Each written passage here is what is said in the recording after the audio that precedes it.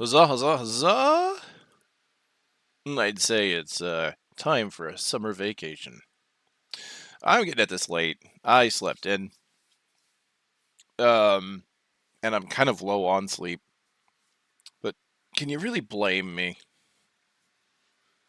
Last night I finally got into the DLC for Elden Ring after many attempts and slow leveling.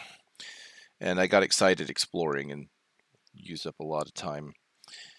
But hey, and I don't even know how the servers are today. I haven't heard any major drama about not being able to log in, so maybe I have missed out on some time. But that's okay.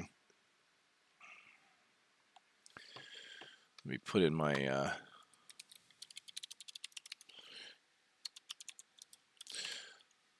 login credentials.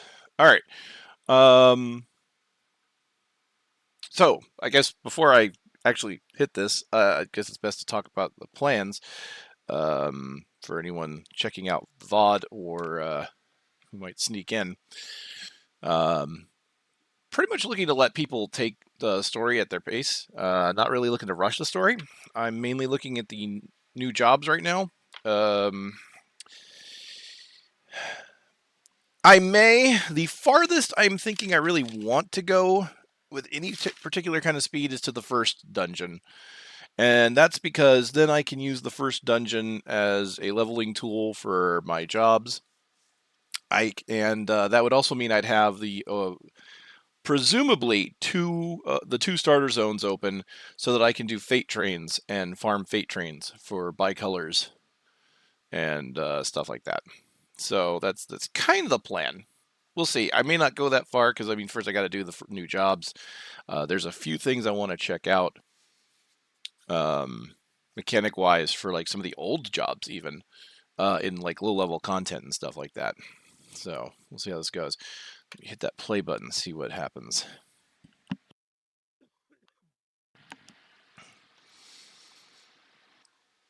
Okay, so capturing Final Fantasy 14, hopefully. There it is. Now I forgot to turn.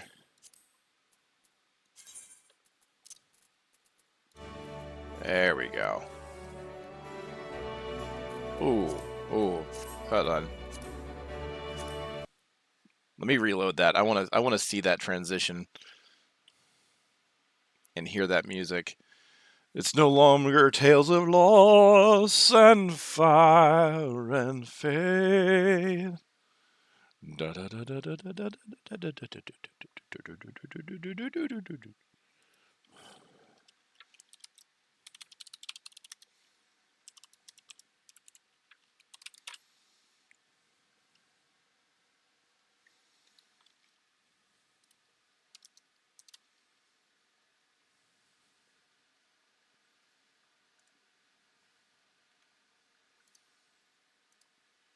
Hit that play button.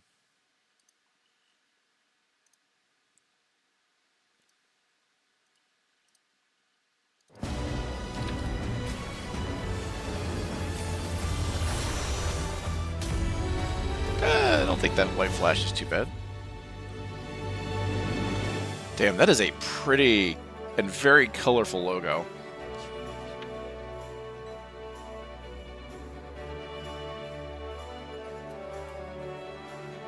Okay.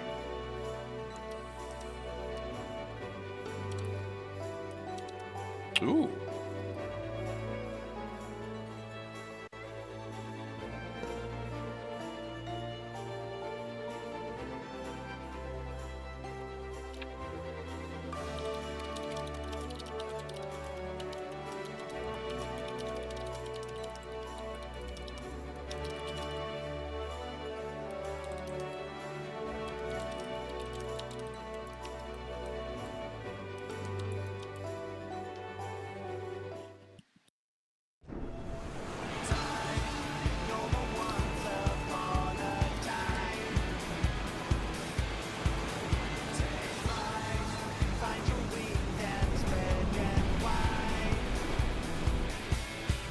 You know, I originally when each trailer came out, right? I generally really loved the songs on them.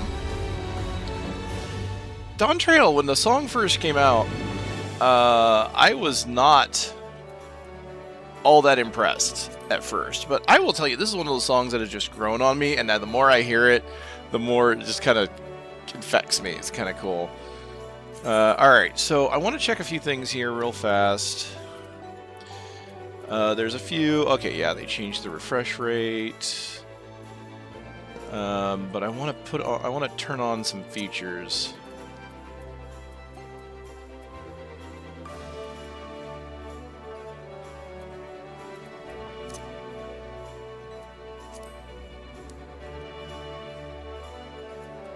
Graphic settings.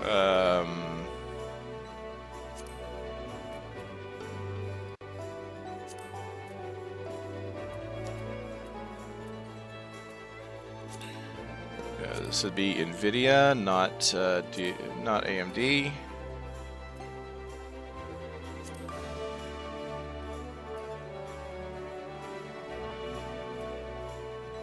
I might as well turn on LOD.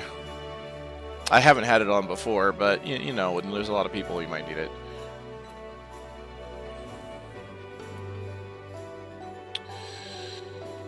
Let's see. Shadows, shadow quality.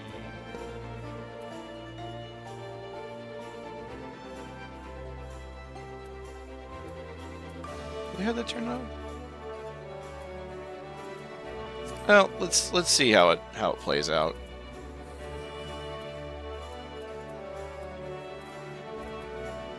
Movement physics.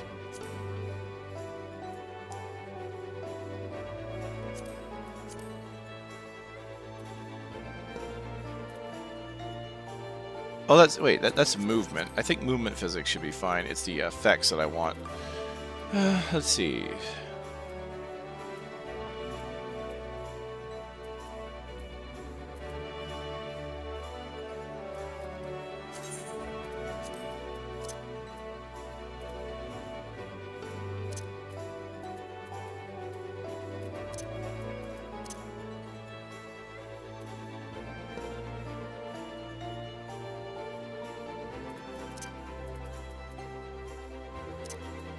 I feel like I'm missing something.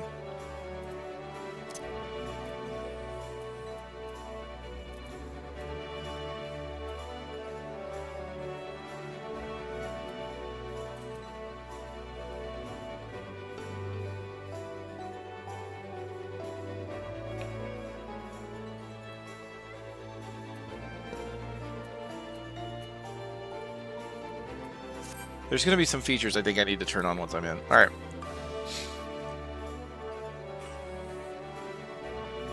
Let's see how it is. Obviously, you know, we had the memes from when the popularity of the game hit super hard and no one could get in. I'm expecting at least a full server. Wow, that is not bad at all. Holy crap. So much for all the drama we had last time. But then again, I don't know if there's as much of a push. Like, I don't want to say that there's less people going in than Shadowbringers brought, or sorry, Endwalker. I don't want to say that, but I mean, it's possible, right? We did hit the end of our storyline, and there are still some people that haven't quite gotten to the end yet. That may not be pushing to get to this right now. God, I'm in already. That's crazy. All the time I lost. So thankfully, I did get pretty much everything set up in advance.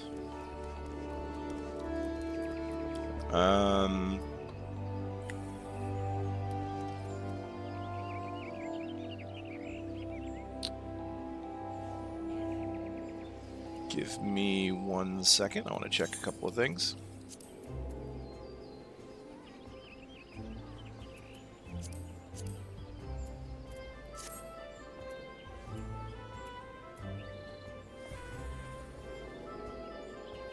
Okay.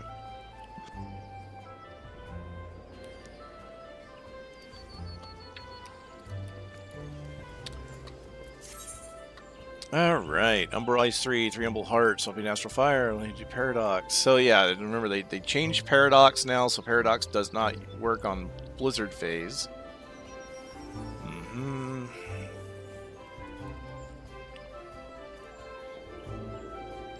And they made it so that mana recovery doesn't happen during Umbral Ice. Instead, you have to hit someone with ice. I'm going to go ahead and just do a quick repair on all of my equipment. No matter how low it is, I can always buy more. Stupid thing is I have all this grade 8 dark matter, and I didn't buy any new grade 8 dark matter because I thought for sure they were going to upgrade us to grade 9. But it doesn't look like they're going to. So there. I got 202 left. That's going to be more than enough, I'm sure. Okay, so now let's go into character configuration. Maybe this is where I need to look.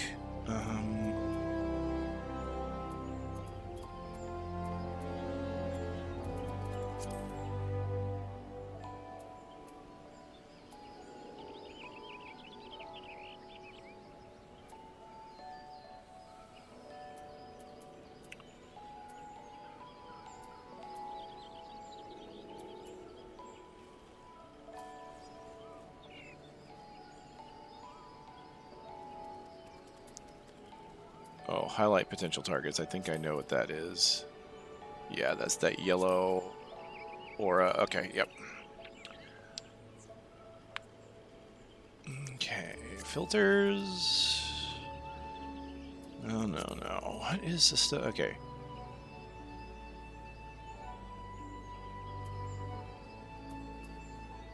Battle effects. Own is all. Limited for everything else.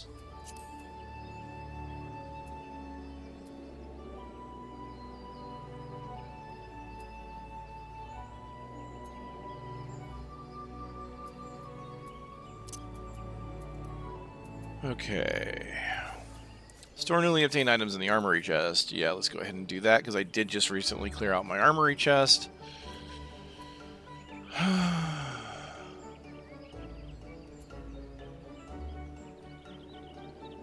Store all newly obtained items in the last open inventory slot. That's normally not bad. Do a quick sort. Get rid of these Moogle tomestones. Don't need those right now.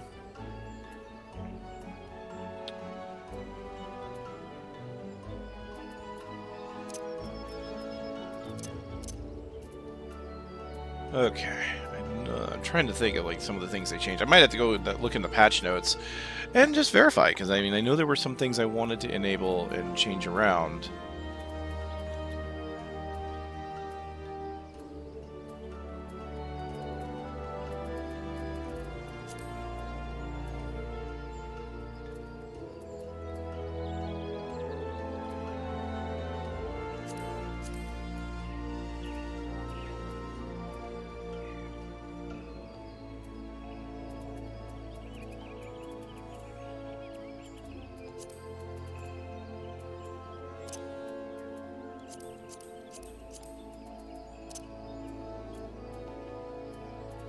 This is just hotbar stuff. Sharing, cross.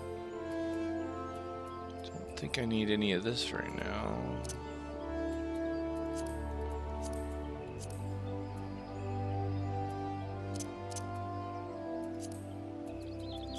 Okay, well I guess we're okay.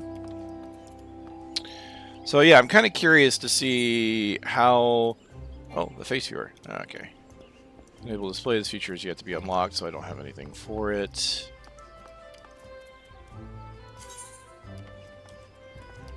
Oh, look at that. Little black box in the lower right-hand corner. Because I was using the... I was displaying my tomestones. The discontinued tomestones. For some reason, they don't have the artwork still in place, even though these are still here. Okay. Jeez, I capped out on my comedy. I just never use them. And I'm capped on poetics. I don't even know what to use those for. Oh, man. And I did not farm any bicolor gemstones. I was a fool. I should have capped that before the game, before the new game came out. All right.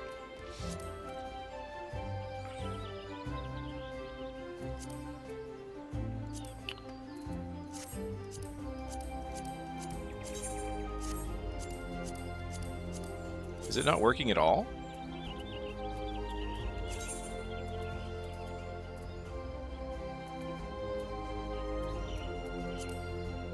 There we go. Alright, to fix it I had to actually go into the currency settings for what it swaps through.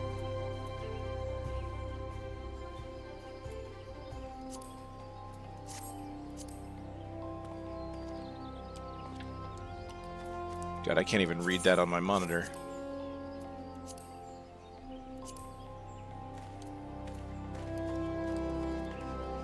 I don't even know why I have that down there anymore. Okay, when do they stop giving you... Okay, sharp cast, that's gone. I have to move some things around here. When do they stop giving you mana? Is that a trait, or is that just permanent now, I wonder?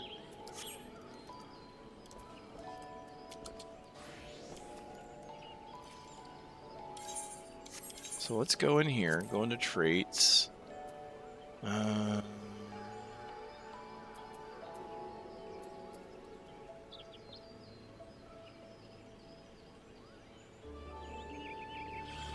Umbral Ice, the cost of casting ice spells is reduced.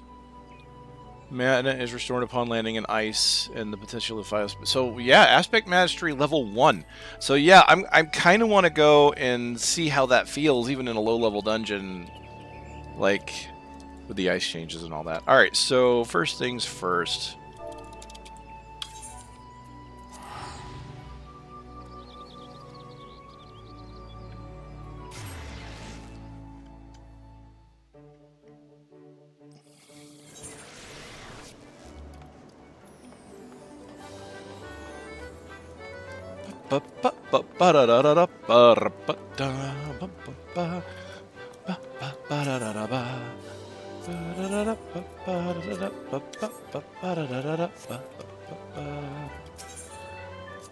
See what new... I don't think she's got any of it. See if we've got any new prizes in here already.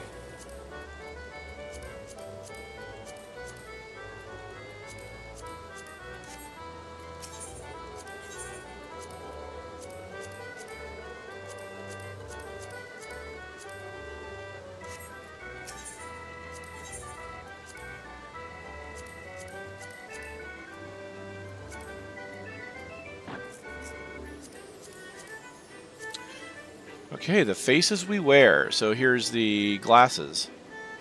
1, 2, 3, 4, 5 different types of glasses.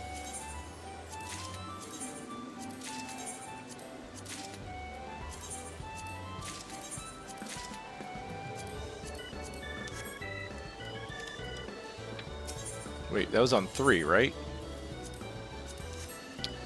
Alright, what do we got on 4? Nothing. Alright. Let's activate our glasses, shall we?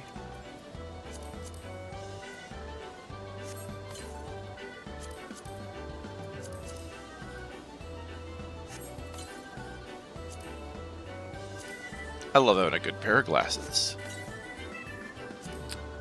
The thing I'm gonna love is finding new ways to break it. Like, what kind of masks can I wear with also glasses?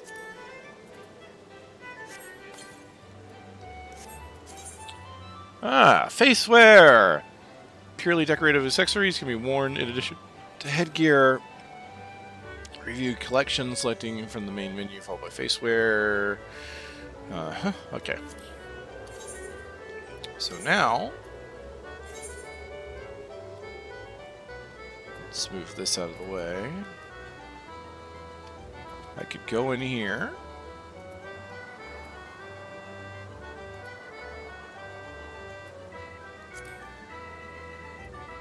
Whoops.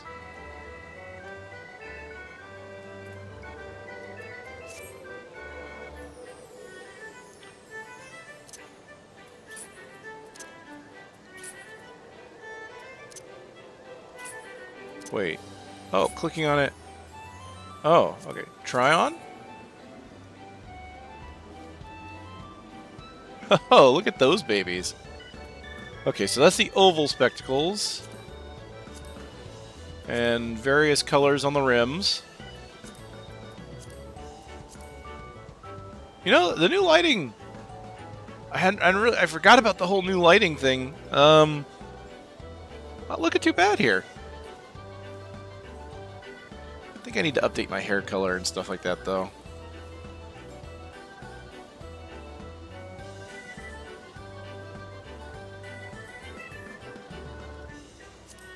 Contemporary pince-nez. Cute. Rimless.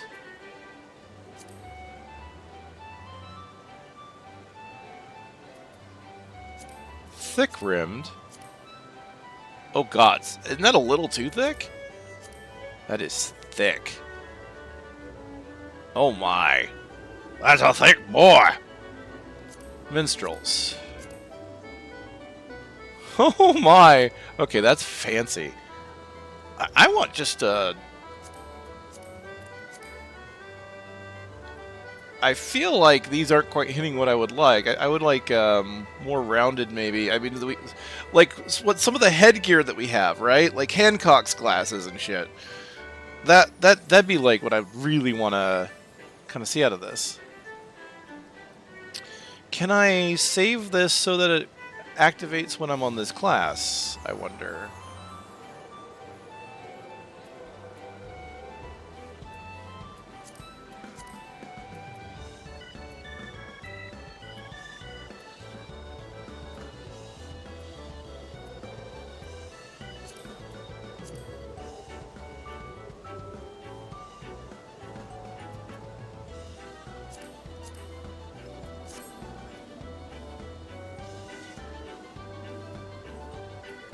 Magic Man has got glasses now. Independent of his hat.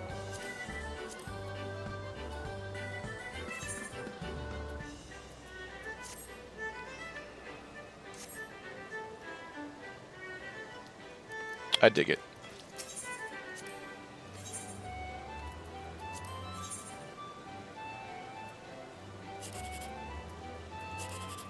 Ah! Lame.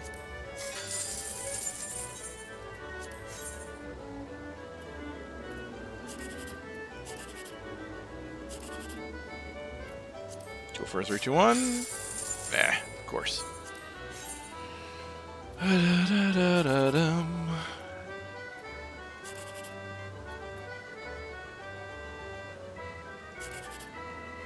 Oh.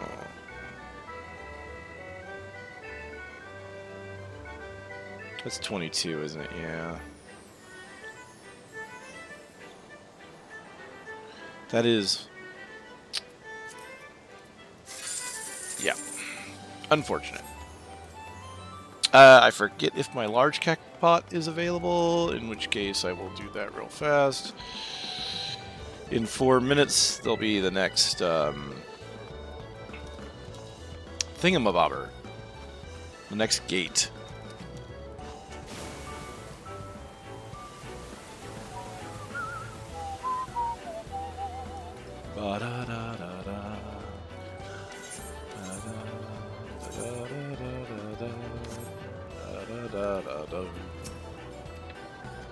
Okay, not yet. This does feel kind of colorful.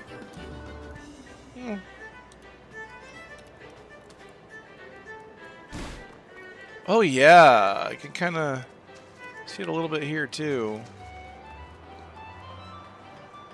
A little less matte looking.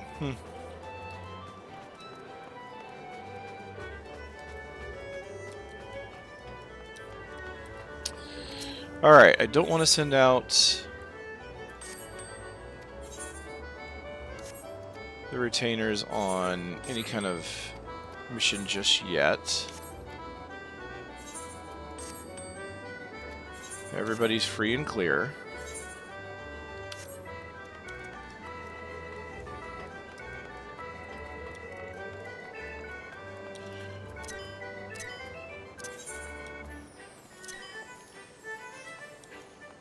Okay, I got a single line ready to go.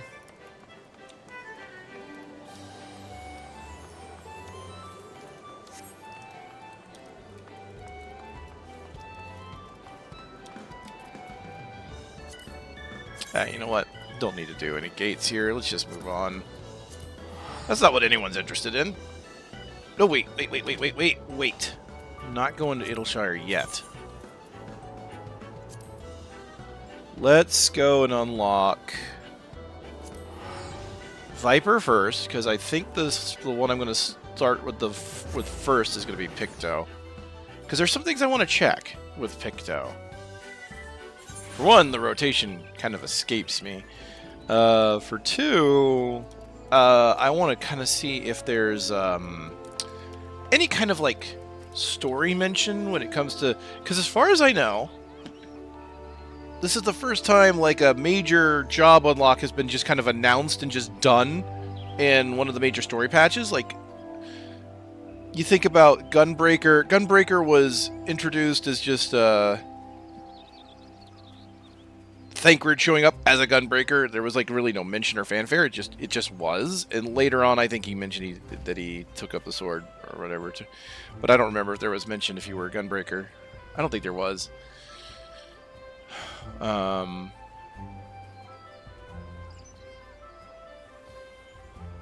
she just like yeah, I learned from the from Archon Realm, and or I didn't learn from Archon, but this was because of Archon Realm. Oh, right. Let me guess. There's supposed to be a NPC here.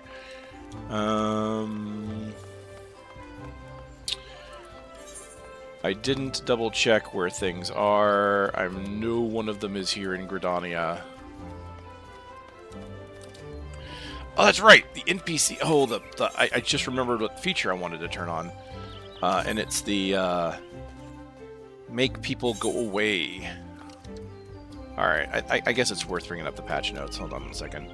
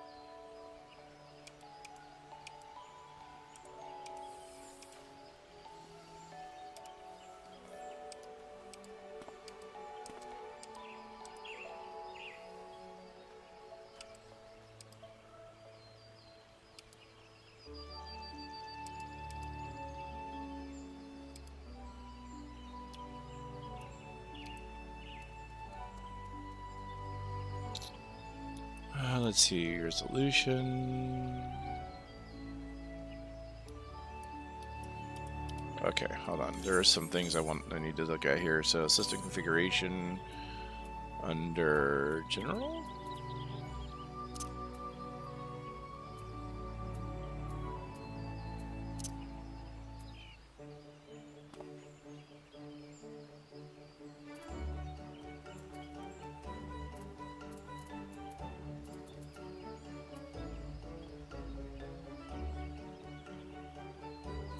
Edge smoothing and all that. Inner graphics. UI resolution. Resolution general. Real-time reflections. Edge smoothing is on. The grass quality, that's what it is. Okay, grass quality.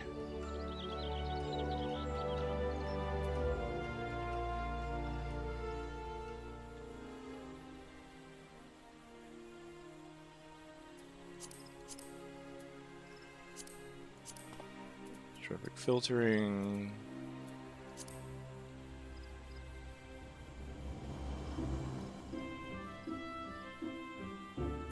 Texture detail effects. Okay, general map resolution. What surface? Those are all off.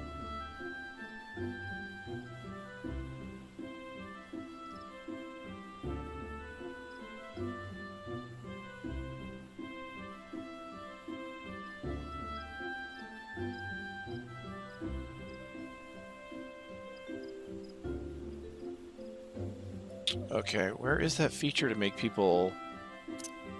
It's gotta be under...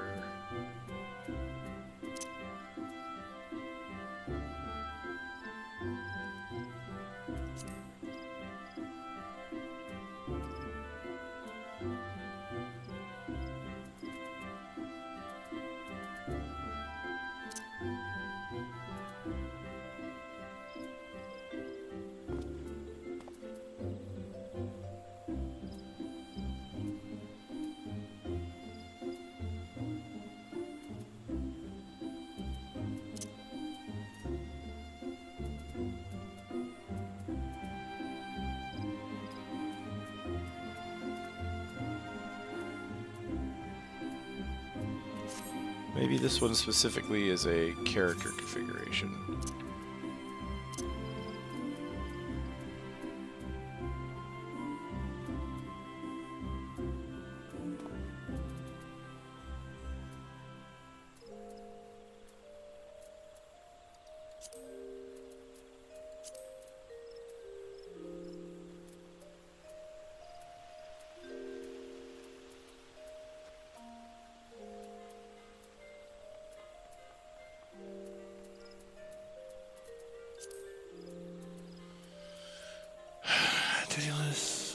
Where is it?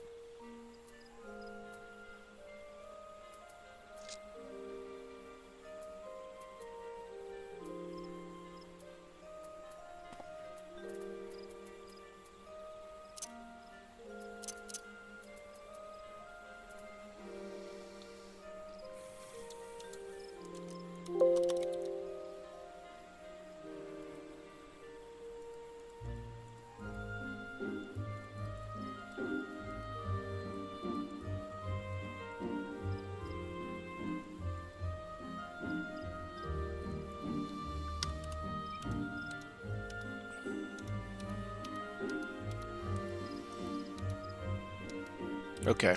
I'm getting frustrated. I have no idea what section it is. Here we go.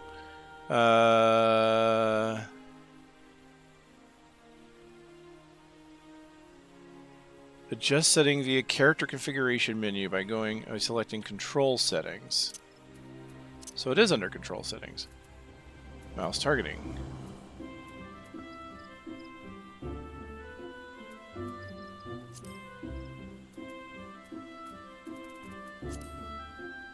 Guessing under general.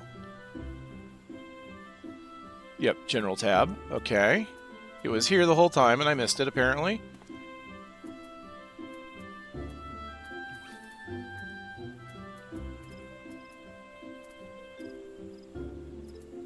Here we go. Hide players when close to quest NPCs.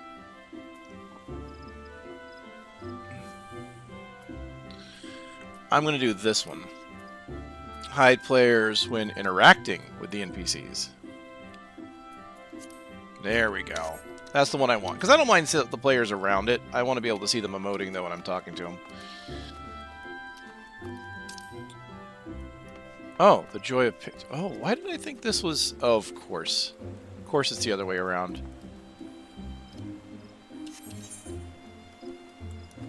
Pictomancy is here. Alright, well, we'll pick up Pictomancy. Let's see.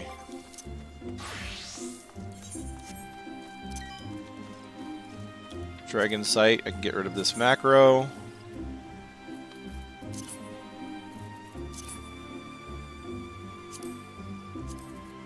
Goodbye, macro. Spine Shatter Drive. Gone. Dragon Sight gone.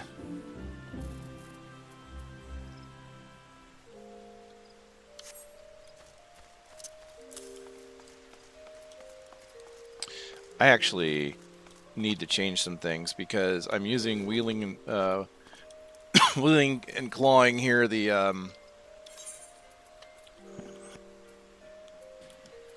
I have two different abilities on one button because it's like it was the end of your combo, right? It's the Vorpal, not Vorpal. Dang it, where is it? It's the wheeling, thrust, and the fang and claw. But one is the side, one is the back. But when you finished a combo, you had to do one, then the other.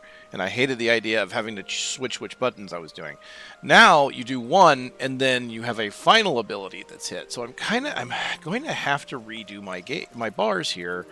I'm not entirely sure how I'm going to do that. I have several buttons free up now, so I'm thinking I could do it. Normally I start my combo on button 2. I don't know why, but button 1 has always been easier for me to hit for instant abilities. Maybe I'll put you up there, I don't know.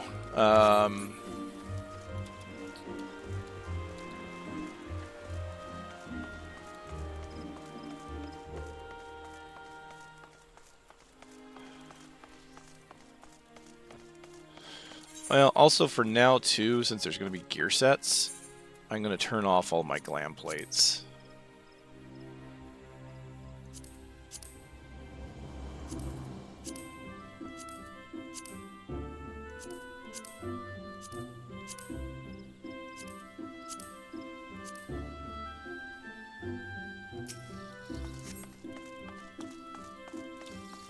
So let's take a look. So this is what it looks like right now. This is our cheerless hearer. If I right-click on him... Oh, wow, yeah, look at that. Everybody just kind of fades. The joy of Pictomancy. He's at the end of his tether. Oh, no!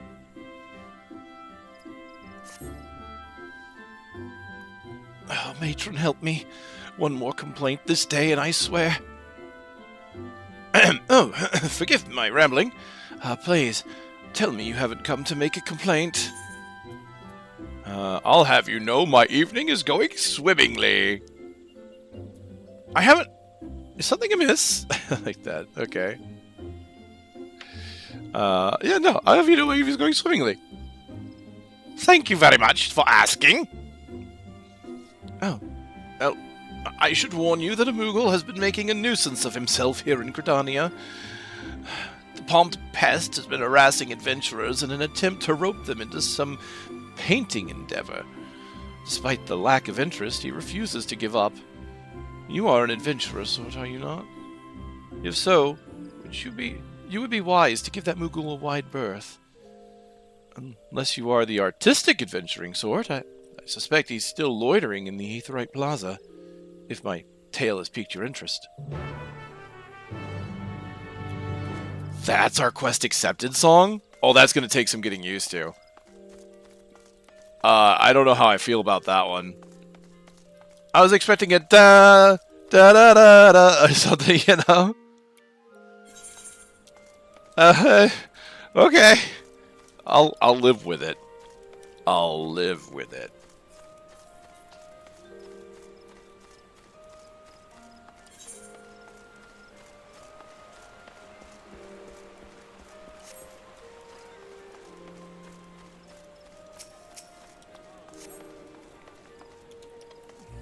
Our palmed friend is over here. Yep, look at that. He's all surrounded. Oh, it's destination time. To the destinate. I am here, destinating. By the 12.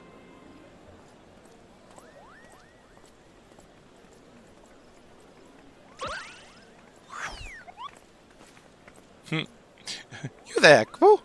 How would you like to do some painting? Not ordinary painting, mind you. Magic painting, where your works come to life. Your imagination's the limit. They don't seem impressed. Although I like that for two random NPCs, they got some interesting character design going on here. Like, that was like, what, 2 throwaway NPCs? They look pretty good. Oh, Kupunuts. Why won't anyone give me a chance? I could do so much good with the power of pictomancy. You had me at magic painting. I might be interested in learning more. I'm the warrior of snark. We're gonna go with that. You had me at magic painting. Well, what did you say? Oh, you're not pulling my palm, are you? You wish to know more about pictomancy, truly? Capo. Hooray! Hooray! The name's Capo, and I'm extremely pleased to meet you, Capo. You know what? I'm going to be interested to see how this plays out, because like with the new jobs, you don't have like really long job quest chains anymore.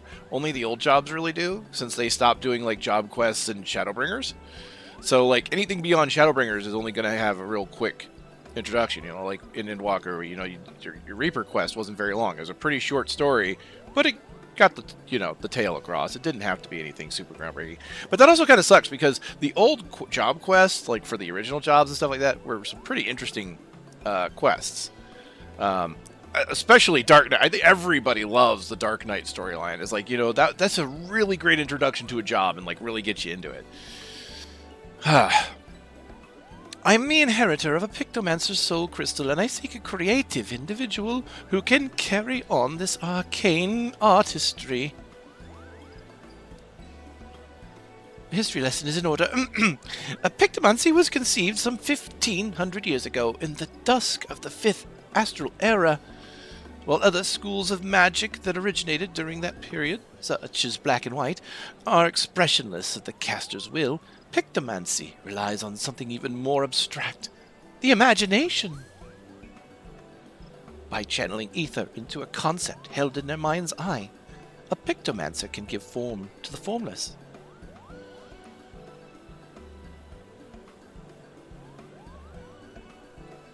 It's a bit tricky to wrap your head around, I know, and that's precisely why the great Archon Realm, founder of Pictomancy, incorporated the painter's tools into our art.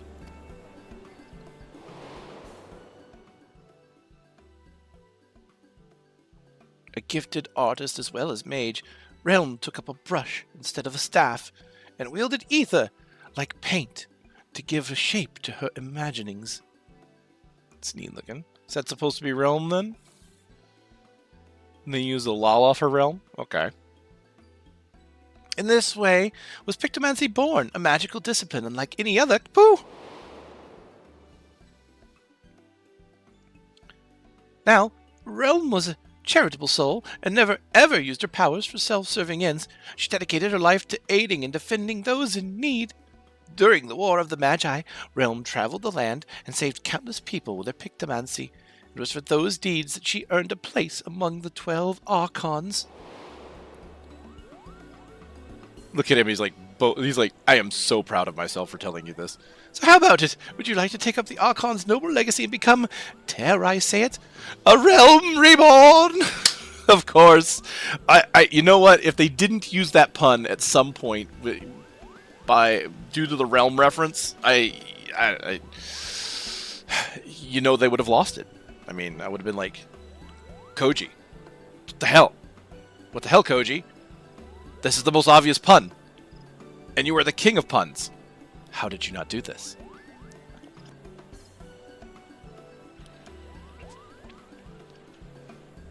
So how about it? Would you like to take up the Archon's noble legacy? Because Realm Reborn? Yeah, Realm Reborn. Realm Reborn! Serious expression. You know, actually, yeah. I'm noticing my expressions a little bit more. Like before, I had a very hard time really seeing shifts in my expression, so they must be doing something right with this graphical update. Wonderful. Oh, your enthusiasm warms my heart. As I have only one soul crystal, however, I must ensure that I entrust it to the right person. Therefore, before I grant you this dazzling opportunity, I require that you attend a job interview.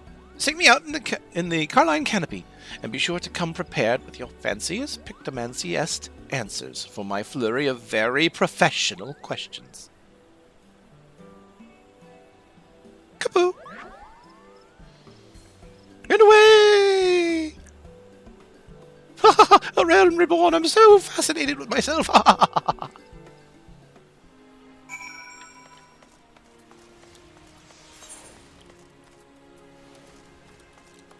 Okay, well, this explains why everybody was standing over here. Oh, no, it was over there. Okay, never mind. Never mind, he's over here. He just keeps moving around, and we just keep having to go from point A to point B to talk to him. I cannot see him. I cannot see him, so we're going to click. There he is. Hi, buddy, I can see you now. Gods, that feature is so good. That feature is so good. Oh my god, best feature of the patch. This is like 10 out of 10 patch content right here. Ah, there you are. I would have invited you to my cozy little hovel and put out tea and biscuits. Except, I don't have a cozy little hovel. Or any home to speak of, for that matter, such as the life of an interned Moogle, Kupo. I haven't a gill to my name, so I can't order us tea and biscuits. But we can avail ourselves of a table. Kupo! Table away! Oh, let me guess. Oh, okay, no. Alright, no walking from point A to point B to get to a table.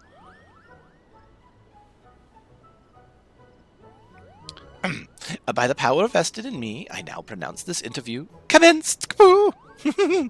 Let's begin with the basics. Might I have your full name? My name doesn't matter. I am no one of import. No, I'm a Malk Grayson. I kind of want to be the edgy. Could you imagine? You just do all edgy answers. I will paint the darkness of my soul. It's a fine name. Well met, Malk Grayson. All right, on to the next question. What do you consider your primary vocation? Adventurer through and through, Defender of the Weak, and Champion of the Realm. I'm between jobs at the moment. Adventurer through and through. It's been my through line. Very good, very good. Adventurers are known to be a helpful lot, ever ready to aid those in need. You're the ideal temperament for a Pictomancer, Kupo. Moving along to the next question. How would you rate your artistic abilities? I'm a master of the arts. Above average, perhaps. My stick figure drawings are second to none. That's me. That's real me. Considering that I've partaken in like every single crafting job, I figured I would have to have some artistic talents. I would say I'm above average for Malak here. Oh, that's just fine, Kupo. For a Pictomaster's most vital asset isn't their artistic skill, but their vivid imagination. Speaking of imagination, let's try to put yours to work. Tell me the first thought that enters your mind when you hear the word Moogle. Oh, God. Furry little shites! Ah! Okay. You got me. You got me on that one. Furry little... So tempting, darn it. It's so tempting.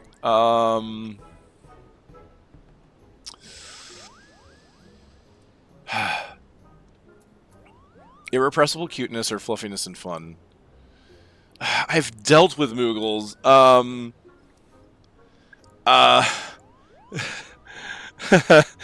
After having to deal with like Cloud Top and all that in Heaven's Ward, not to mention the Moogles here in the Twelveswood. Oh man, my first impression of Moogles is not grand. I don't hate Moogles, but the way they shirk duty and stuff like that is second to none. I'm gonna go with the cuteness. I'm inclined to agree, Kupo. Starfaring hares and carefree catfish weep at the sight of us, burdened by the knowledge that they will never surpass the fuzziness and most charming of beasts. Oh God, I should have gone with the last option. I really should have. Now, this next question is very important. Someone's in trouble. What do you do? Well, help them without question, or speak with them to gauge the problem. Ask the reward to see if it's worth the effort. Oh, I love these answers, these questions, and they're great. I mean, Yeah, I mean, I would speak with them, you know, because yeah, I would speak with them because you don't want to rush headlong into something you don't understand. That is indeed a prudent approach. Kapoo! If I may ask a follow-up question, can you share a recent example of when you approached a soul in distress? Gods, really? We're going. Wait, come again? A hero who's been inundated with complaints about my pictomancy pitches. Oh, okay, so it ties right into that. Okay, cool. I thought I was gonna have to like come up with an example. Cool, cool. Oh, dear. That's rather disheartening. Ooh. But this isn't about me. What's important is that you are not want to ignore the plight of another. That willingness to serve a greater purpose and emulate Archon Realm's example is the key to becoming a truly talented pictomancer. Having considered your answers, I'm thrilled to report you've passed my interview with flying colors. Pooh! I'm certain you will bear our legacy admirably. I deem you worthy of the Soul Crystal. However, I should warn you that it comes with some proverbial strings attached, a bit of emotional baggage too. You see, several moons ago, I got into a terrible argument with my best friend. We went our separate ways, and I've not seen her since. I wish I could meet her again, try to reconcile, more than anything. So if we hear aught of her during our journey together, I'd like you to lend me a helping hand. Kupo. You're still willing to train as a pictomancer with this condition in mind? Then Soul Crystal is yours. Just say the word. Kupo! Say the word Kupo? Or like say the word pause Kupo. Alright. So you still wish to be a pictomancer in full acceptance of my condition? Kupo. Then as promised, I bestow upon you the Soul Crystal. And to help get you started, I've prepared a set of equipment. Hopefully it fits. Yeah. Okay. Okay, I mean, it was a bit jarring the first time, but okay, not too bad. The next quest, of course, is I have to be Picto, so very good. Excuse me. Whoops, didn't mean to do that. I am naked. Where is the coffer he gave me? Oh yeah, very end. I put everything at the end. Yeah, it's like they used to just make you naked, now they actually give you equipment, thank goodness. Alright. Best equipment. Oh, really? Oh, it's because I have, it's because of Blue Mage. It's because of Blue Mage, and Blue Mage happens to be level 80. Why does it keep doing that? Move that over here. I actually want to wear the Pictomancer's gear. But I find it funny that my Blue Mage was taking over. Yeah, see, these are item level 530 from Tome Gear, and these are 515. So technically, you could spend your Poetics on Tome Gear if you have nothing else to spend them on for your starting out Viper and Picto. So that's pretty cool. I'm an artiste now.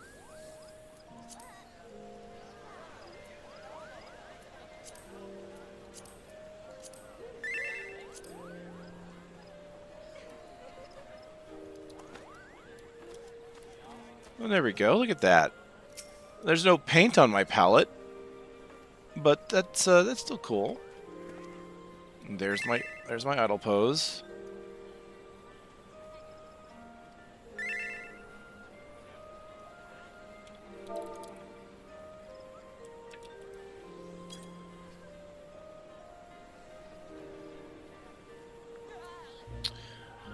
So, yeah, they unlock a lot. So this is going to be...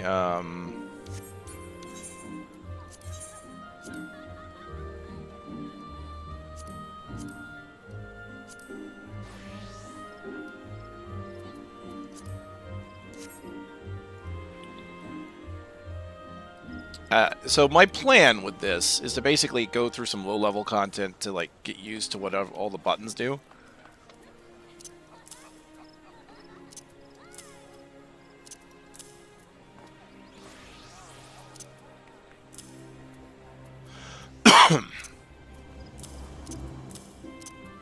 Excuse me.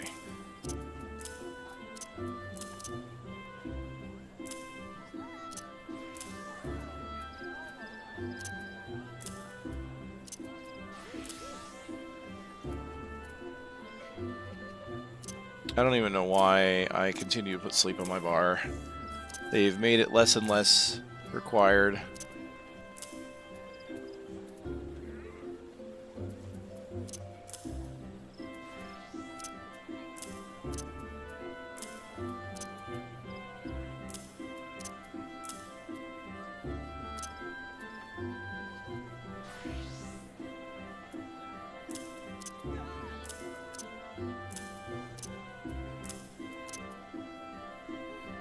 Alright, let's just move all of that there. Move it around. We'll take a look at it.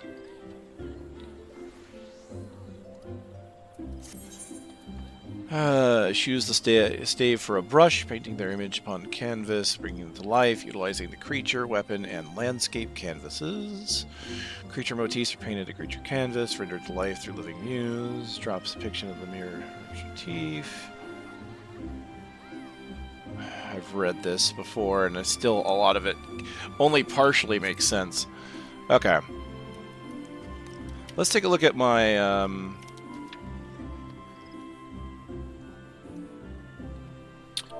battle stance. Oh, you size them up for their portrait. Oh! Oh, that's cool. You actually get the paint.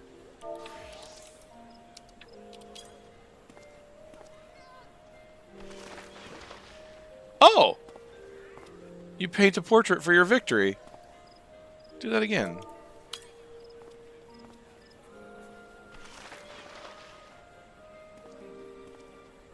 Cute. Also, I kind of do like the Pictomancer artifact gear. The hat's nice with the plume.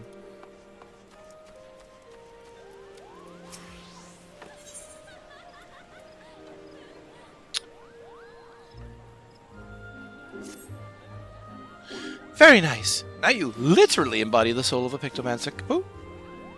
While a Pictomancer's brush may look like a big paintbrush, it is in fact a stylized variety of staff. That said, you're probably wondering why we don't just use staffs.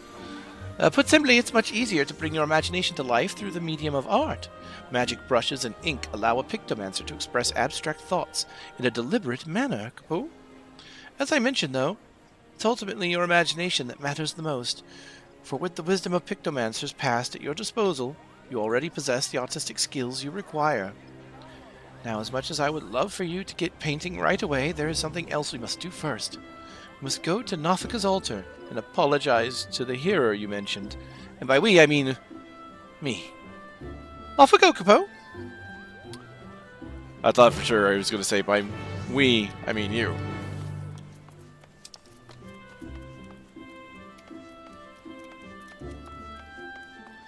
Alright, so, Fire and Red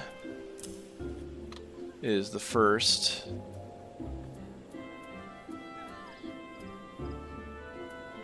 Tempura Coat, a barrier. Okay, so that's going to go over there.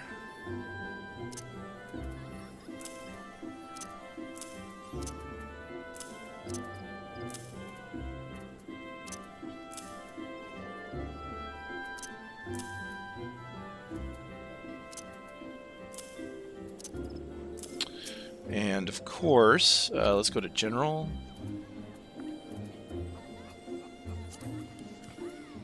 Mount Roulette.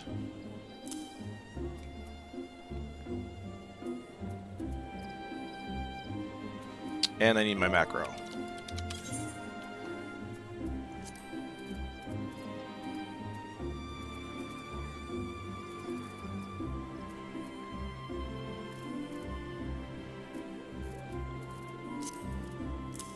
There it is. Alright, and now if I go in here, go into gear set list, create a new Pictomancer gear set. I just need to move this up for a bit. Or what number do I want it to go to? I want it to be under magic. Needs to move to 13.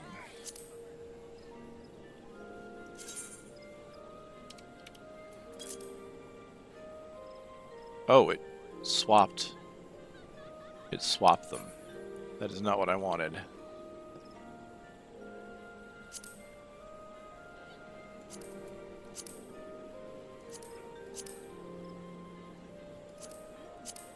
Okay, we'll do this a slow way.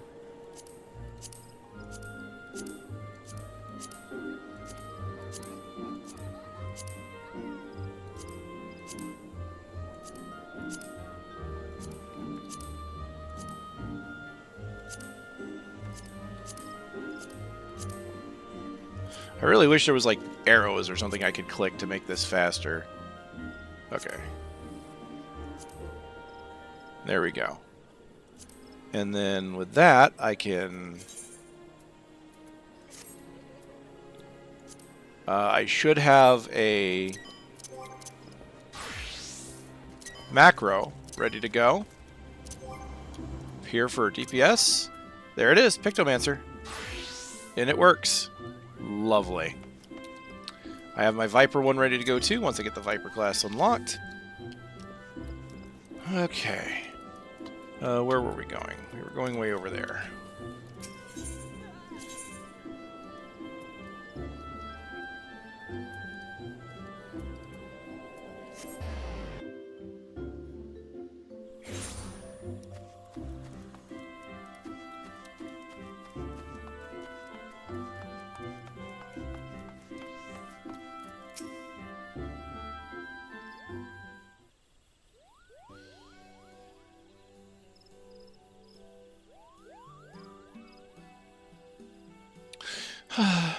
Oh, for the love of the elementals, no more complaints. Ah! I beg your pardon, adventurer. That Moogle there, is it? Perhaps. Indeed. I am the one who caused you so much trouble. It wasn't my intention to do so, and I've come to beg forgiveness, Kapoo. Oh, I see. As you appear to be genuinely remorseful, all I ask is that you refrain from aggressive solicitations henceforth. Agreed? You have my word, Kapoo. Now that I've found a capable Pictomancer, my soliciting days are over. Oh, I'm relieved to hear it. Oh, with this matter settled, I may turn my attention to another situation. Oh, what situation might this be? Distressing noises coming from an empty manor in the gentry's ward. Fiends are believed to be haunting the cellar, and their nightly clamor is keeping the surrounding residents awake.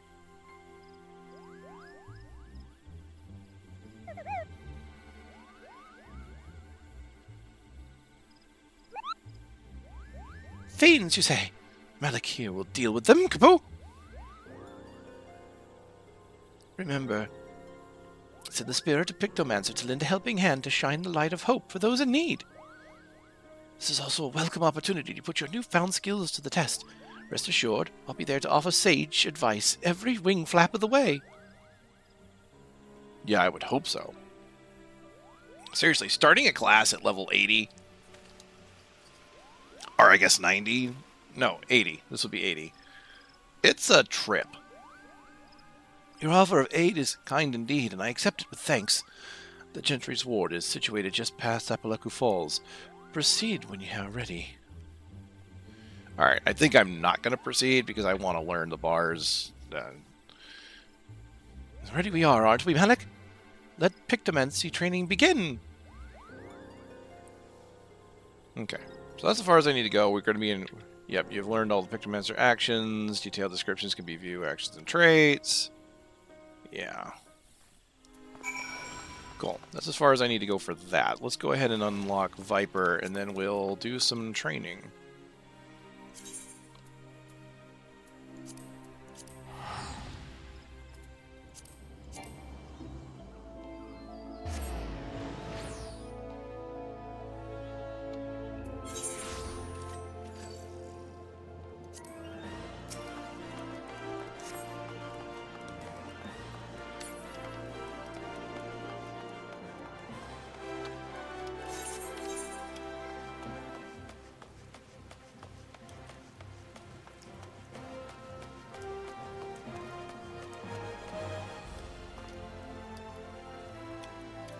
The Worried Weaver.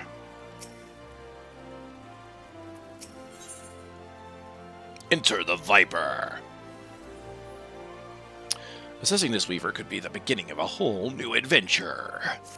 Newfound adventure. You're an adventurer, yes? There's a spot of bother over at the Weavers Guild. We could use a hand sorting it out. We received an order for a full ensemble, but now that the work's been completed, the client refuses to pay. Mind you, I had my suspicions from the start. He calls himself a Viper, of all things.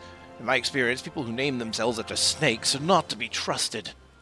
In any case, he carries a pair of swords on his back. I hate to think what could happen if he started to wield them in anger. Could you head to the guild and smooth things over? Alright. Let me go back to my Durg for this, just in case there is any kind of combat. Alright, off to the Weavers Guild we go. I actually need to get used to my Dragoon again. Dragon. Oh yeah, what was this?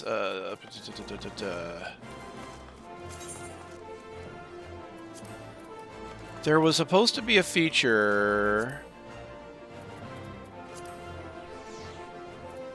where you could turn on and off the swapping of skills. I guess I got to go back to the patch notes again. I know it's there.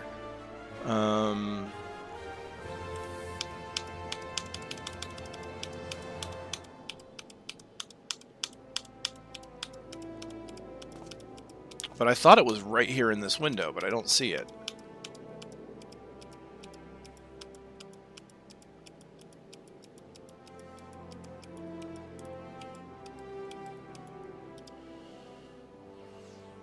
Oh, okay, hold on. Apparently, I have to, like, so if I select... Oh, there it is, action change settings. So I can enable the action change and the recast timer to... Okay. So it means that I can separate those two. So if I turned off the enable action change and hit confirm...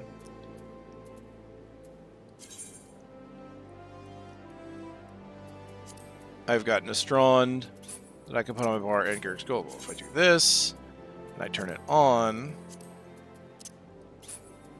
and I put that somewhere, I can keep it as a separate button, but it does show the little icon in the lower left. Okay. Nifty. Nifty, nifty, nifty.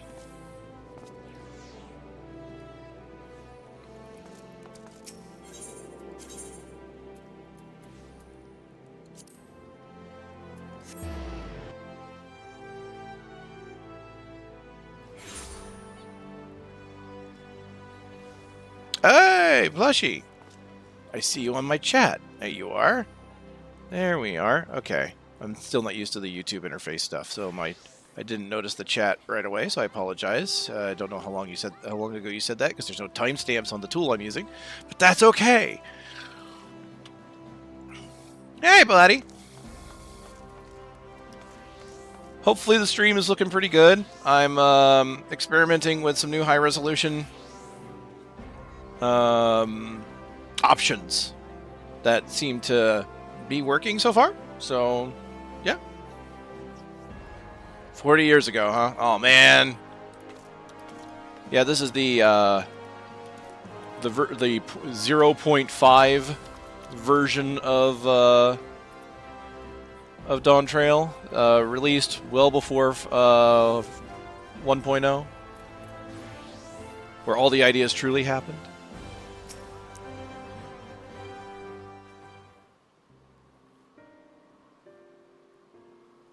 Hello, Mr. Viper.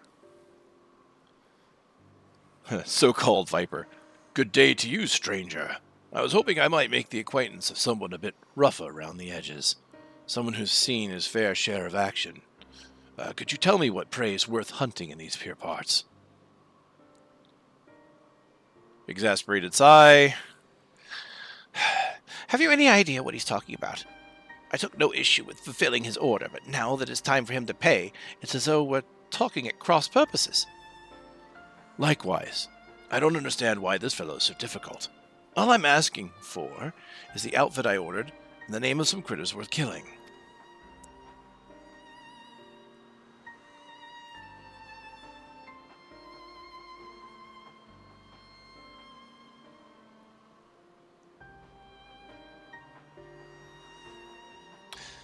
Maybe I'd explain from the beginning. I'm from Tural, big old continent on the other side of the salt west of here. Like Asp. You've been there, I reckon? Then you might have seen others who wield the dual blades, or vipers, as we're traditionally known. Our duty is to hunt ferocious beasts that endanger the lives of innocent folk. In fact, that's what brought me here. Thing is, all that fighting and long days on the road ain't been too kind to my gear. Reckoned it was time I got a new get-up, bespoke and all. Fascinating, I'm sure, but why do you refuse to pay for your order, and why are you so insistent that I choose my prey? 'Cause how else am I supposed to pay you? Do us a favor, we'll hunt down any beast you want. That's the code. Now we Vipers do business. Oh, man. Oh, gods, you have never been to Ul'dah, my friend. I am sorry. I am sorry. Welcome to Late Stage Capital, the starting zone. Yes. Oh, no. My poor fellow.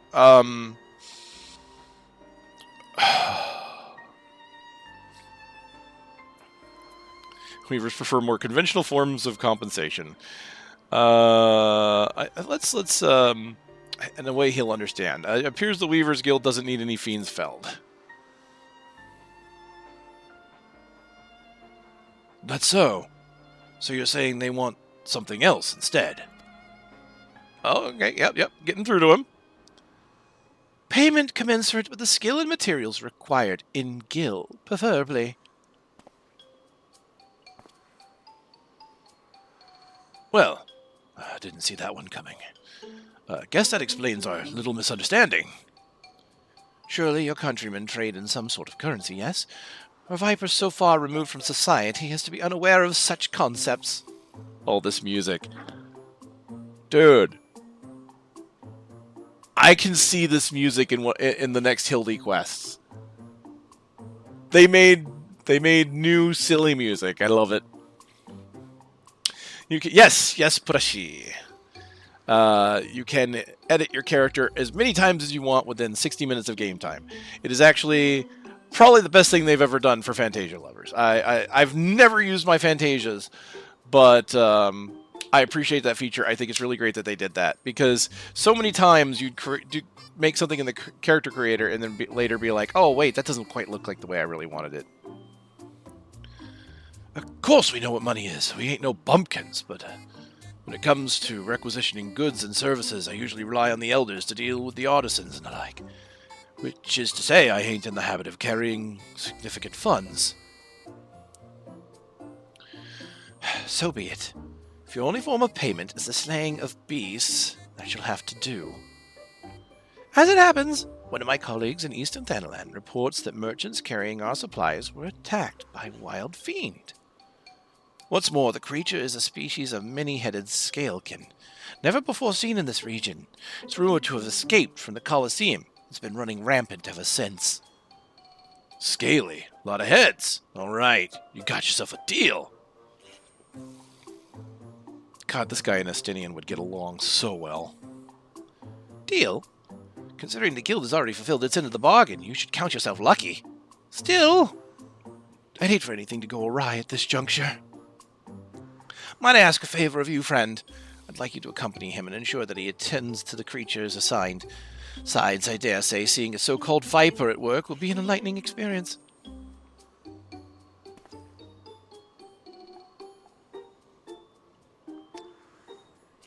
The name's Quay. Sorry. I'm a chocobo. Keshqua. Keshqua. Okay. Name's Keshqua. Pleasure to meet you. The creature was last seen near Camp Drybone, so I advise you begin there.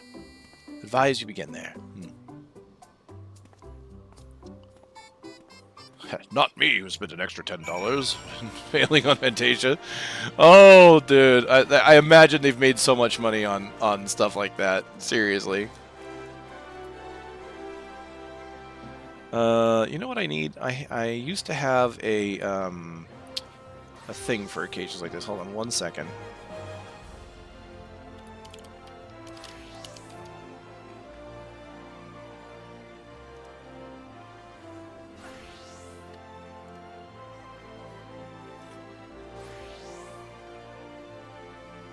Shoot. I think it's in my data drive now. My old video project stuff? No. Where would it be? My old capture drive?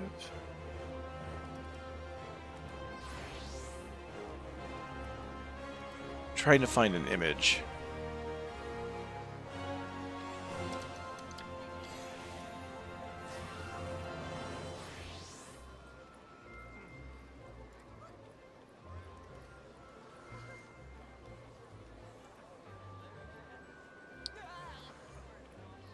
Channel media, here we go.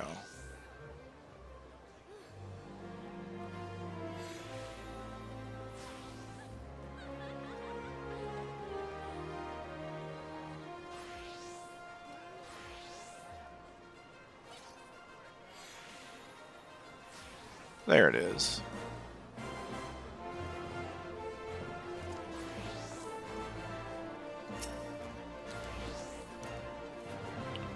Why did I put that in there like that? Hold on.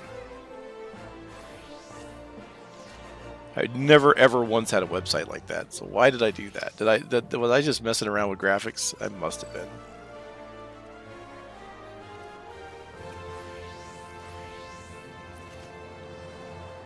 I think I just want an image.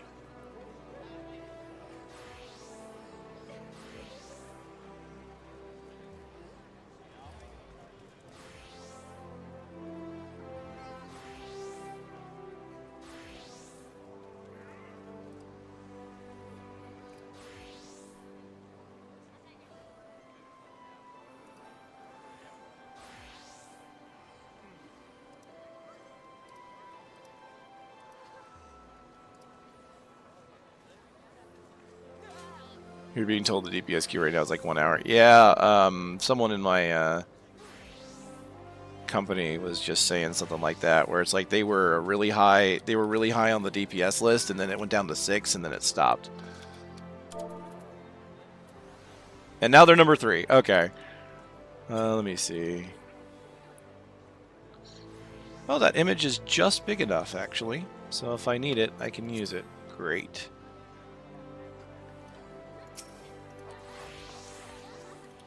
Yeah, I imagine.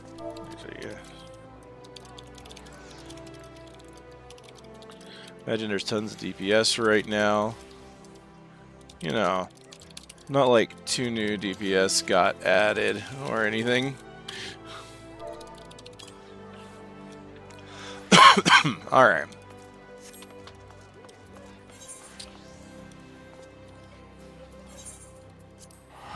Okay, so I haven't unlocked Viper yet. I do like that there's a button to hide my chat now. Like, if I don't want that up, I can hit it.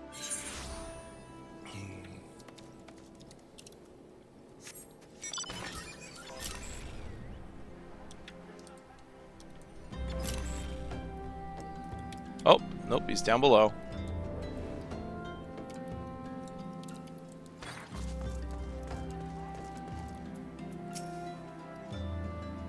Again, this feature is like the best feature they've added. And you can see people just disappear as they run up. That's cool. So this is Camp Drybone, eh? Fitting name. Anyway, are you ready to hunt? What's that look for? Let me guess. You want to ask around first, see if anyone can point us in the right direction. No need. The Weaver's friend told me plenty. All we gotta do is track down the beast. Which is a viper, specifically. Like a viper or a viper? I mean, you're a viper. You can't just say that. Oh, it's a viper. That's a viper. That is Serby. It went after traders carrying tailors' materials, bolts of cloth and whatnot. Don't sound like none too tasty to me, so I'm guessing it's the merchants themselves the beast had its eye on. Most predators use a sense of smell to pick out their meals.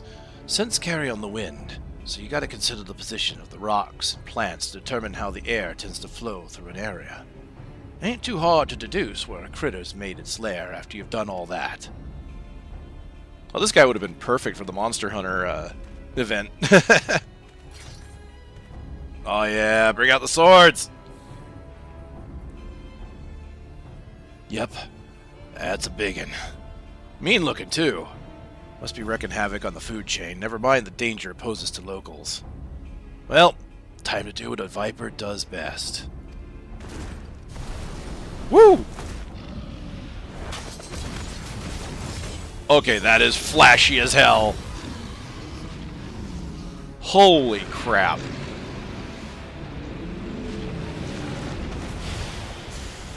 You can tell which job they really liked when they were designing them. One of them got to be super showy. That's that. You like the show? Ah, don't play coy. I can see you're intrigued. Before I spill all my secrets, I got a question for you. Ever heard of Tural Vidral? Tural Vidral. I feel like that double A's got to have like a Vidral. Like, would that go into R territory?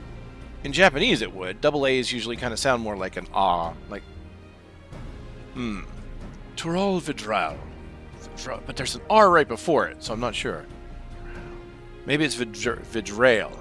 Vidrail. Gods. Not having things voiced makes it very difficult to tell. Tural Vidrail.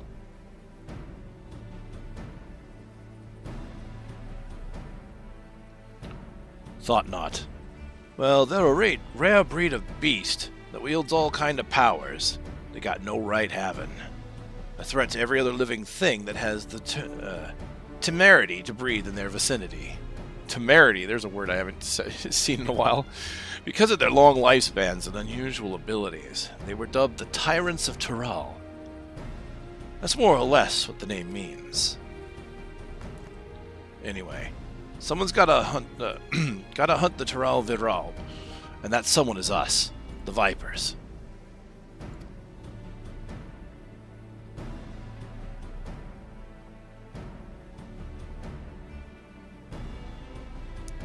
You know, I've met a fair few adventurers during my time here, but I can tell you're a cut above the rest. Might even have what it takes to be a Viper. You just got a spare one, huh? If you're interested, I can teach you on one condition. You'll help me hunt a Tural Vidral, and once made its way to Eorzea. What do you say? That's a pretty easy condition. Ah, hell of a thing to ask out of the blue, I know. Just think on it some, will ya? Let's head on back to Ul'dah. Tell the Weaver fellow we're square. The journey will give you time to consider my offer.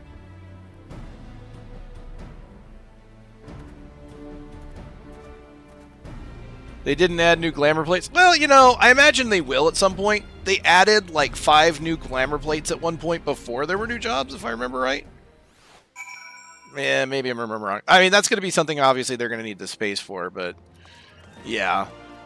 It is a shame that they didn't add new glamour plates for the new jobs, yes.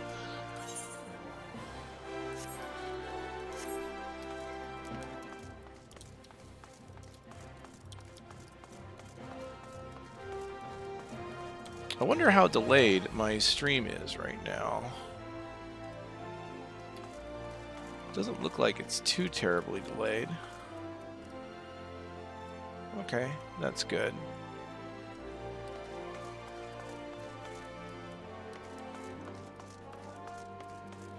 It's annoying because there's one for every fighting job right now. Is that really true? Is that... Oh man, I hadn't... Yeah, okay, yeah, there's 20. And just looking at my list here, there is exactly 20 fighting jobs. Yeah, and so that leaves out... Actually, you're a little off. There is one less than the fighting jobs if you count Blue Mage. And then, obviously, there's the crafters, which most people like to have stuff for their crafters. I know I did.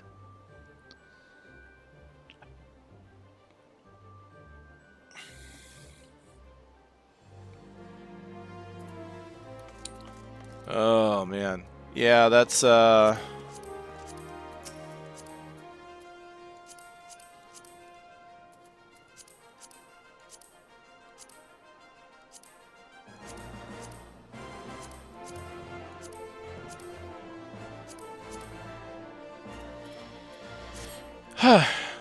misfortunate.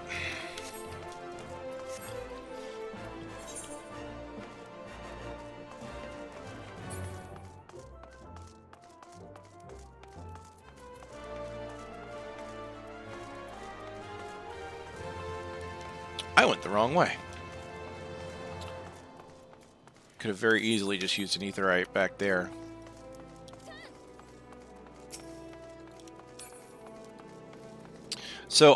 So I was kind of confused by Pictomancer when I looked at it, and then I looked at the thing for Viper.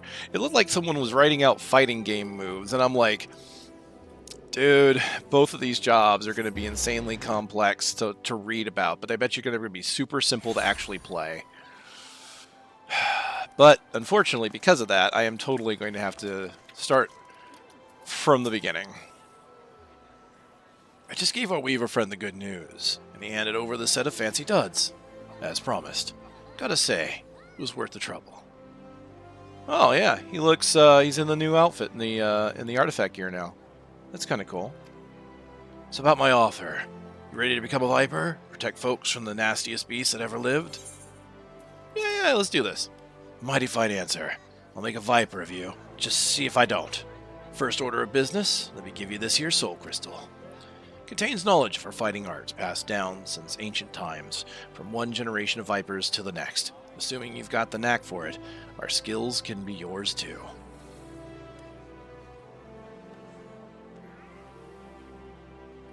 I've also got a fresh set of Viper gear for you. The Weavers Guild wanted to thank you for overseeing our hunt earlier, so they made you your very own outfit. Guess that fellow took your measurements by eye or something. Oh, and the blades are a couple of spares I had handy. Try it all on for size. Let me get a look at you while you're at it.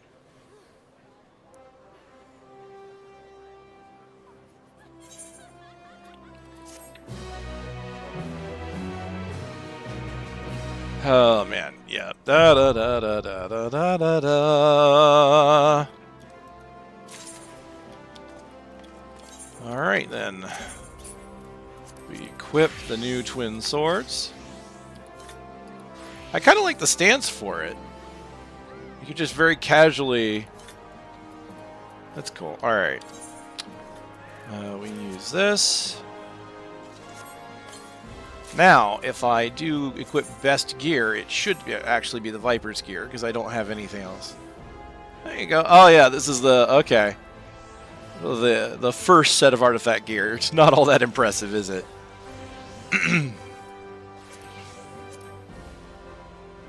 It's got a solid snake headband on it. Otacon. I have infinite ammo with these blades.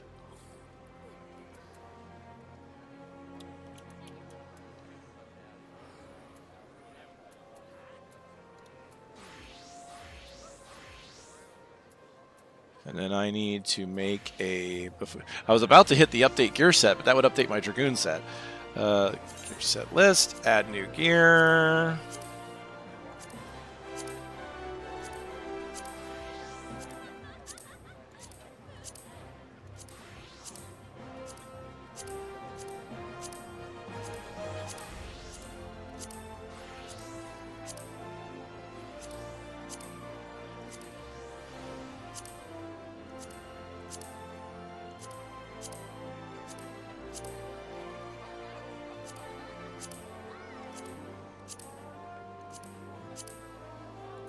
If I'm not mistaken, they were sharing gear with Dragoons now, right? We finally have a...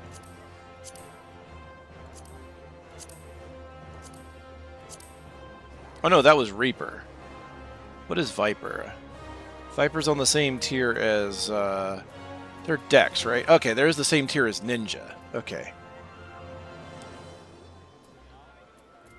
Then he's right where he needs to be. Great. And let's make sure my macro is working.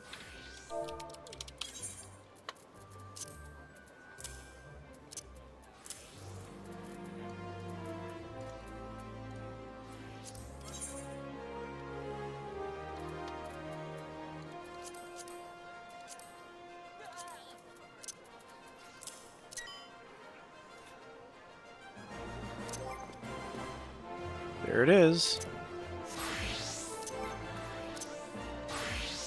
Sweet.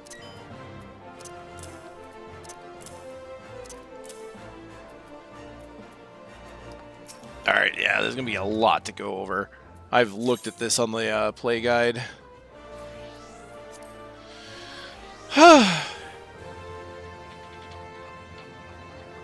Hello! Welcome! Yes, Viper Scouting, thank you. Oh, almost forgot something here.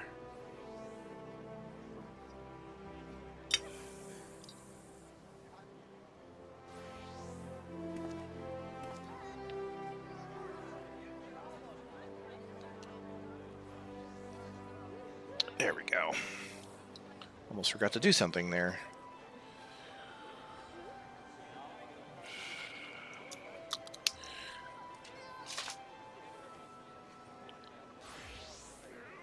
You want to give Viper a try, then Picto. Yeah, they both look interesting. I have looked at the play guide for both of them, and I'm like, I thought Viper was going to be relatively straightforward. It seriously, like I said, it looks like you're trying to follow a map or something, because there's so many arrows and all that. And then Picto isn't much better, because it's like all kinds of combos that get turned into other buttons and things like that.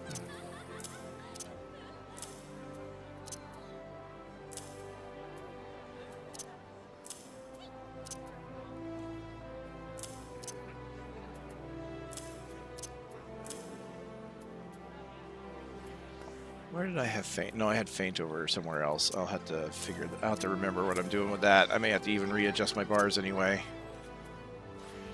There's a lot of things that are going to have to move around because my Dragoon's combo has changed, and I'm not going to be using my Dragoon's macro anymore. So I can probably get rid of my Wheeling Thrust, Fang and Claw combo.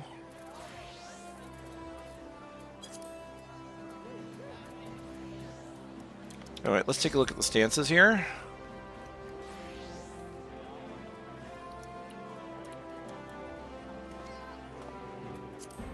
Oh, he turns around and... Okay. Okay. What about battle stance?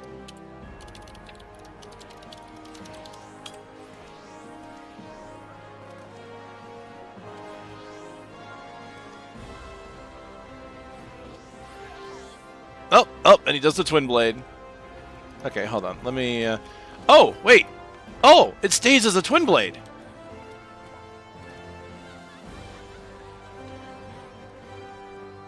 My default pose has changed because I... Oh! That's clever! It doesn't look like you have a basic idle animation for this, though. Like, it stays like this. He doesn't swap poses. So if I were to... Oh! No, I sheath it and I unsheath it, it stays the same.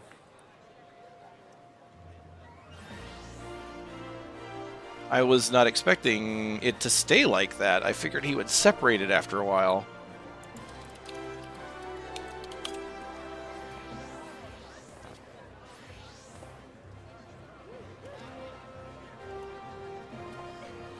Whoops. I had someone... okay.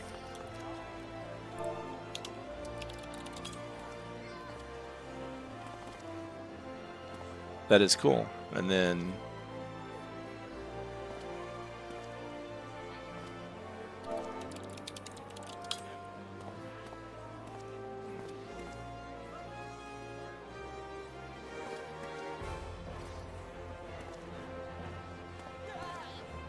Interesting.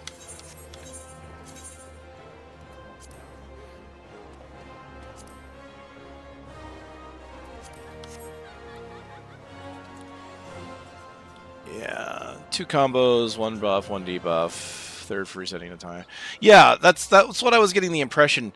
It's but the way they write it down, it's like apparently you can flow from one ability to the next ability, and they don't have prerequisites, right? So unlike Monk, where you've got stances, and so you have to go from one stance to the next.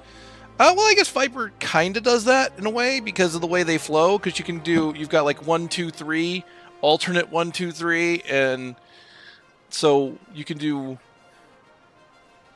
any version of them that you want in any order that you want and mix and match. So yeah, I guess Monk would be the best equivalency.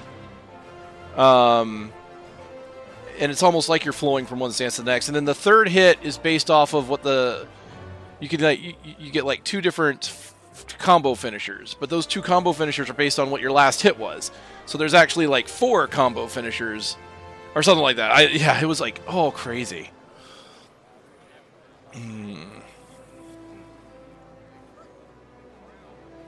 But yeah, I figured that's probably what it's going to be like. Is like you're going to want to swap one because like I saw that one ability is like, oh hey, this ability is going to make you do 10% more damage, and then another one's like, oh hey, this ability is going to make the monster take 10% more damage, but only from you.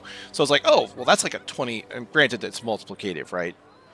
Well, yeah, it'd be multiplicative. So it's like it's not really 20%, but it's like still close. But I've got a lot of practicing to do to really figure it out. And that's why I'm going to do that's why my whole thought process on this is do kind of low-level stuff. Some of the previous jobs were fairly easy to figure out once I got started with them. These might be as well. Honestly, I think Picto is going to be a lot less complicated than I think. I think it's just a lot of buttons that get replaced. Because like even the default combo is like 1 button. Which is weird. It's like a casting class that has a 1, 2, 3 combo, like as if it was a melee class, but instead of having 3 different buttons, it's 1 button. It's really kind of weird, but all right.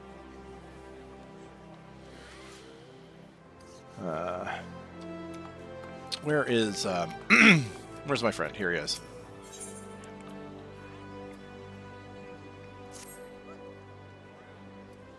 Well, you sure look the part. Do you feel anything from the soul crystal?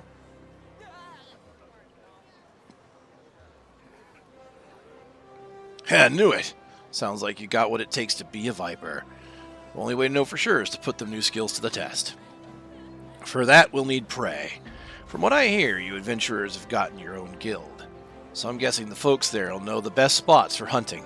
Let's go see what they can tell us.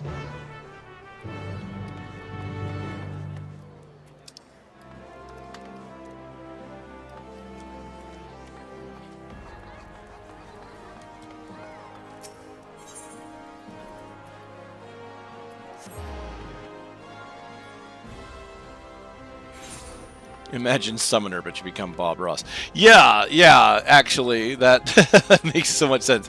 And here we're going to have a happy little tree. And this happy little tree is going to maul you.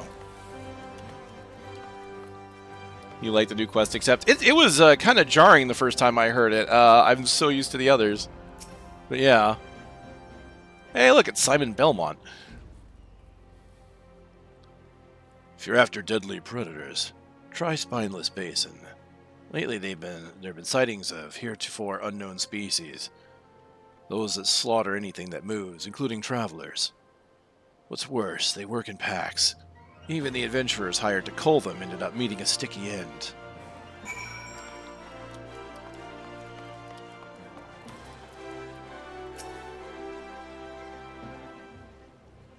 You got a lead already? Maybe there's something to this whole asking around thing after all. Critters not from around these parts, you say? Either they got chased out of their usual habitat, or they were brung here. Either way, that's bad news for folks unfortunate enough to cross paths with them. The hunting of Turol Vidral is a Viper's most important duty, but that doesn't mean we turn a blind eye to lesser threats. Next stop, Spineless Basin.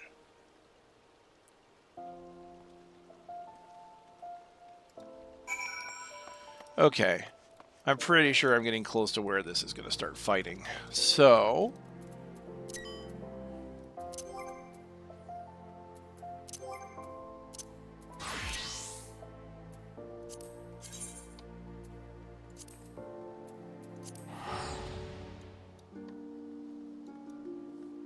Now, I'm going to do a low-level dungeon, and this is going to be hilarious, because I've already read how this goes. At level 15, the very first dungeons you do, Pictomancer literally gets 2 buttons. Like, a lot of people joke. Gonna name him Viper Speedy Gonzalez. A lot of people joke, like me as Dragoon, right? It's like we got 2 or 3 buttons. That's kind of the joke, right? Because you got like a 2-hit combo, and you got a couple of other things. Pictomancer literally has 2 buttons to push, and one of those is on a 2-minute cooldown. The Tempura Coat, 2-minute cooldown. And it's your barrier. Other than that, all you've got is Fire and Red. Which turns into, what is it? Fire and Red, Blizzard and Blue. It's RGB. Fire and Red, Arrow in Green, and Blizzard and Blue. So RGB.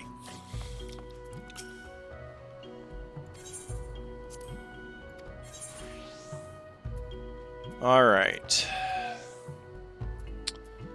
What do I want? I don't need Poetics right now. Don't need that. Give me the Platinum and give me... Honestly, I don't even think I need the Bronze stuff. Just give me the MGP. And give me the XP! Alright, now give me another one.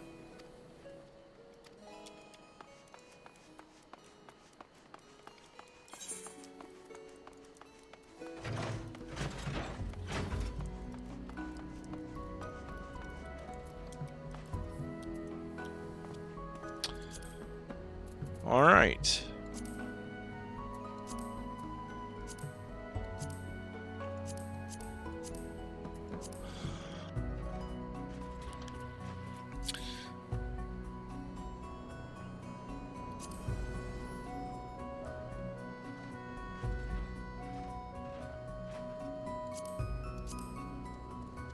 I'm gonna do Sastasha. Oh god, the dungeon queues are gonna be so long. Oh! Wait, why do that? Why use dungeon queues? This is what trusts were designed for, after all.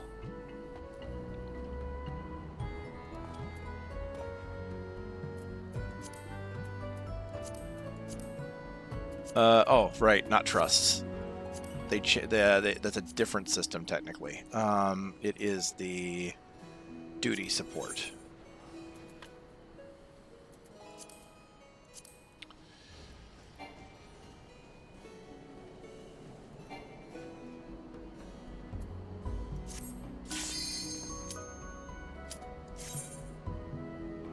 Sad you have to wait for mods to be up for body mods and clothing mods to be accessible again. Oh, yeah.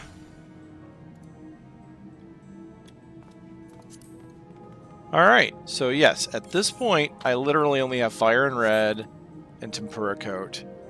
Arrow and Green, which is automatic change, so...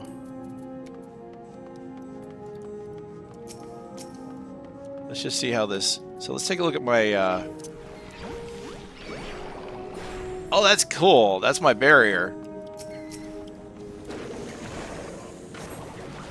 Fire and Red.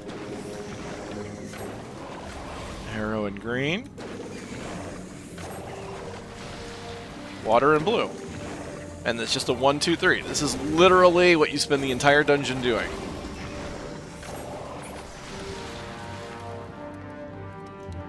That's hilarious. Okay. That being said, if I'm going to be going through this anyway...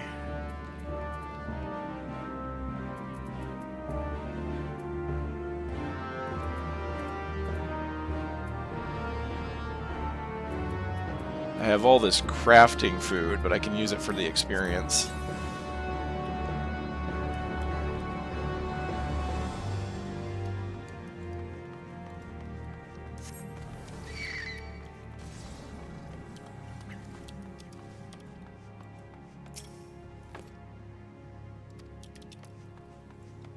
The spell effects are really cool, though. I like how the color shows up on your cast. Just look at that. The artwork on it.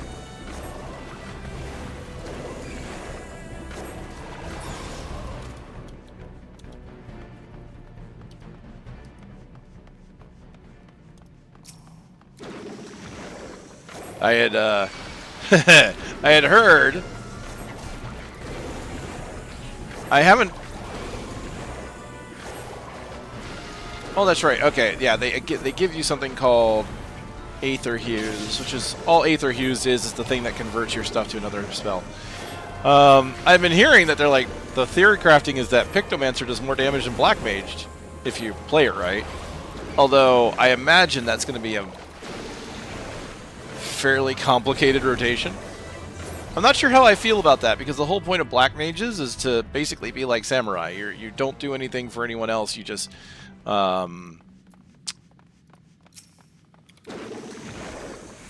do a ton of damage. And Pictomancer does have raid buffs. So if Pictomancer could theoretically do more than a Black Mage and provide raid buffs, yeah, that's probably an issue.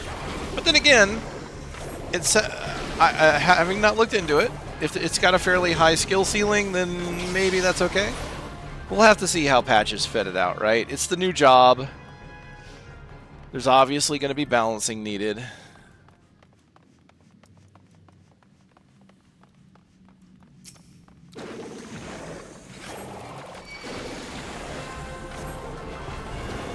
I kind of wish there was paint on my thing.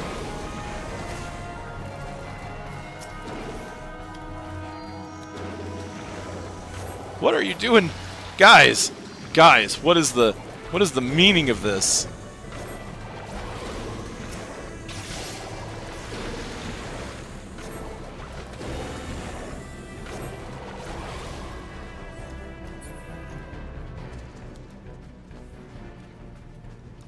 Oh my.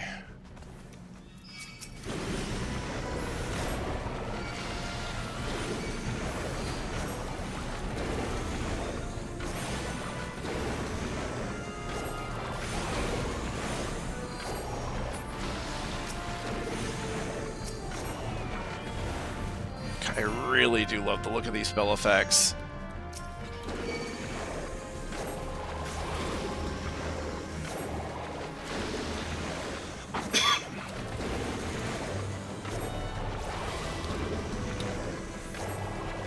Question is, am I going to want this on my 1 or am I going to want this...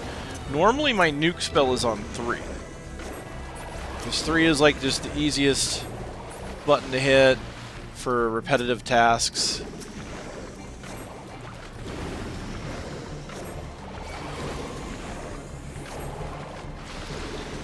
It's where my fire skill is on Black Mage.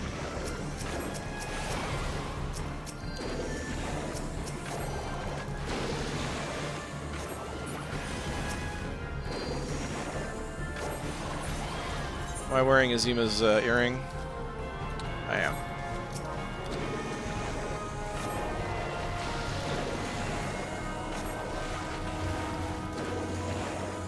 Yeah, playing with a controller is pretty...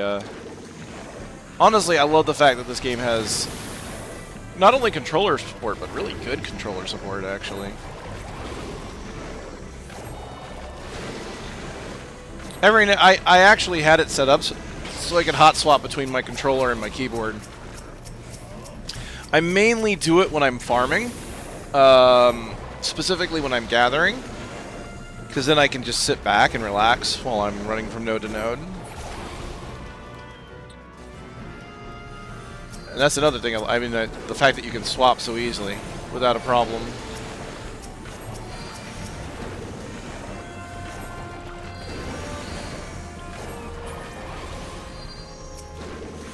But yeah, it's real. There have been some combat jobs I've tried it on, and it felt real natural.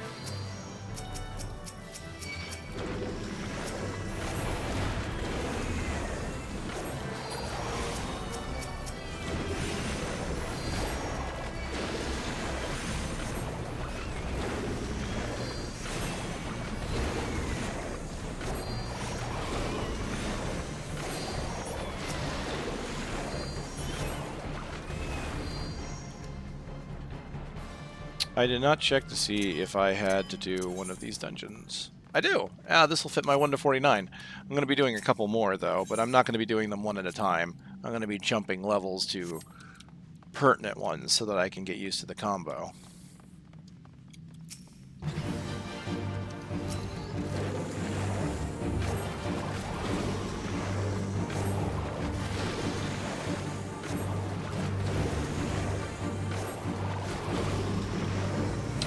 So, Tempura Coat is a 20% damage absorption. It's a barrier.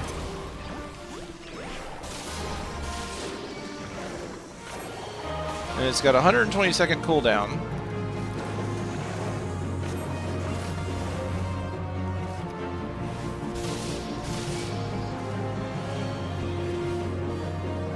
Unless the barrier is completely absorbed. So if you see a pretty big hit coming, I don't think this is doing damage, is it? It is, but wait, is it? Yeah, I guess a little bit. Not nearly enough to pop a...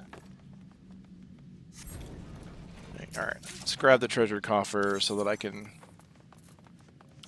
sell some shite.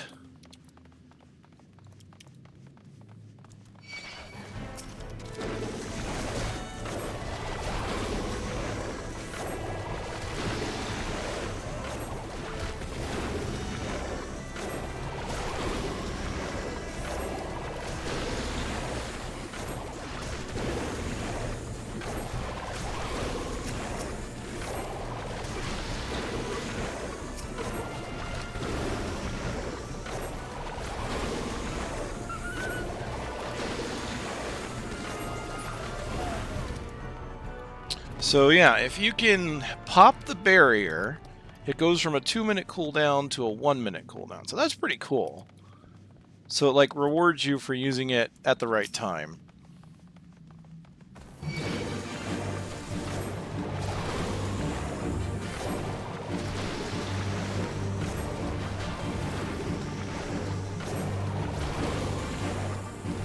God, the watercolor version of these effects. The fire looks pretty cool. The arrow is the most obvious one to me because it's not transparent, right? It's but the water one looks really neat. I love the way the animation flows on the water one.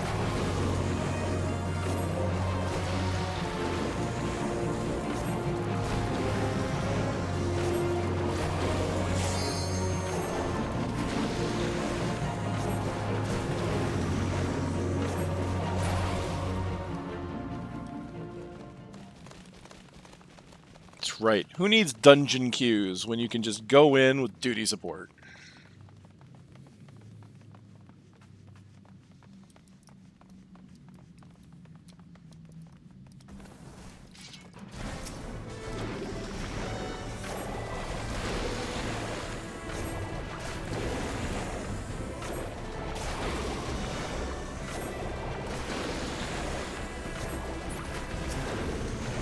Yeah, this is as compelling as I thought it would be. I don't know why they thought giving you only one button to push throughout the entirety of the dungeon was a good idea. I know it's not that much better on other jobs, but it's literally one button. I am never gonna get hit to where I'm gonna need that barrier unless I put myself in harm's way.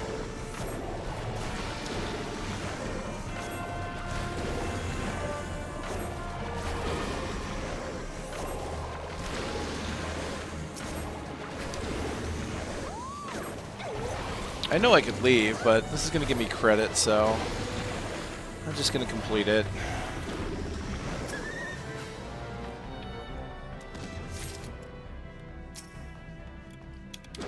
Let's see, what would be the next skill? So we've got Fire in Red 2 at level 25. So wait, we go from, takes us from 1 to 25? There's got to be more than that. Unassigned actions. So, arrow in green is level 5, water and blue is 15, palm motif is at 30, wing motif is at 30. So it looks like at level 30 is when we actually start to see the use of one of our canvas. Level 30 is when we get the canvas. We get smudge at 20, which is the dash. Okay, so that's not all that important. Time to prep to leave work. Go to the gym. Go home to play. Hey, man. Hope you have a great day. And I hope when you get on that you have smooth cues and you enjoy your time. Thank you for stopping by, of course. Okay, so 30 is when we start to see the first canvas for the monsters. Wow, really? 30, then 50.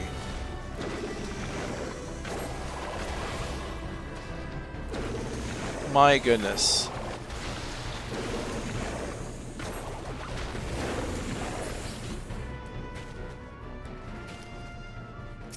So you go through a Realm Reborn with hardly any changes. Ooh.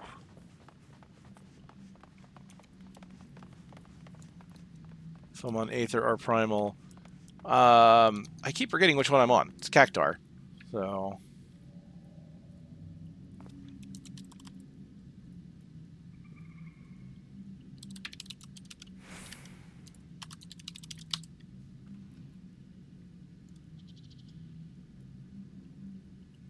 That's Aether.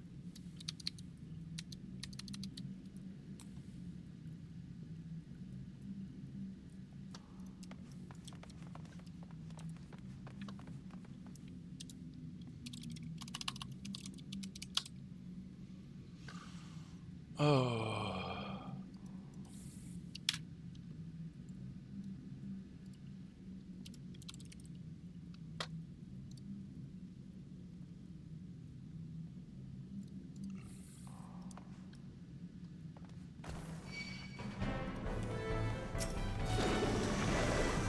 Oh yeah, this is a job learning exercise, but also I wanted to just feel how monotonous it was.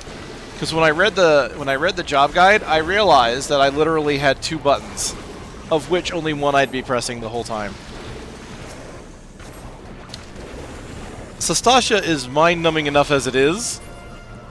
I just literally have to walk up to the next thing and keep pushing 3, 3, 3, 3, 3, 3.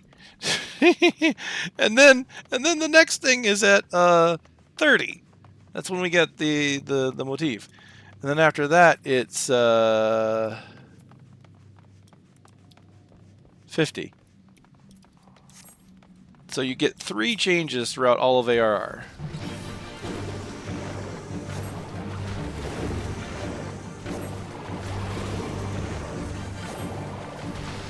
Oh yeah.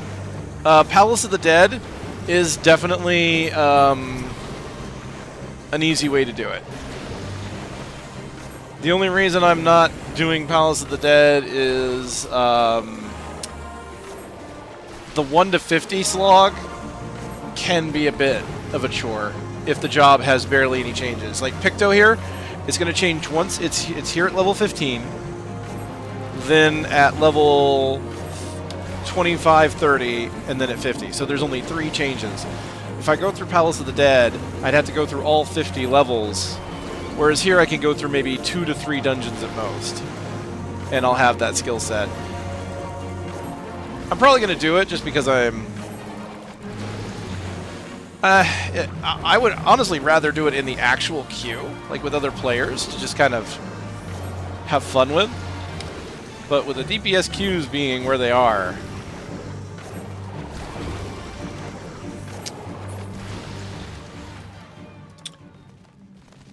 unfortunately, this is probably my best bet. But I agree with you. Palace of the Dead. You want to learn a job through every single level is yeah, I did that. Palace of the Dead is how I learned Red Mage.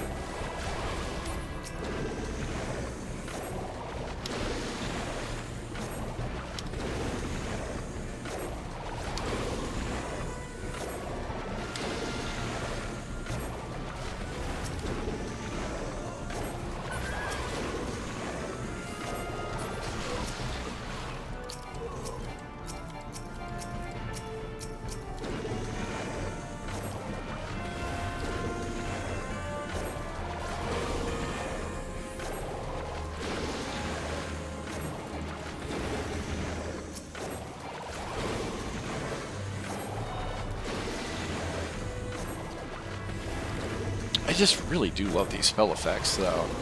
It's one button, but it's like 3 different spell effects. It's just cool to look at.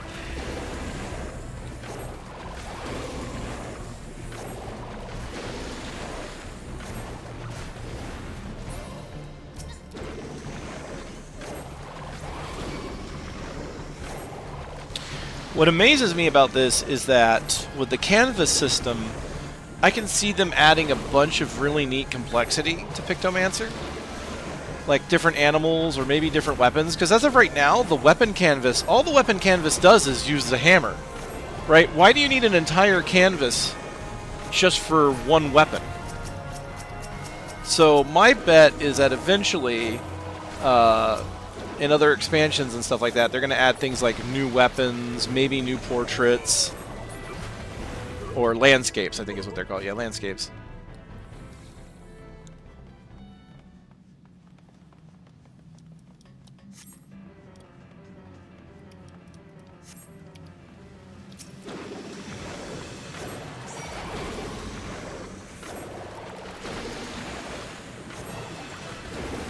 I may have to actually do the mechanics for this.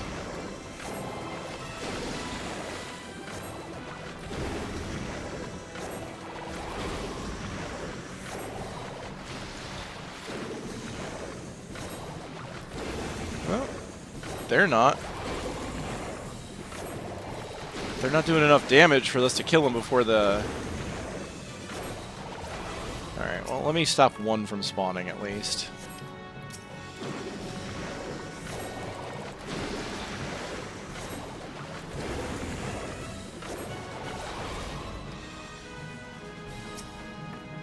Are the others just not spawning at all, or are we just hitting thresholds that he's not going to spawn them?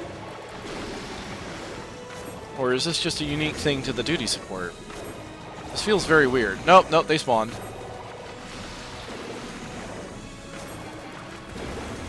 But this guy's nearly dead, so...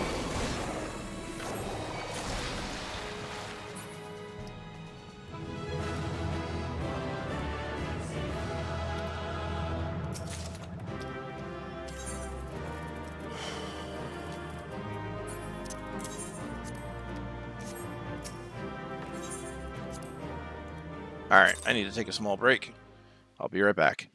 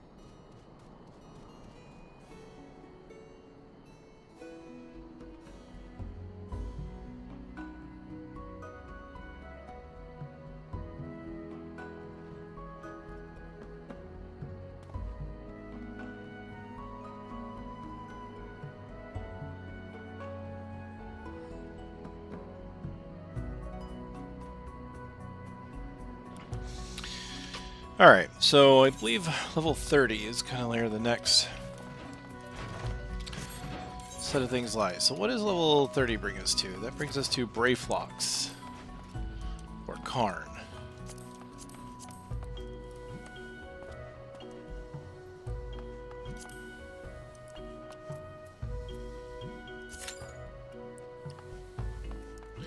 Yeah, average wait time more than 30 minutes. Okay, yep. Yep.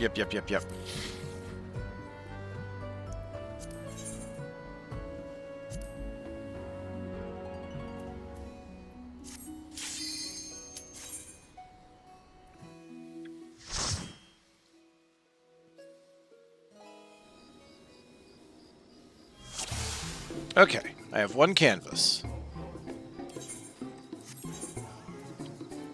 Fire 2 in red is AoE. Okay, so...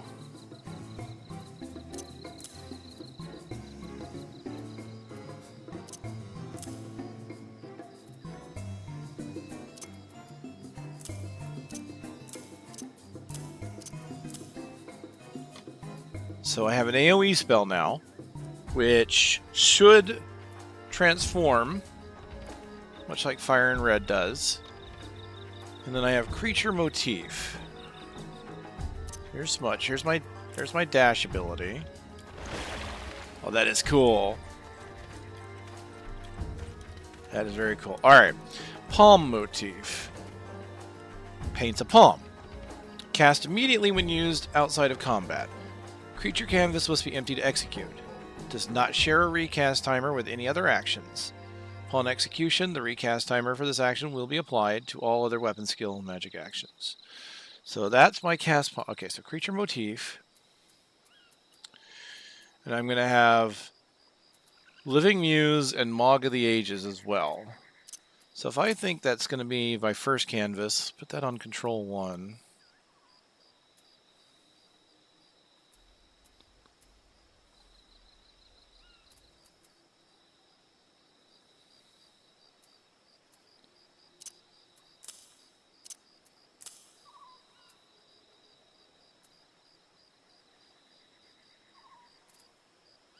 So there's Mog.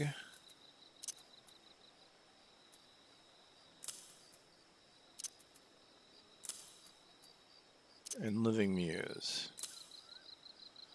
So Mog of the Ages. Render your Moogle portrait to life, dealing an aspect to all enemies in a straight line. 700 potency for the first, 60% reduction. And that's only while Moogle portrait's available. So that's the big hit. Render your depiction of a creature to life. This action changes to palm or wing based on your current motif. So I think it's going to be kind of like that. So I do paint my palm. And now I've got 2 hits of Palm Muse. Okay, so it hits the target for 600, 60% for remaining. So it's also AoE.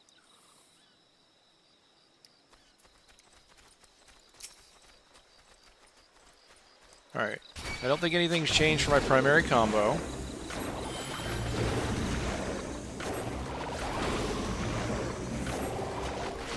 There's the palms.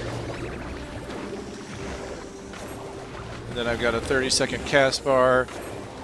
Oh, but I can paint the wings. And then there's the wing.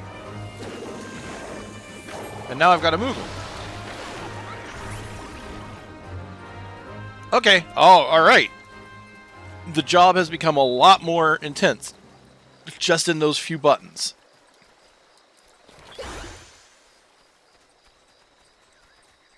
I don't know if I like doing control for that. It's really weird because like I have to hit one then the other, right? Like I feel like Mog or Creature Motif should just change to the Muse once it's used, right?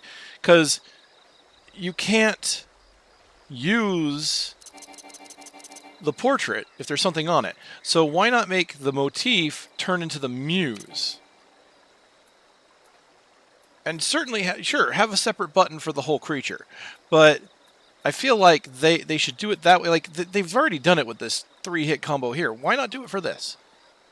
Because I have to basically alternate. It's like, okay, a button to create, a button to cast, a button to create, a button to cast. Feels very Summoner-like, I will admit to that. But at least with Summoner, it's like I summon them, and then I get 2 or 3 uses of a spell before I have to resummon. So there's a lot less fiddling between the two. As opposed to this one where it's like, hit it, hit it, hit it, hit it, you know, and I mean, I guess there is a, like a 40-second cooldown between when I can get these charges again, but,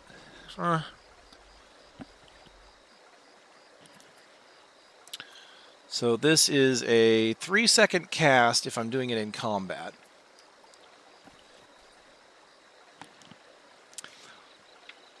So I want to do this out of combat as much as possible.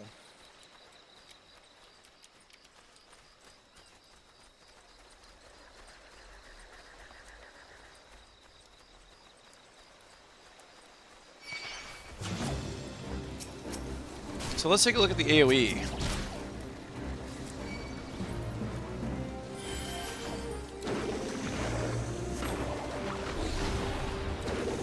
Nice. So there's a subtle difference there. Oh, it's only fire.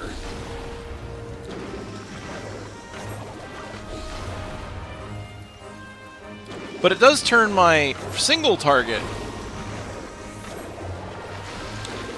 into the other colors. Okay. So wait, is there... So there should be a... if there's a... water and blue, arrow and green. Is there a water 2 arrow at the... Oh, 35. 35 and 45. So at 45, you get the full 3-hit combo for AoE.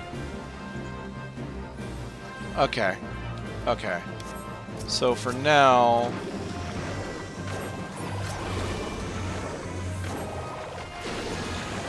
Let's see how much damage this does. It feels like the numbers are pretty high, right? Because this is like 300... 300. Every single one of these is a 300. Oh no, 220. Okay, hold on. Actually, let's look at those potencies. 220 for fire. 220, 260, 300. So it slowly goes up.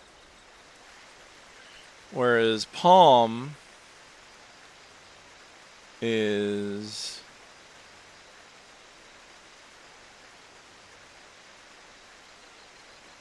$600. So Palm does as much damage as the final hit of the 3-hit combo. Wing Muse does 600 as well, so it's 600, 600, and then Mog of the Ages is 700. Okay, so they're not super strong hits. But you're going to be pushing those out in between your casts.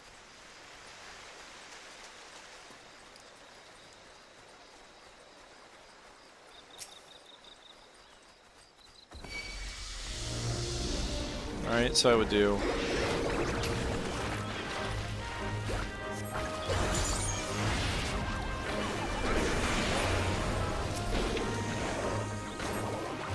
Okay, paint the palm. And now that that's painted, the moment that the cooldown comes up, I pop the palm.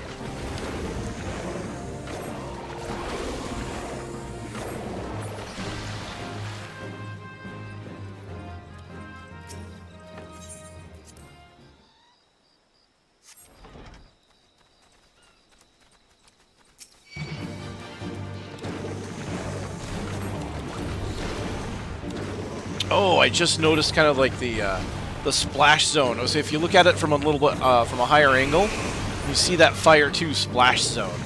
Well, that's pretty cool.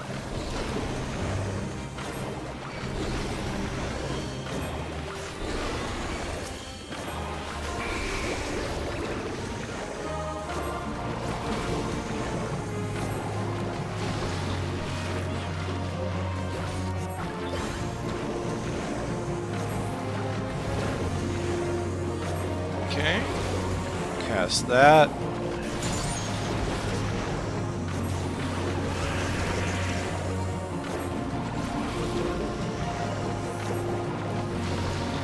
Get 3 seconds of painting. Okay, it's not bad. It's a little it's less fiddly than I thought it was going to be because of the after you do it the first 2 times, you have a pretty lengthy cooldown that you're waiting for.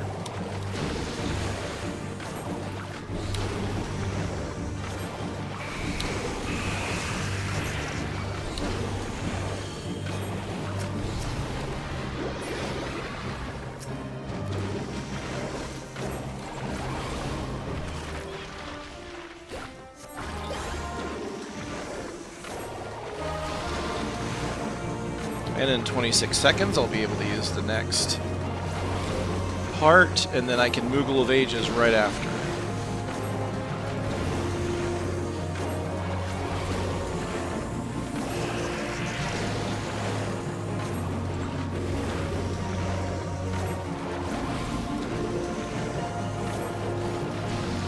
Where is our Thaumaturge? Oh, he's inside the body of the enemy.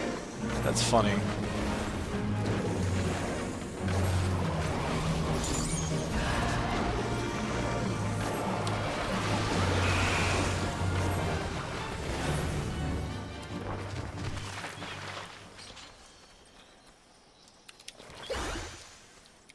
Yep, I wasn't fully out of combat, so when I tried to recast the palm, it didn't quite work.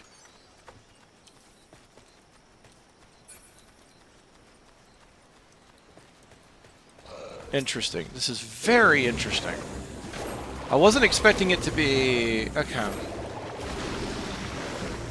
I wasn't expecting it to be quite this intricate, but it makes sense why I was confused. Having to have a portrait open, the cooldown times... Palms. Palm! Do that out of combat.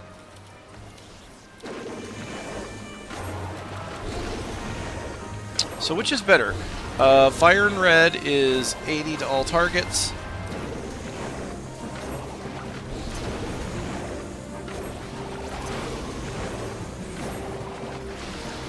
Fire and Red is 220.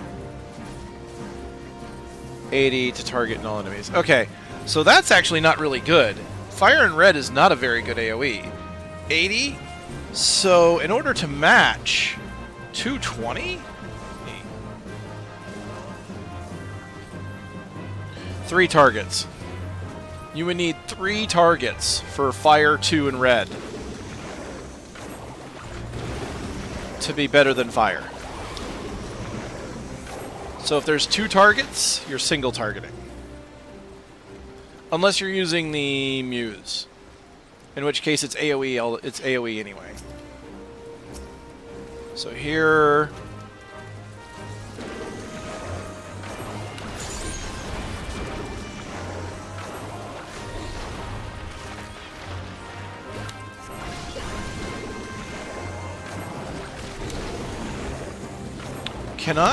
Can I use the palm while I have a Moogle ready? I can! Oh, that's interesting. So here I've got a Moogle ready, and now I've got the wings ready.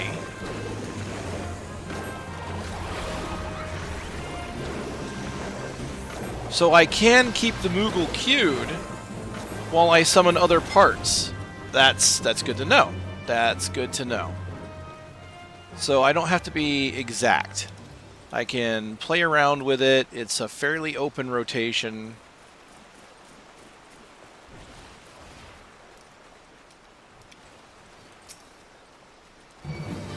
Nice.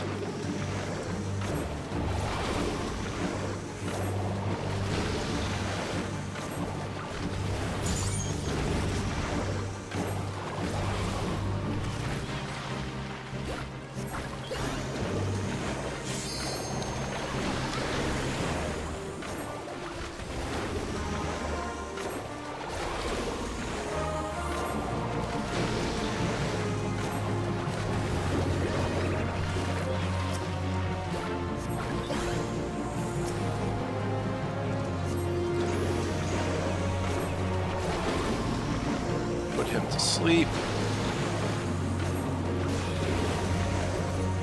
Of course you wake him up.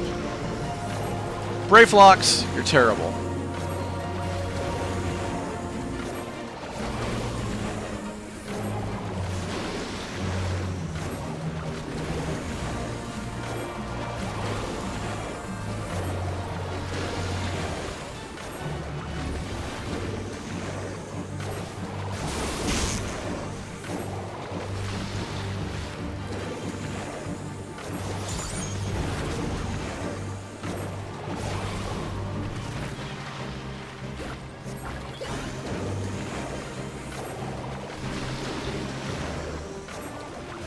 Let's do a boom gobby boom.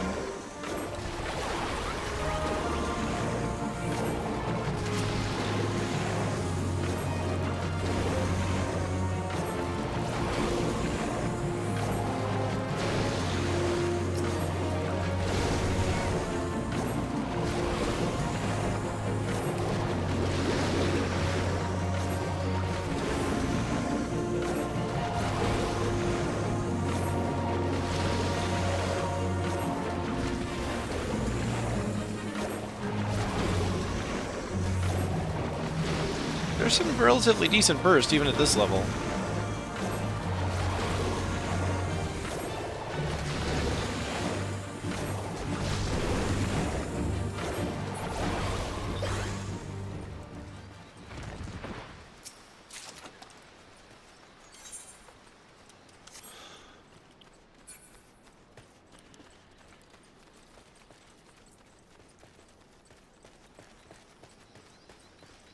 The damage definitely feels decent, even with the starting gear they give you.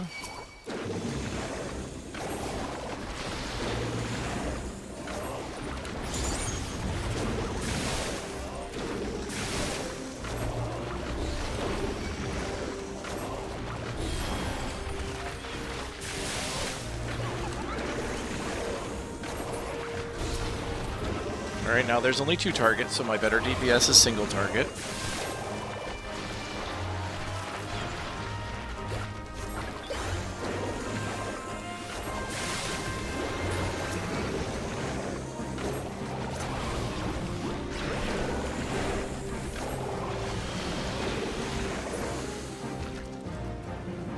He did not pop my barrier.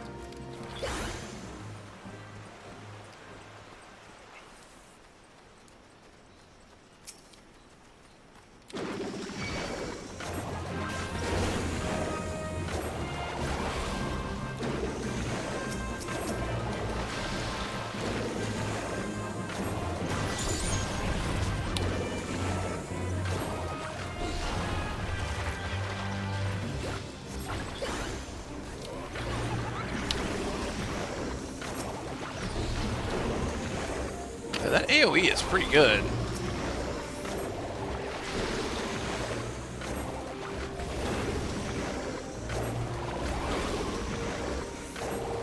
But yeah, our default, Picto default AoE is kind of bad.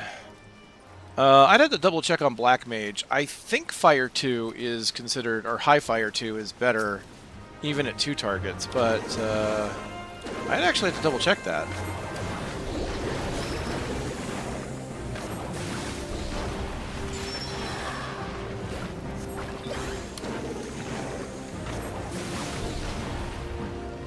Let me see, 8. So that does 240. So technically, the AoE rotation at 3 targets should be Fire 2, Arrow, Water. Because since Fire 2 in red does give you the Ether Hues to turn you into Arrow, Arrow is technically stronger than Fire 2, even at 3 targets. So you need 4 targets to spam Fire 2. At minimum 4 targets to spam Fire 2.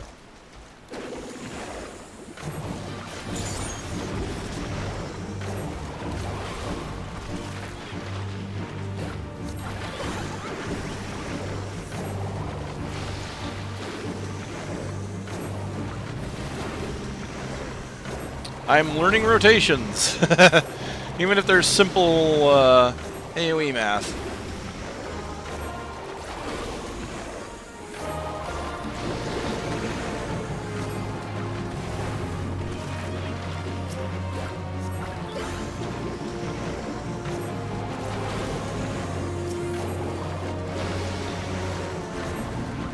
God, that's a silly rotation though. Fire 2 and then the 2 single targets.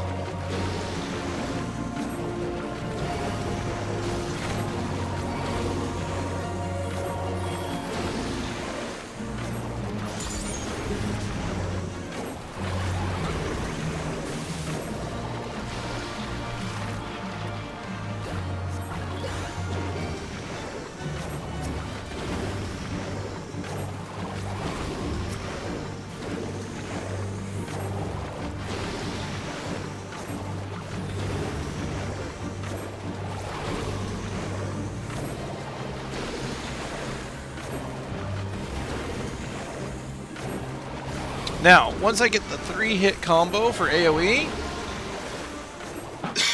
pardon me, Once I get the 3-hit AoE combo, I have a feeling that yes, that'll be your go-to for 2 targets.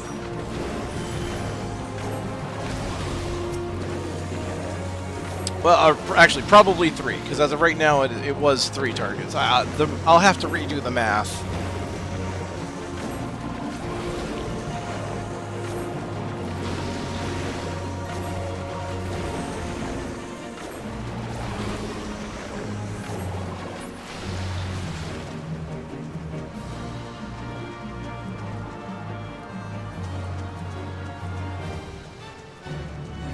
I need to see how Black Mage has changed. They moved some things around, but I don't think enough to make it that different. Obviously, the ice changes are going to be the most intriguing thing, because the ice changes are really going to affect your mana generation at low levels. Because it used to be you just pop Blizz 1, and within a tick or two you had your mana back, and you were good.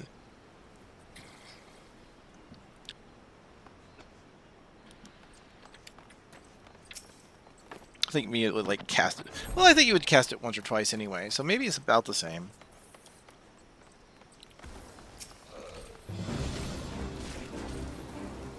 Okay, so do that.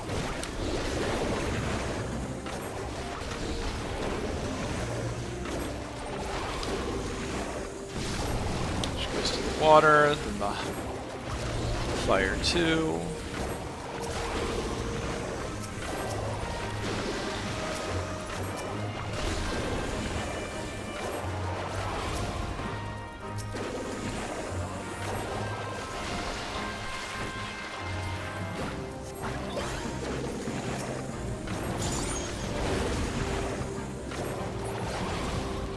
Little palms.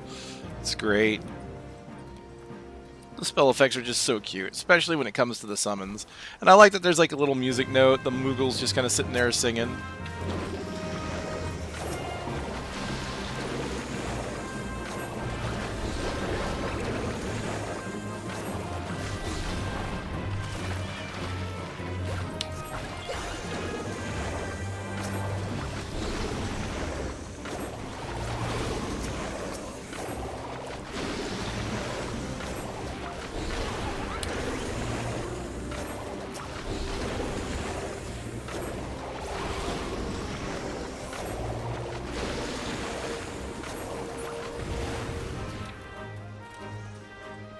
Yeah, getting used to that switching out.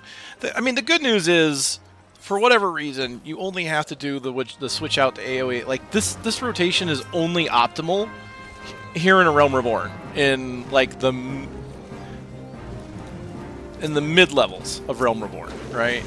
So like, all this is going to be useless information when you're doing anything but stuff like Wraithlocks.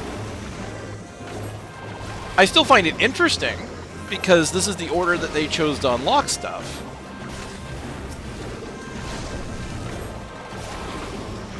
You know, they could have unlocked the full 3-hit combo, but they didn't.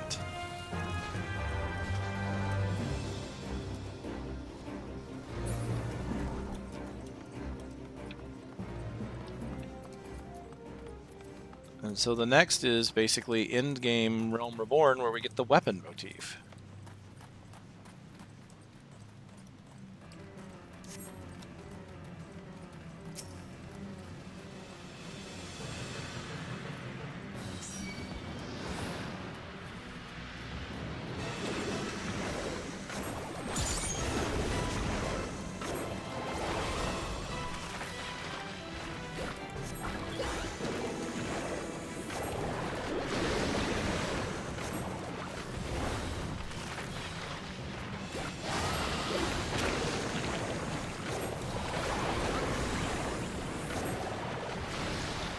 Alright, those are going to blow up.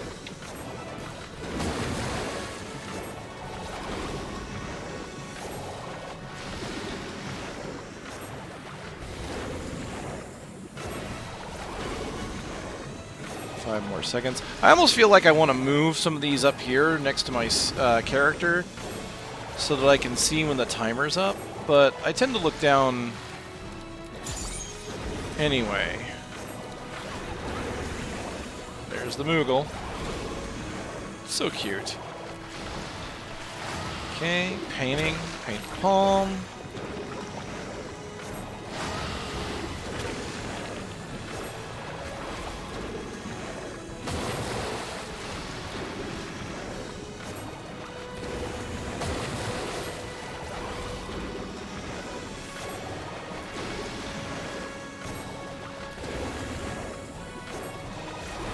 Palms, brah!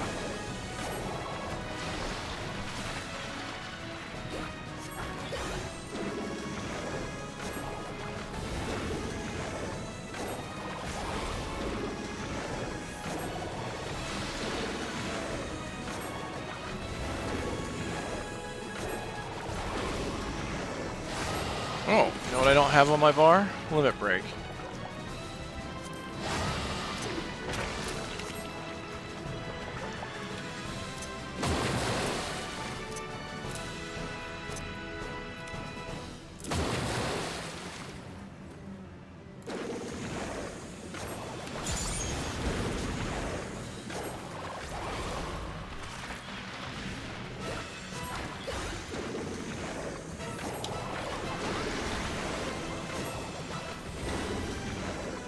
I don't think we're gonna get to the 2.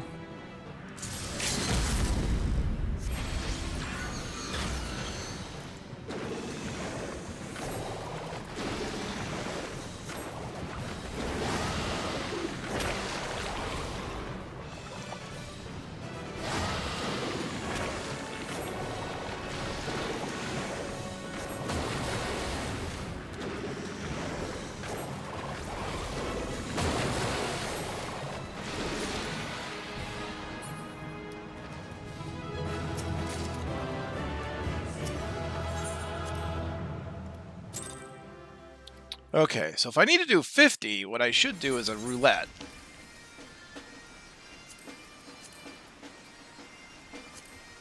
For main scenario. But, again, that's going to be a long wait. Well, let's see here. So if this is the same... Okay, let me put away the umbrella so I can use my bars. So creature motif, weapon motif. So at this point,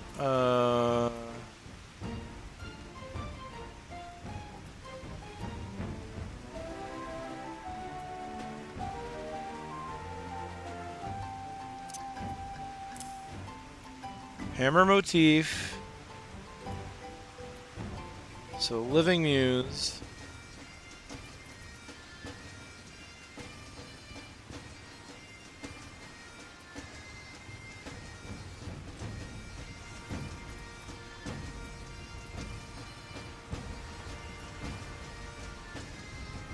And I think...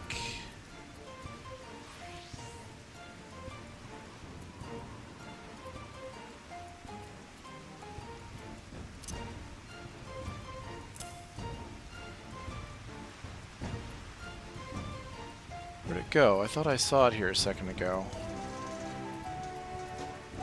Maybe I accidentally got rid of it. It should be this ability here, Steel Muse.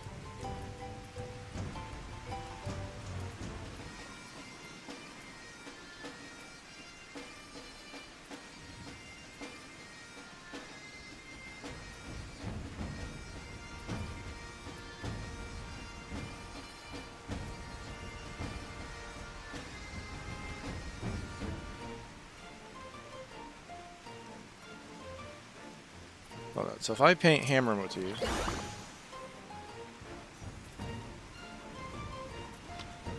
Steel Muse. Oh, Steel Muse changes to Striking Muse. That's why I can't find it. There it is, Striking Muse. Okay.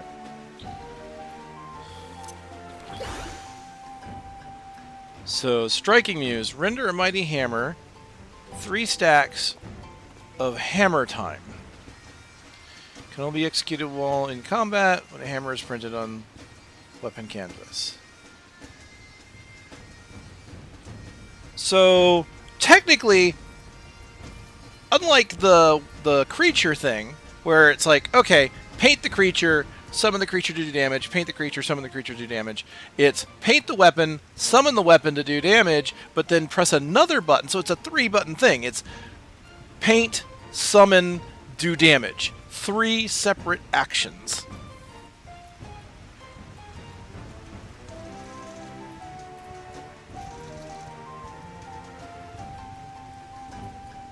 That's what it sounds like, but I'm not seeing the... Yep, there it is. Hammer stamp.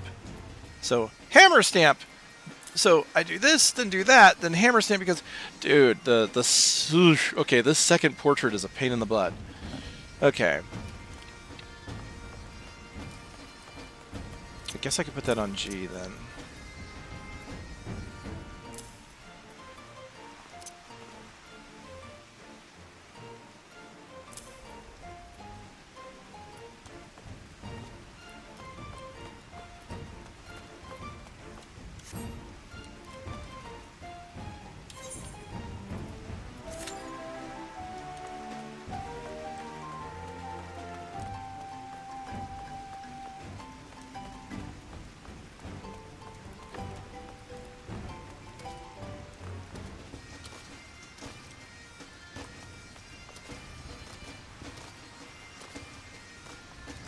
More than 30 minutes.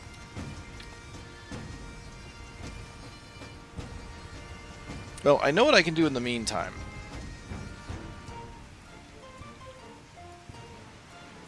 But before that, I'll be right back again.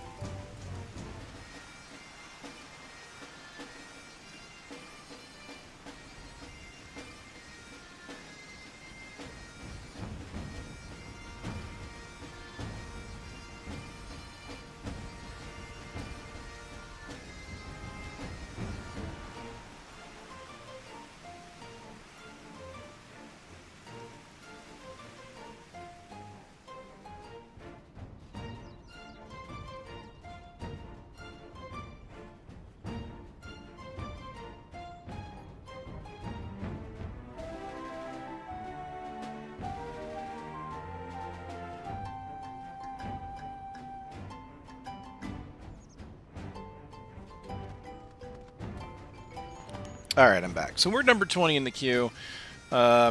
Easy solution for this now is, with me being 80, we go into a starter zone for Endwalker. So this way I can start farming some bicolor gemstones, even though I don't have a starter zone unlocked. Tural.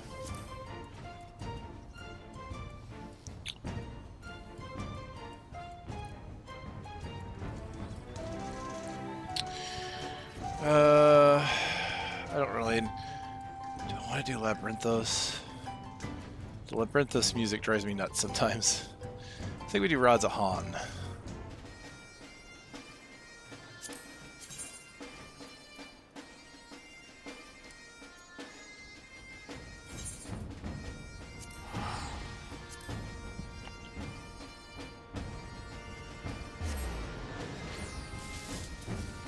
Alright. I wonder if I have a level 50 dungeon on my Wondrous Tales. I do! Fantastic.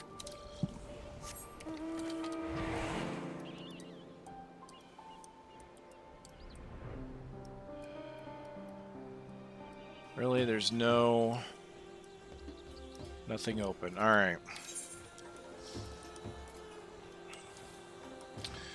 Well, let me try and guess what the next thing is going to do here. What is Blizzard and Cyan? Deals ice. Potency is 630. That's a lot. Aether Hues. Can only be executed while under subtractive palette.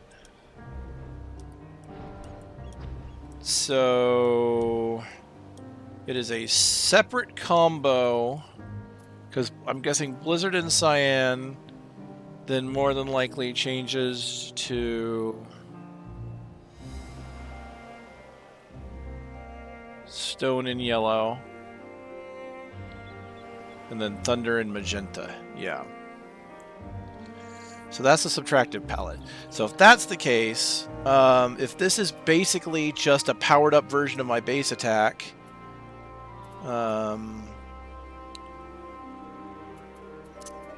that's going to go there. And then I guess that means Blizzard 2 and Cyan goes over here for my AoE combos.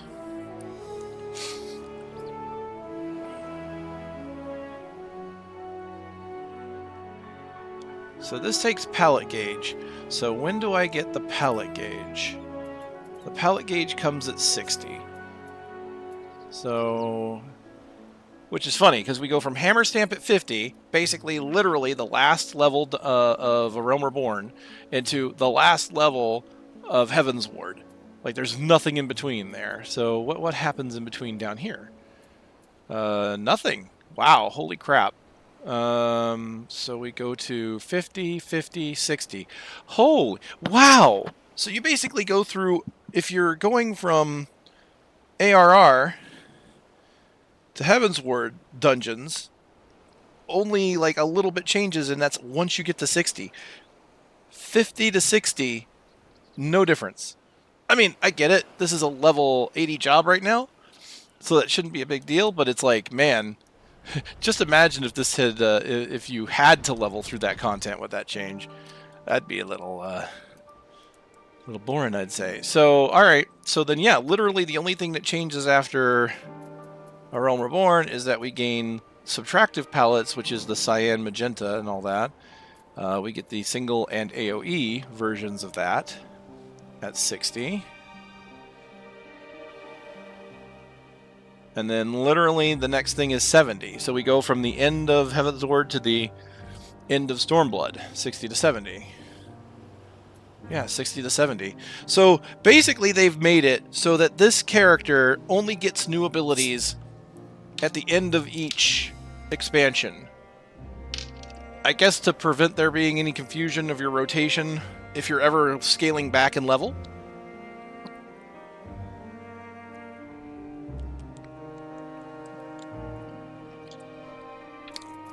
That's neat. And it's going to make it easier for me to just kind of every 10 levels do a different dungeon. So if that's the case, 60 gives me those. Then 70 is the landscape motif.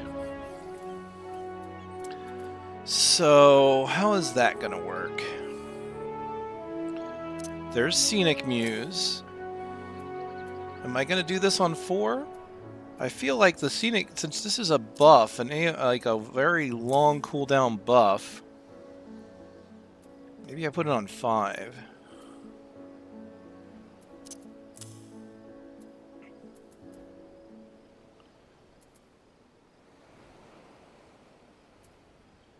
So Subtractic Palette is going to be the very first button over there. Starry Sky motif. So Starry Sky motif into Scenic Muse, I'm guessing, is how that's going to work.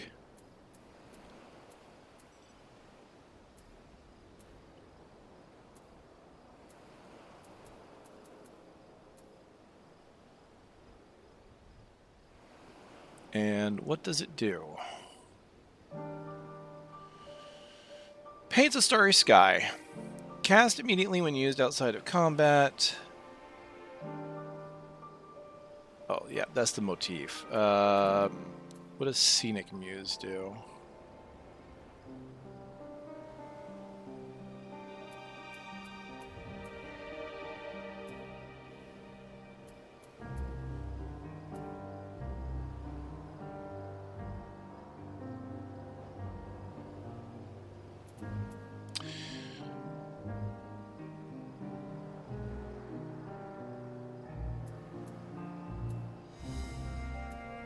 Yeah, what's Starry Muse? Here it is. Render a star streaming sky over a magic landscape. Increases damage dealt by self and nearby party members by 5%. Okay, so this is normally a buff I would put on my buff toggles up here, but because I have to paint it, I might still. I think I could come up with a way to do that. It's a 2-minute cooldown. It grants Subtractive Spectrum. Can only be executed while Starry Sky is painted. I don't know what Subtractive Spectrum is, so let's look at this.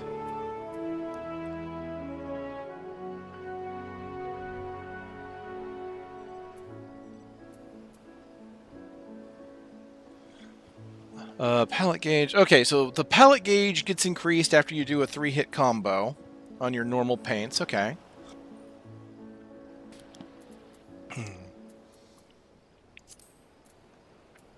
Yeah, I mean, I'm guessing what I should do with these two is I've got Timber Coat. These are damage buffs, so I should probably do Motif Muse.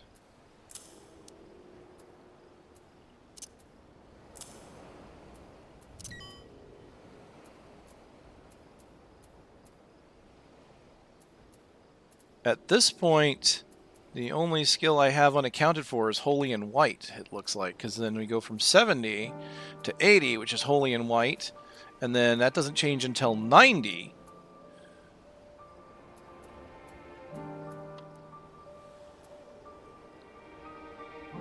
Yeah, so literally the only changes from Stormblood to Shadowbringers is Holy and White. 420 potency for the first enemy, 60% less for all remaining enemies.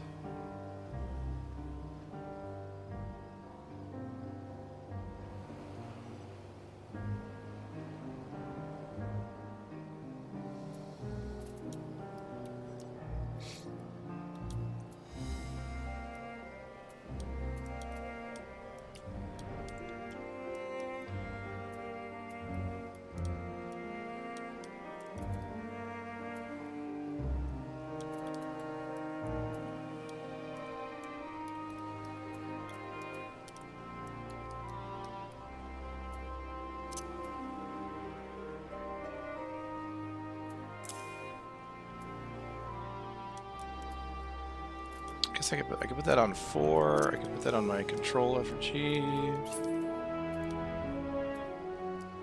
Honestly, I don't like that that's Control G, considering that's an instant cast. I get 3 stacks of that. I feel like I should be doing this backwards. to where I use G to summon the hammer, and then I can use 2 to attack with it. Because this attacks, and then that attacks. It's just weird because I would think that you would, for proper combos, like this is gonna drive me a little crazy, a little slight OCD problem here, is that this is a muse and this is a muse, as it should be. But because that gets 3 stacks, attacks 3 times, and that doesn't attack, it's like I want to put the attack down here, and I just want to swap them.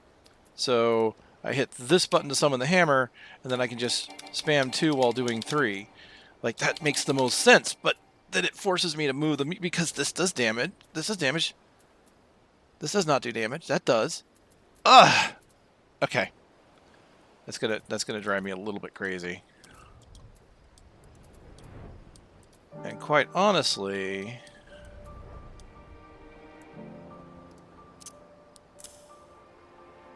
even then, like, I like these being together, but the Moogle happens every so often.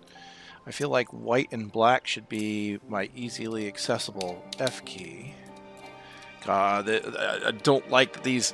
They're not going to be lined up in a way that makes sense on the bar. They're going to make sense to me in how I control the game, but they don't make sense on the bar. Anyway, there is a level 80 fate. I may have to go out into like a level 82 zone. Like, I might actually have to go. What were those? Why do I always forget this? Oh yeah, Garlemald. I always forget Garlemald is that one.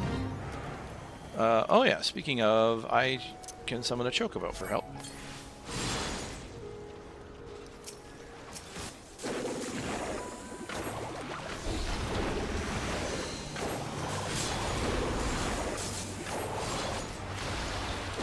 Oh yeah, those are really cool AoE effects.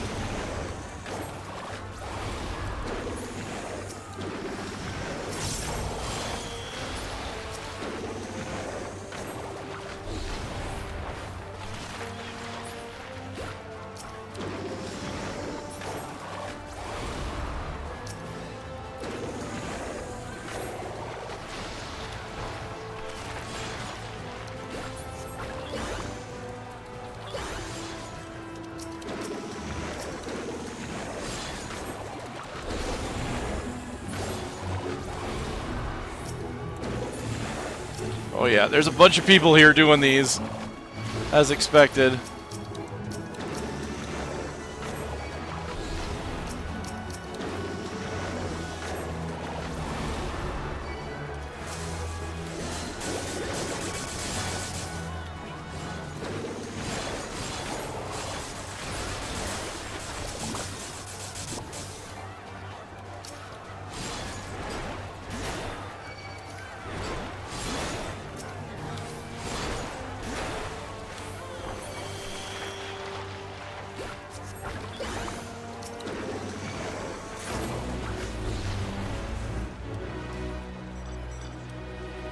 Nice.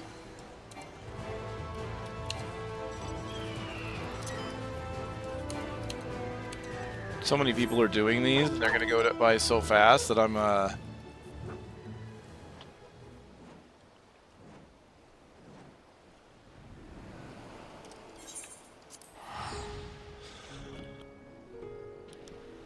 not going to really get great practice at this.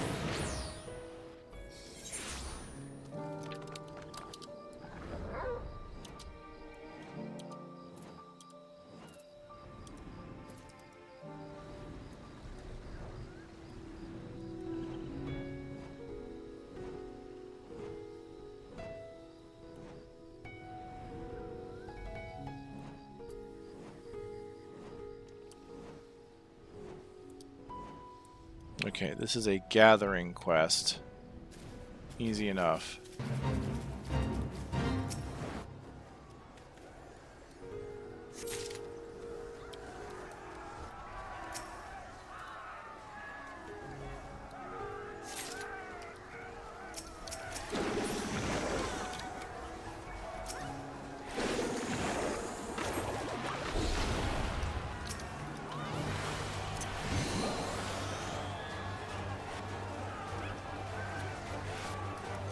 Oh, I use subtractive palette without meaning to be honest. Oh, damn, that looks good. Oh my goodness.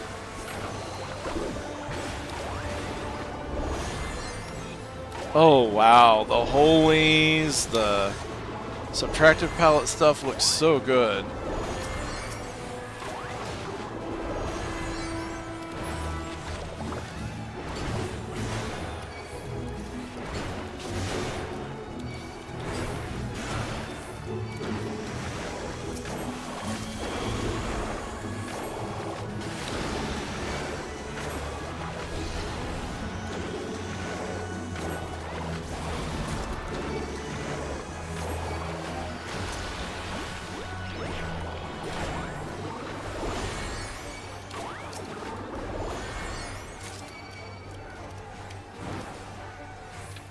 Okay. Anything I can gather still? I've got 45 seconds to pick these up.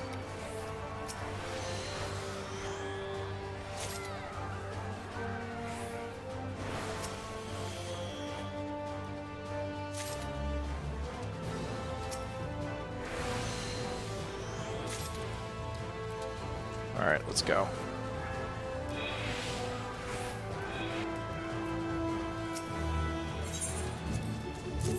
Only 8? Okay, that's probably not enough for a high rank.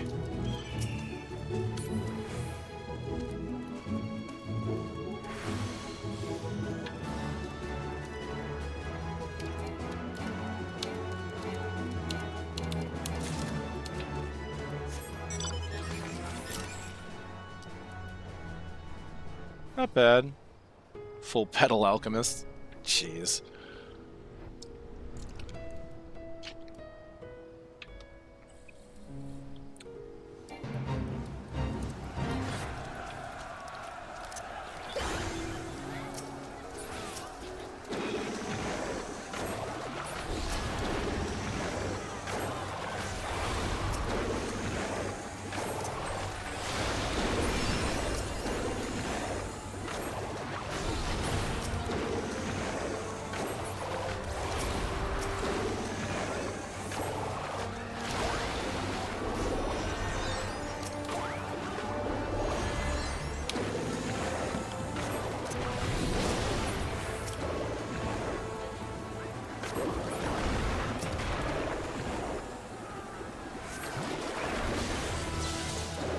Damn, the subtractive palette spells look really cool.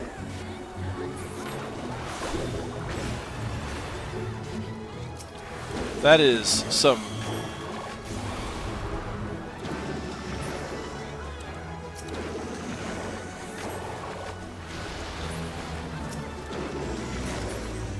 amazing artwork.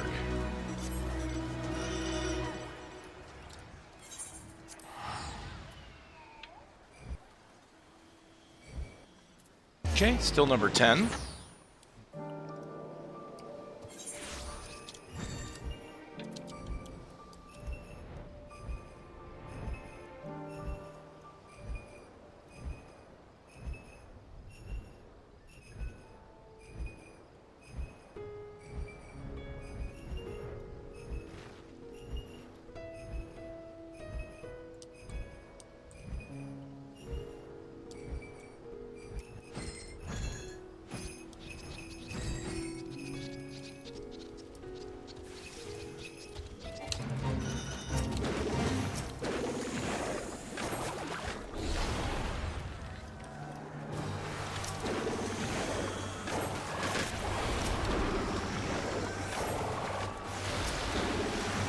People are dragging them away.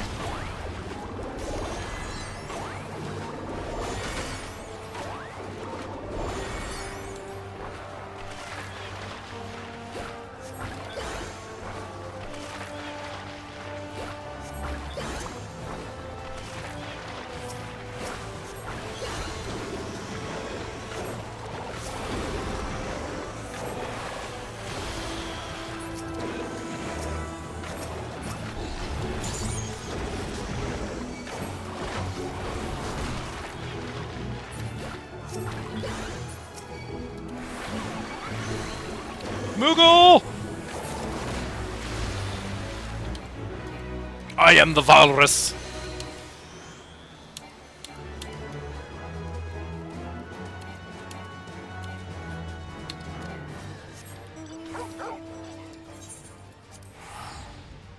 I have more than enough money to make these teleportations.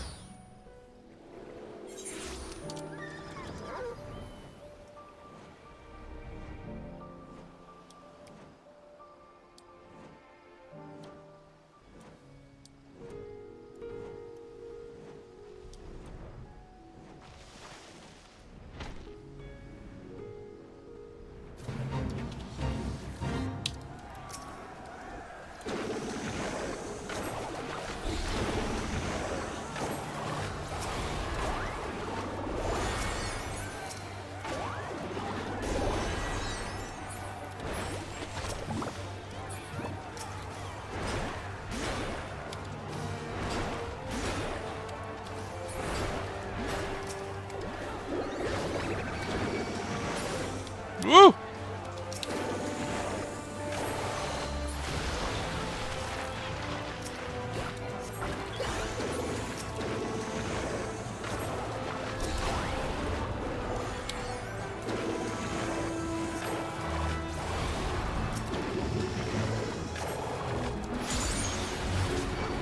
Excuse me.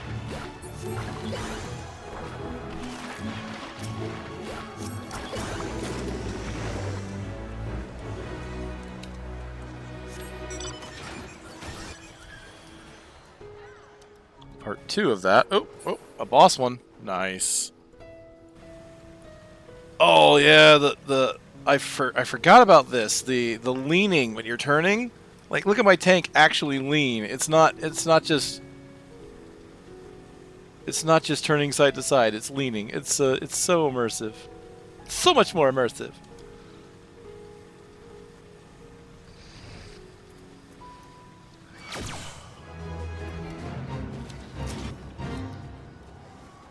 Alright.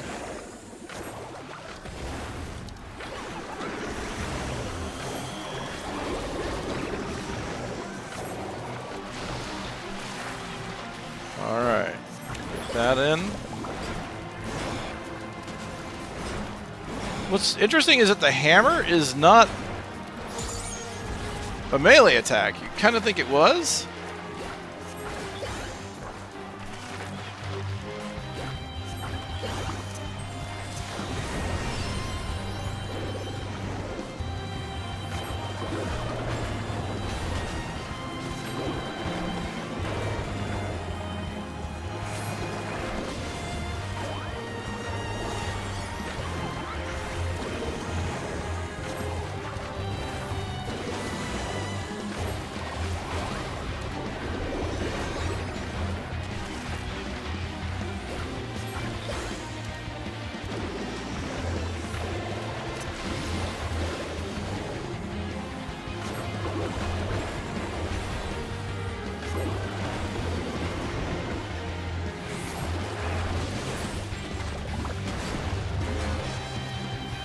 Damn. Damn, those are hard hits.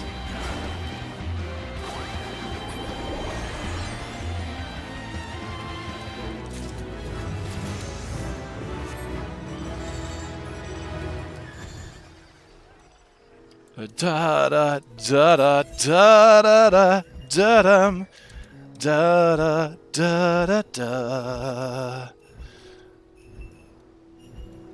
da da da da da da da da. Alright. So 50 is the hammer stamp. 60 is the subtractive. You get that pretty quick. I wonder if I want to put subtractive somewhere else to toggle more easily.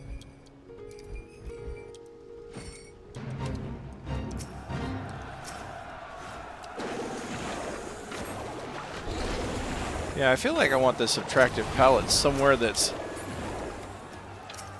easy to trigger.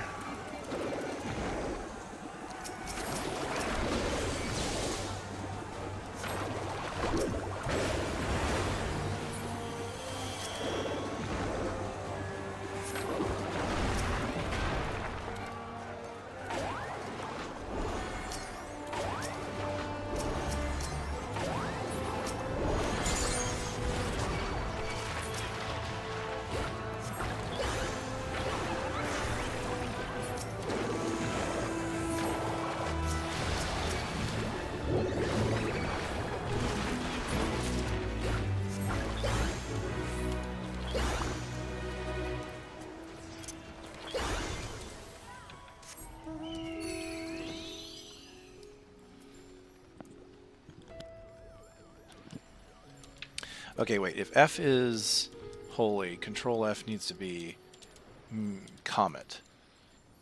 So Control G for the Moogle, I think.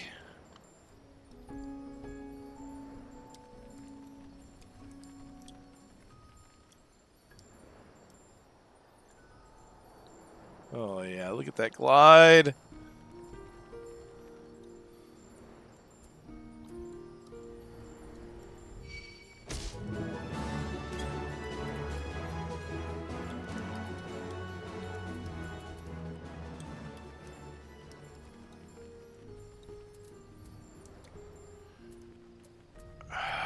Control 3 works, but it's a 3-hit combo. And I don't really like holding control for a 3-hit combo. I think maybe I'll just do it on 4. So 3, 3, and then when it's empowered, 4.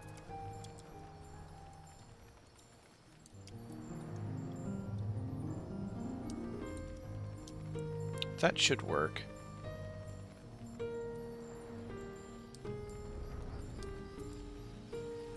Then maybe I'll move the Moogle just to Control 3 or something.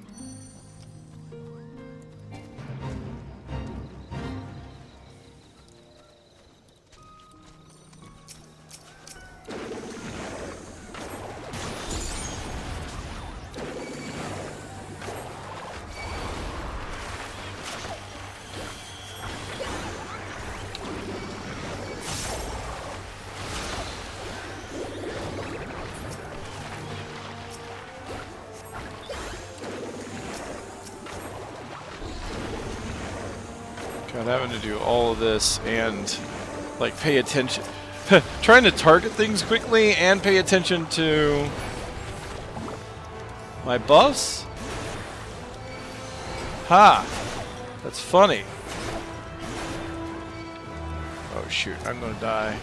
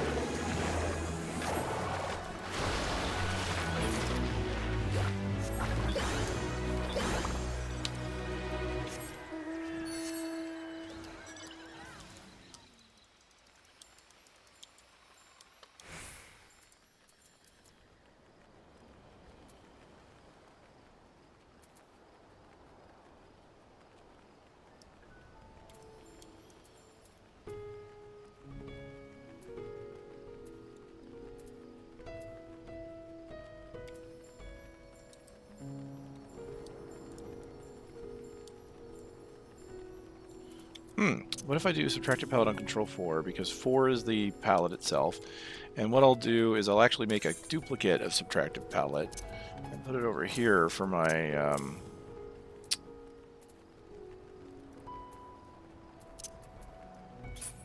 AoE.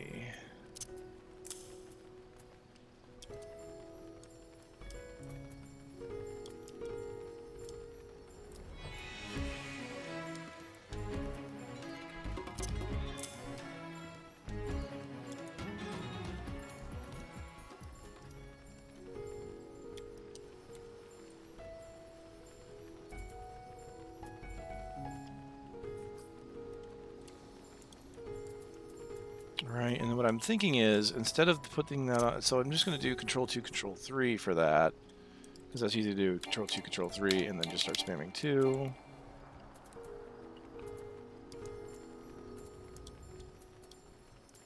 F for Holy, Control F for Comet. Mog of the Ancients. I can just put on G. Just pop, pop.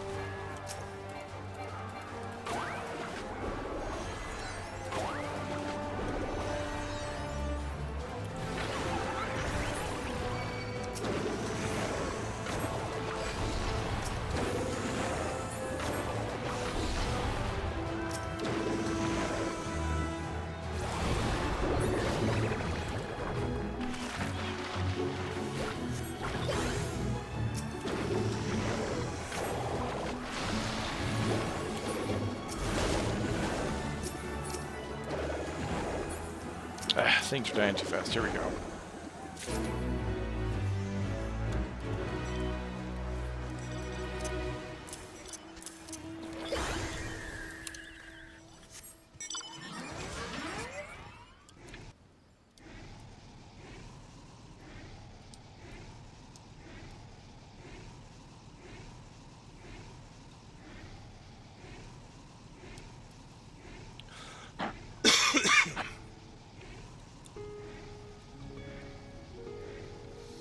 Making some excellent progress.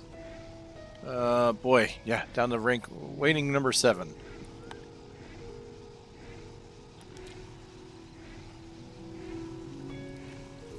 A lot of DPS out there trying to do these things.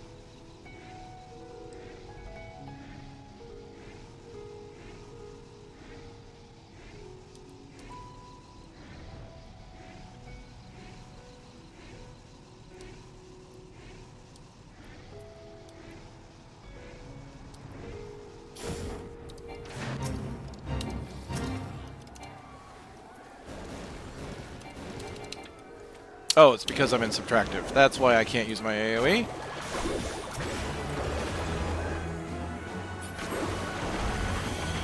It's almost like there's a helpful little indicator to show me that I'm in a subtractive palette.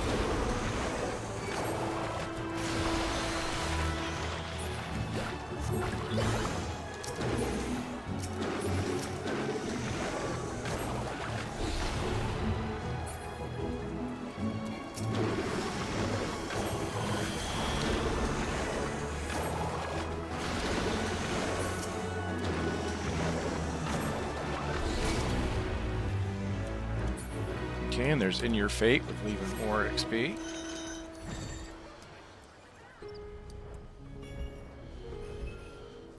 Okay, Control 1 and Control 2 make sense to those, but I am thinking about changing... instead of having my primary cast on 3, what if I change my primary cast to 2, so that 3 becomes the hammer? Because then I can hit Control 3 and go right into...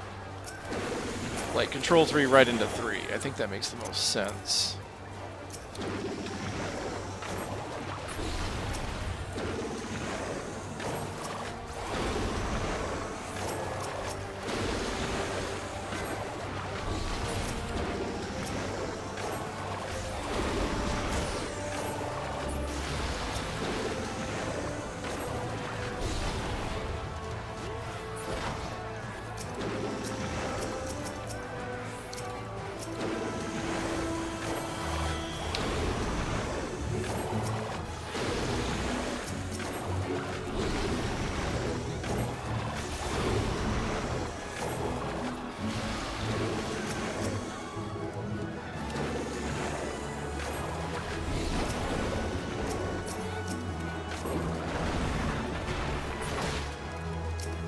Gods, I really do love the way the subtractives look.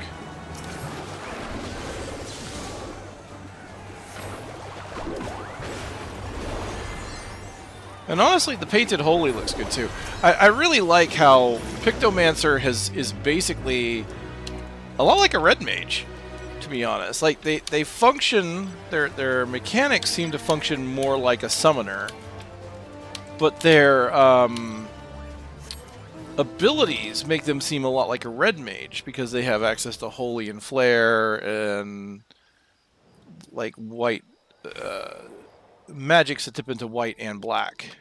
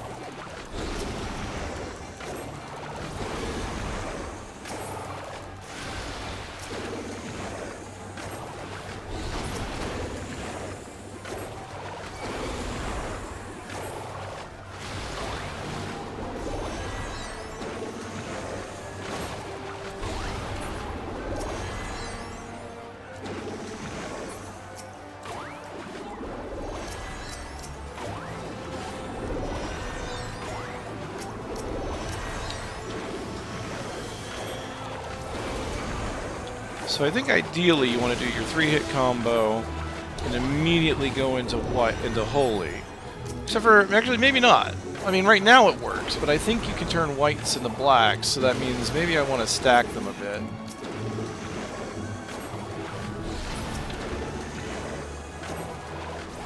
I mean, they're really good to use if you need to move. Ooh, a Twist of Fate, nice. And if I remember correctly, they made it so that the increased experience also gives you increased bicolor gemstones.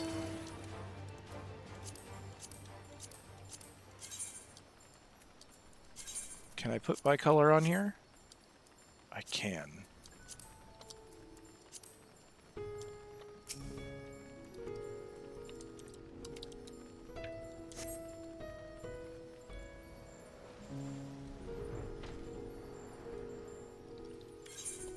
So the next change isn't until 90. So basically, I have to go from level 80 to 90 with no changes. So this is a level of 10 that I will have to contend with that, where everything I do for the next 10 levels is the same. And then the moment I start tipping my toes into Dawntrail is when things will possibly change.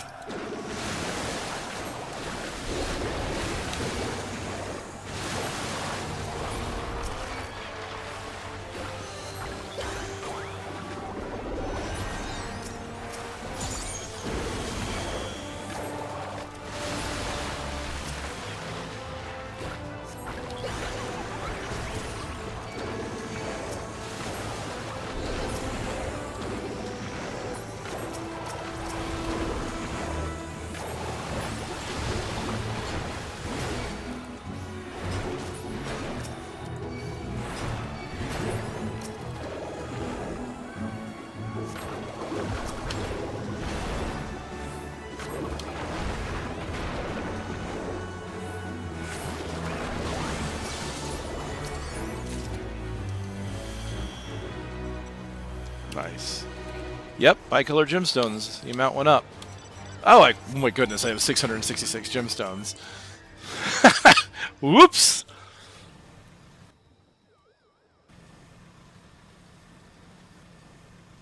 Oh no, I've summoned the final days.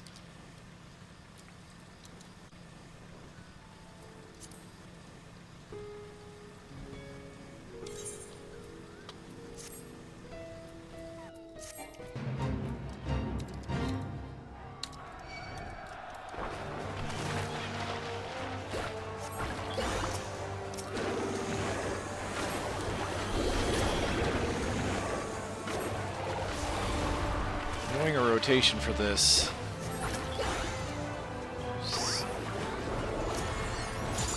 Seems impossible.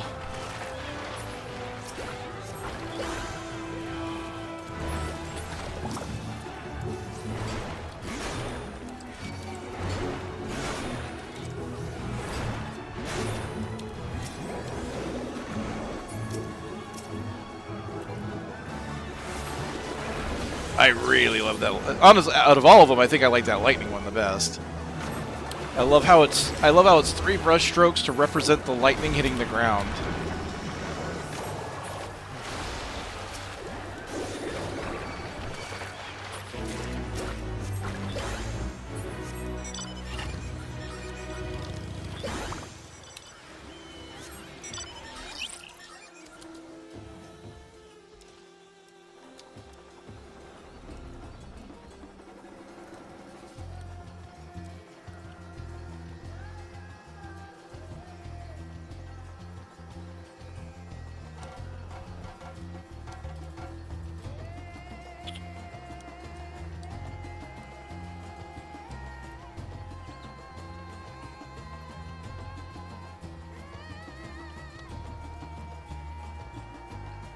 I am surprised the fates are not just popping up everywhere. With how many of us there are.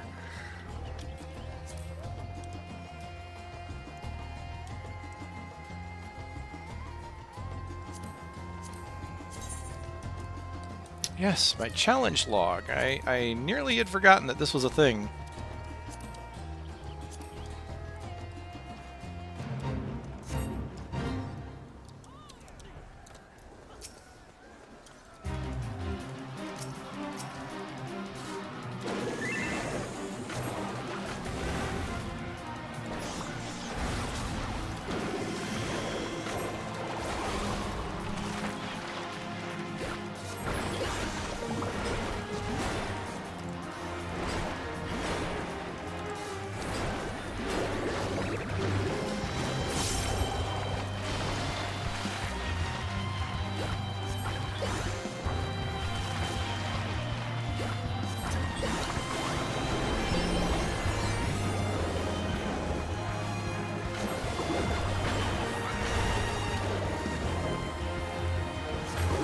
So I activated my buff, then I activated my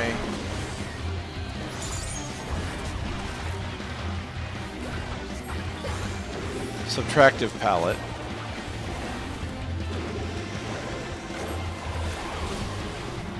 And I hit him with the Moogle. That seems like where I want to do my burst, right?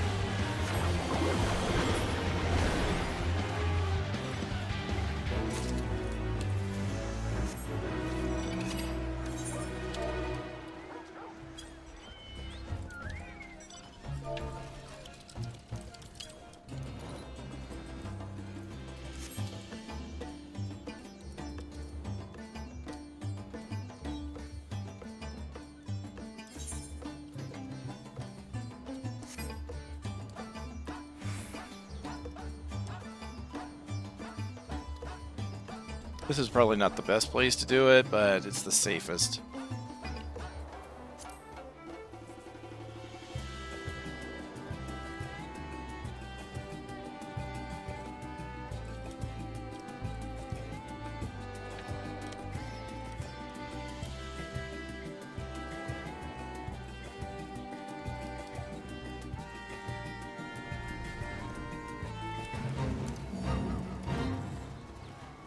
Okay, this is just one of those gathering ones.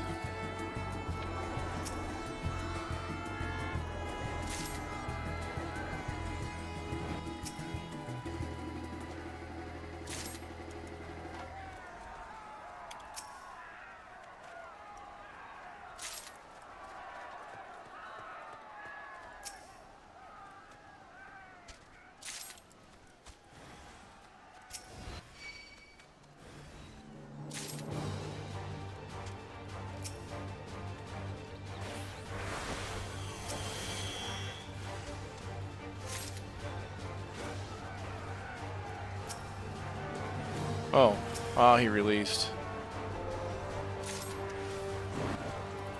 I don't have a res, but I could always swap, you know?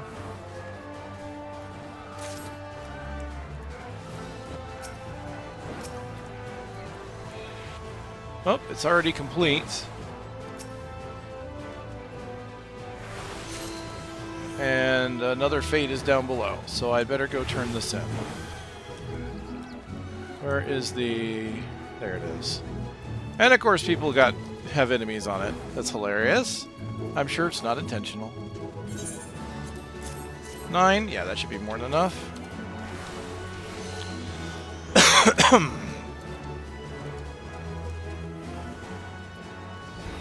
Yeah, I think I'm getting the hang of this pretty quickly. Like, it seems like a lot, but really it's just a bunch of toggles.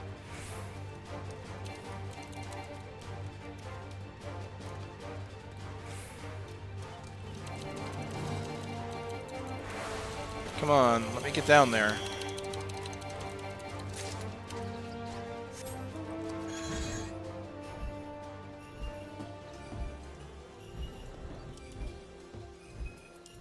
What's the cap on these?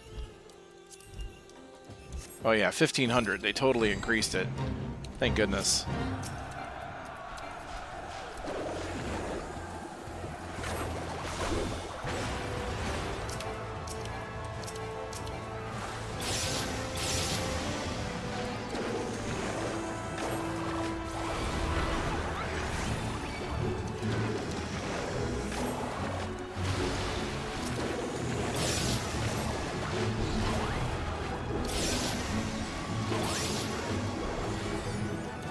Throw out a bunch of holies since I can't see what the hell's going on. Throw some palms. Here, have a mouth. Let's go ahead and paint our starry sky. Might as well.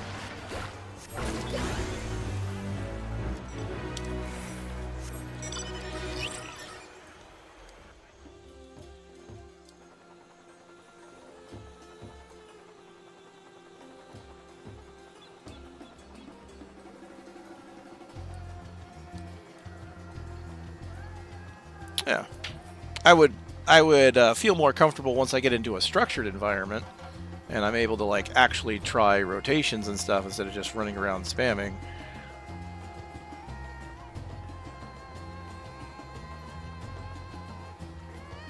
Oh yeah, I meant to double check the... Okay, so Fire 2 in red has been upgraded to 100 from 80. Fire in red is 340. So even that's been upgraded. So that means with 3 targets, Fire 2 is only 300, whereas this is 340. I need to look at the other 2s.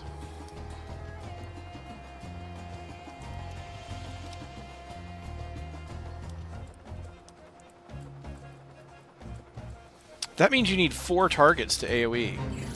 That seems like a lot. Let's see if this is the same. So this is 120 versus 380. So...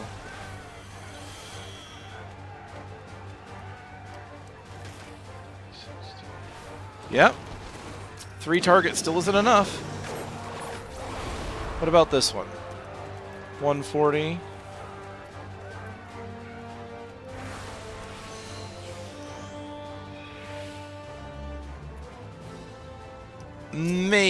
Maybe just matching it. So you need at least 4 targets to AoE. Alright, that's...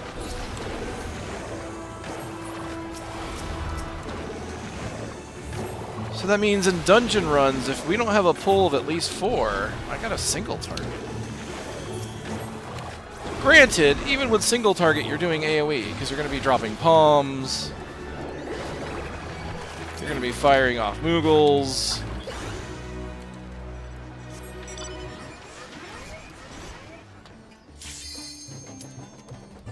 Oh, hey, time for Netflix and chill.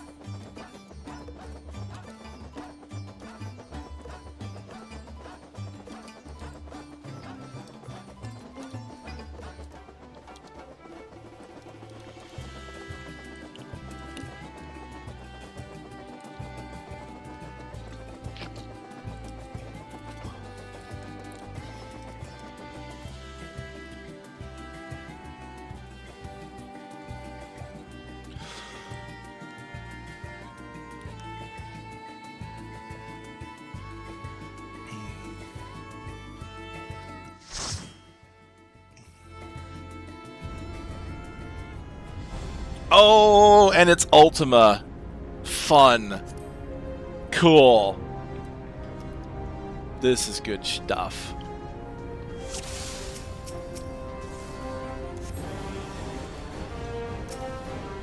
Alright. Paint my palm. Paint my hammer.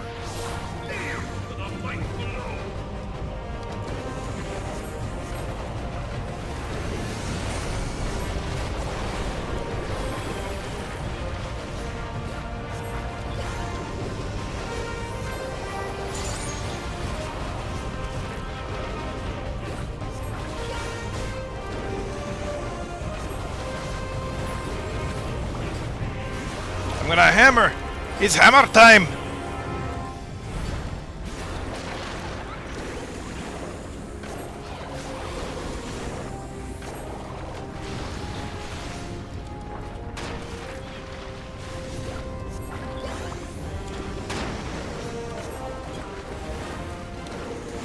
I had my chat turned off, so I didn't see everybody say hello.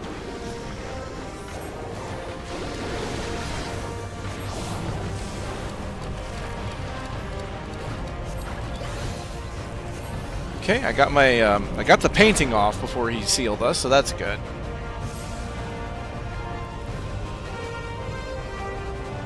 Yeah, this is pretty basic. It's basically just spam my primary combo until one of the motifs comes off cooldown.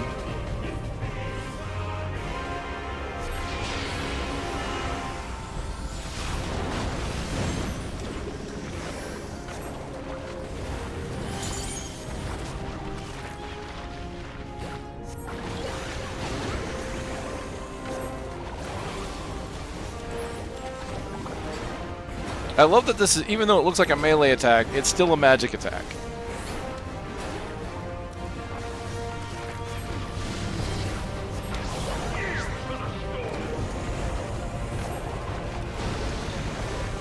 So like right now I have to wait for either the palm or the hammer to come out cooldown.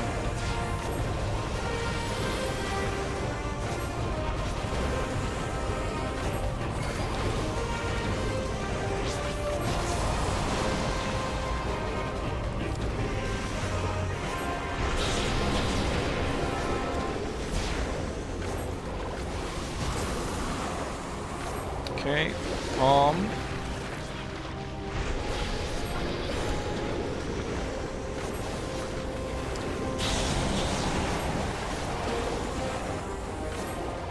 It's almost hammer time.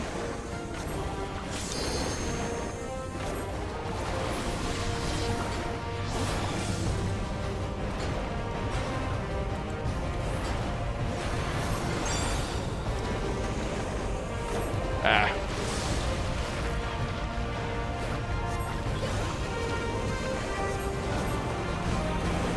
Just gonna keep summoning my spell effects because I like the looks of them. Oh! Oh, with his shield up, I actually don't get my, I don't get the ability to go through my combo.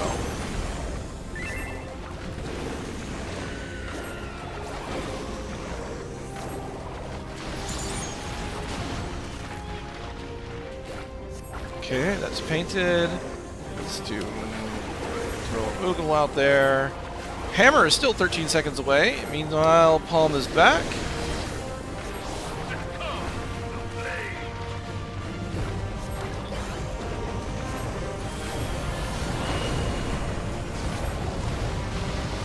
I really should use my Tempera.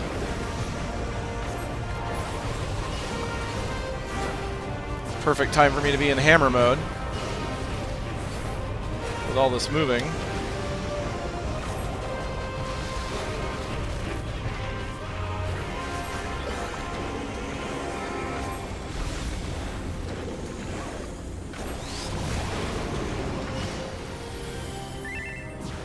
Ah! Okay, yep, I wasn't able to get out of that. I got a Moogle, and I'm not afraid to use it.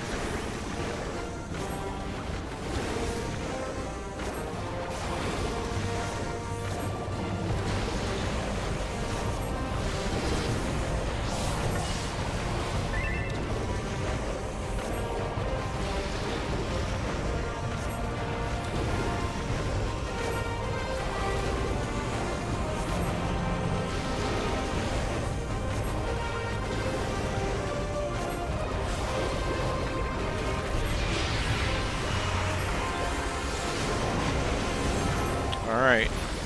Hammer time! You know what? I think I love this class just for this hammer alone, to be honest with you.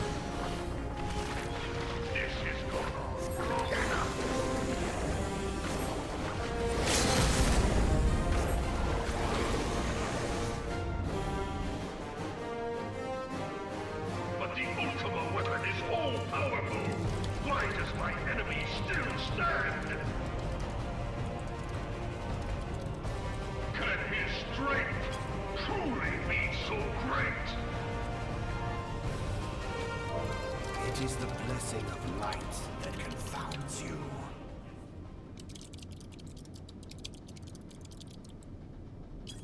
La Brea.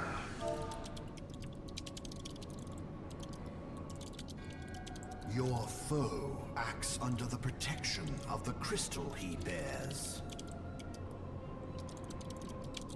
So, this is what empowers him.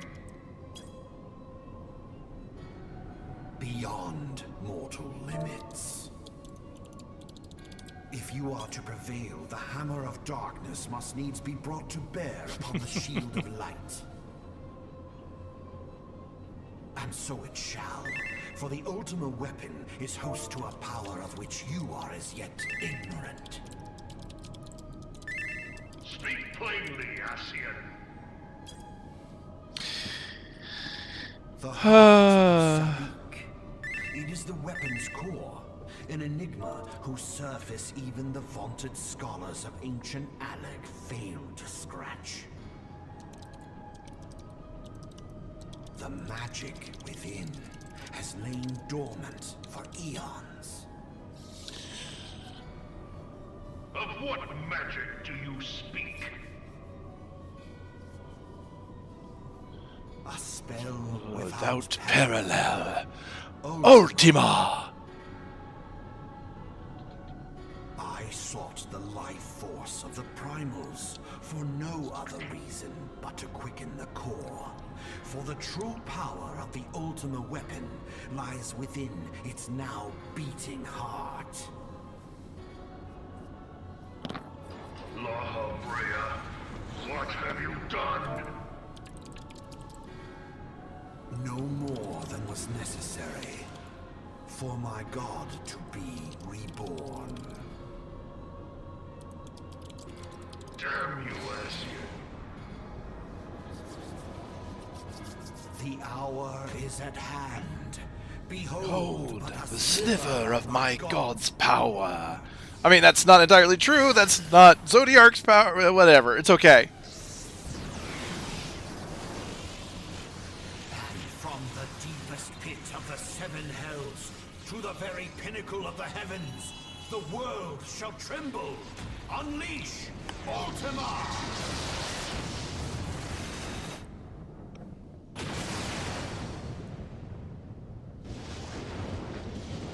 Ultima. I actually really love the version of that plays when you're fighting Ultima Weapon in its final form. It's subdued and just I think underrated. Like the newer one that they played for like the weapons refrain was really good, but this one's still got a place in my heart. Such Devastation! This was not my intention. Oh, Hydaelyn, it seems the task of keeping your champion alive has exhausted what strength you had left. Van Belsar, This was my your intention. enemy's shield is broken. I needed a landscape. The rest I leave to you. We will speak later. Ascian! The disdain in his voice when he says that. He's like, you ass! Ascian! The question of who is mightier remains. Come, adventurer. Let us find the answer together. I love this version of the song because they do this like, what is it, an aria or like this it's like so good.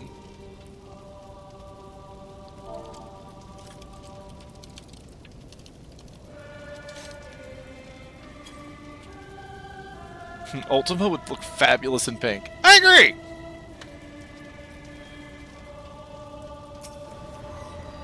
Alright, let's have at it.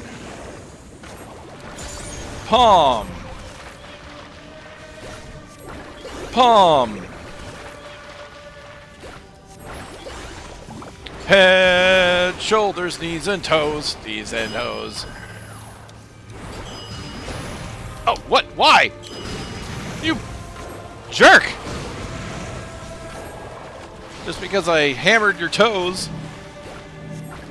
Alright, let's throw in that tempura. Man, the animation on casting that shield is so long. It's an instant cast though, so like it's up right away, but it has a super long animation.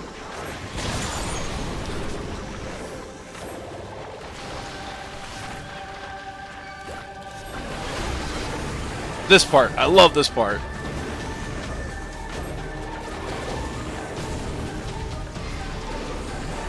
Oh, I don't have.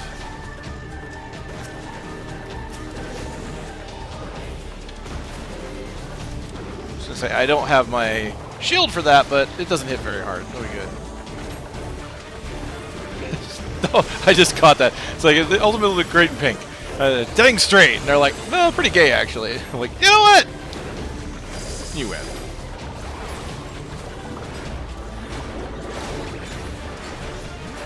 Oh, hello.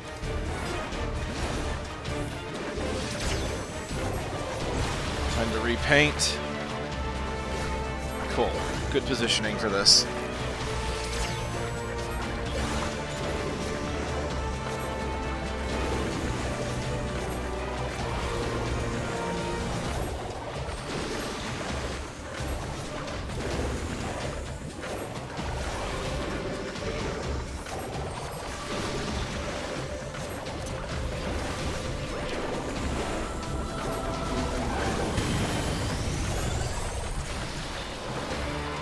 Even that didn't proc... What? Ooh!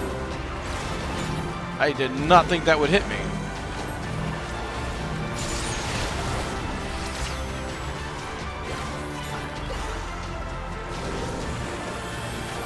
Da da da da da da da da da da da da da.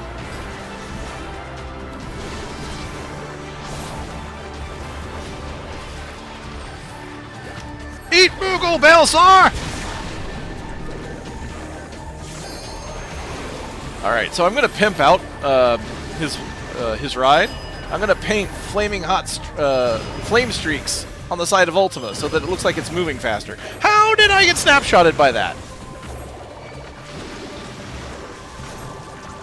I wonder if my streaming is messing with my ping. Because normally, I'm really quick at getting out of those snapshots.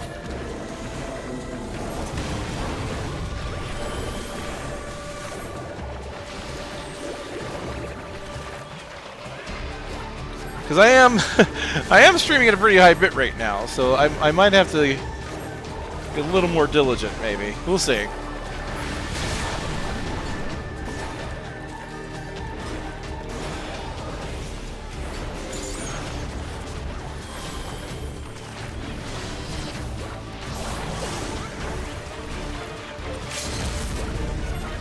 Hit him, Viper! Where's our Viper? Oh, he's gonna do his. We're gonna have him do the limit break. He's right there. Wait. Oh, yeah, okay. He's doing positionals. Hold on. I want to make sure I can see him. I want to see this in person. There he is.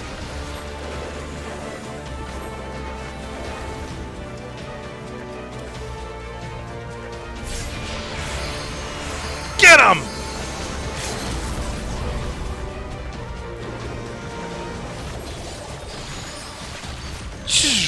Oh, you can't really see it very well because of the huge body.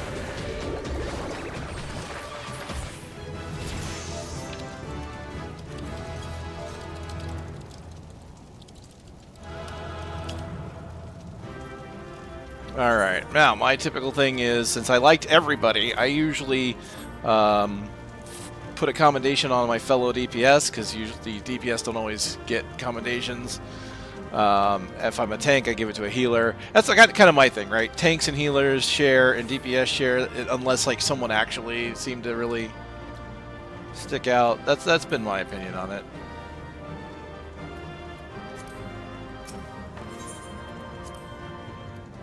Ah, I didn't get one. Plushie, you had a couple of things in here that I missed apparently. UShopper GX would let you type without having to open Firefox. That's weird. Chat doesn't go up. Weird.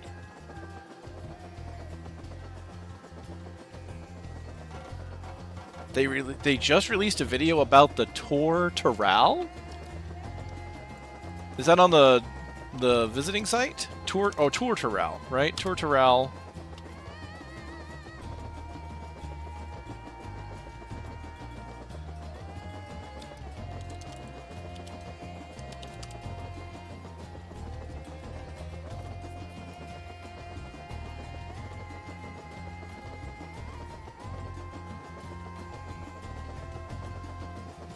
Oh yeah, there's a messages from the board. It says coming tomorrow.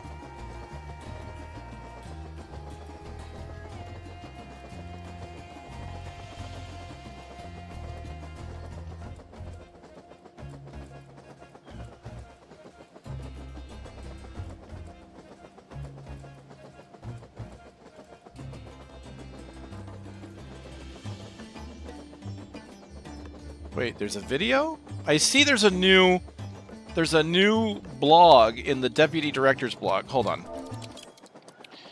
Deputy Director's blog. Tour of the Board of Tourism.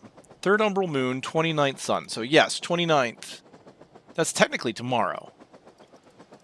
Greetings. It's been the most exciting day as I've gotten to know the other members of the Board of Tourism. All 2 of them. Turns out we all wear many hats here. But we like to consider ourselves quite efficient ship. For instance, did you know that Tiat Jim in finance manages all dirigible tours, runs our mailroom, and manages the Board of Tourism website. Also, hi Tiat Jim. Finally, there's Gurja, a very talented Mamulja, who acts as our expert on the ground, drawing and updating maps to note any new discoveries and dangers for travelers, acting as an arbiter between the different peoples of Tural and the ventures into the jungle to locate any lost travelers or previous Board of Tourism staff members. He even recognized me from when he saved me as a child after I wandered too far from home and was missing for 3 full days. I survived by eating nothing but nutkin treats and drinking contaminated water from a cerulean bowl. Oh no, if Gurja hadn't been out mapping the continent, who knows what would have happened. Such a full circle moment to think that only a few decades later I'd lose that very map. Time certainly does fly in paradise. Oh my. Oh my, I love this.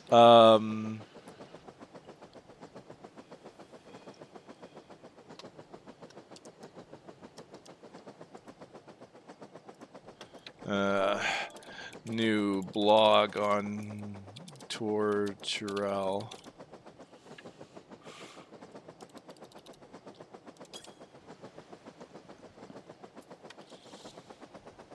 If there's a video, I want to know where it is.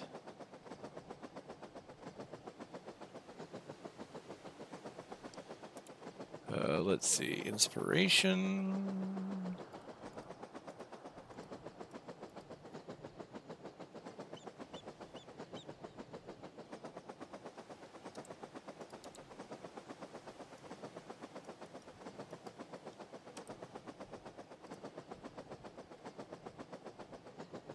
Universal greetings. Culture.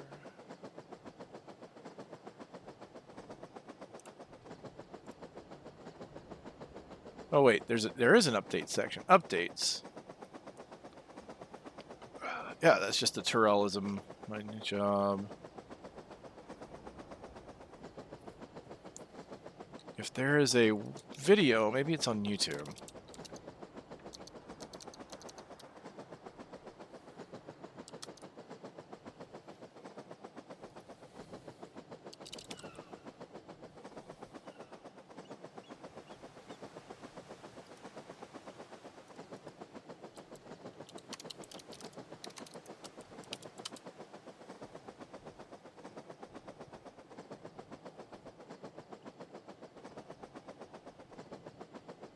Oh yeah, 28 minutes ago, Final Fantasy XIV, the Board of Tourism.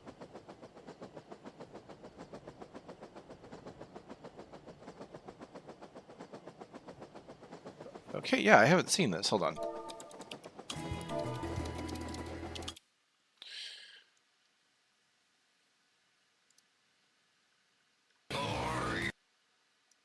Alright, let me get past this ad.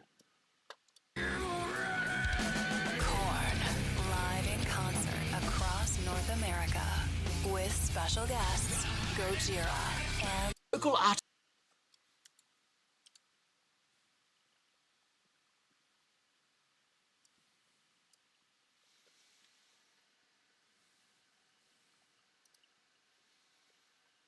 Alright, 1 second.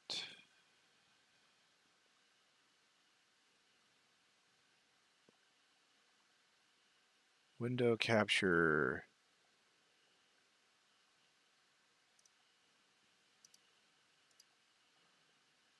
Kind of want to do just a section of a window, but I guess I could just... So there's display.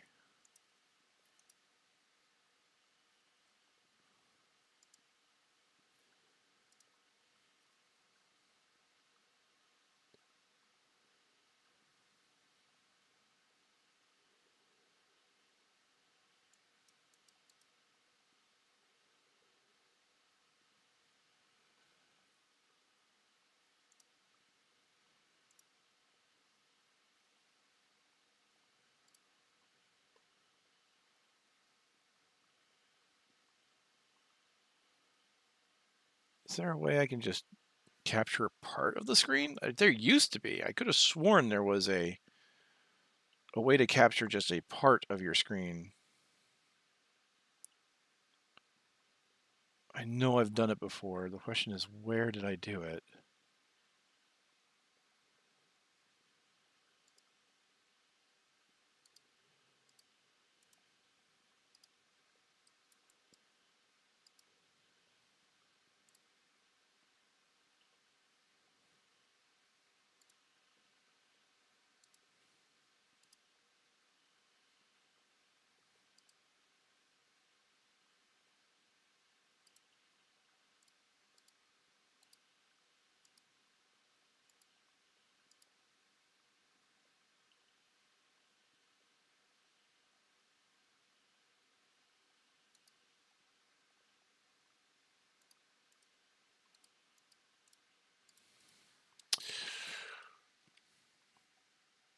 All right.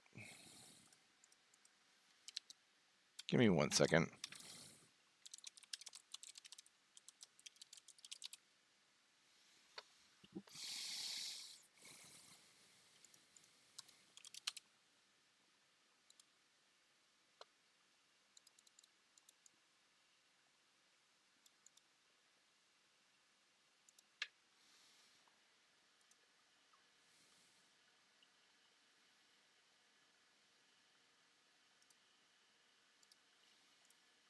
Oh, okay. So if I do...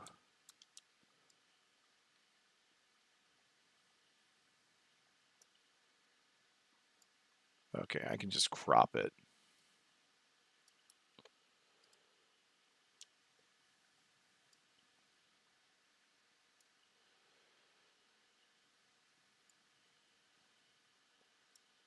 There we go. We can just crop it a little bit. Let's have a look-see, shall we?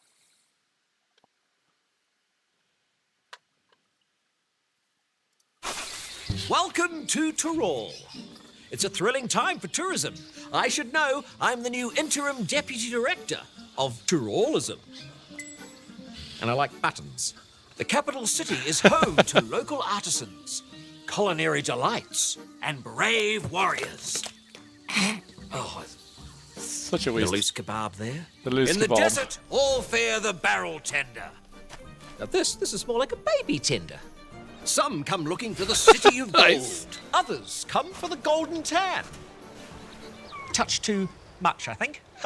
The Viper wields twice as many swords with twice as many slicey bits. The Pictomancer wields ether to bring their vision to life. There are vistas to visit, dungeons to discover, and alpacas to snuggle. So what are you waiting for? Okay, so that had a mix of some of the other the older just gonna- videos. Can I go back through the... Ah! Funny. All right. Yeah. So that was a mix of like a previous video that they had and a little bit of new stuff as well. That's pretty cool. That's pretty cool.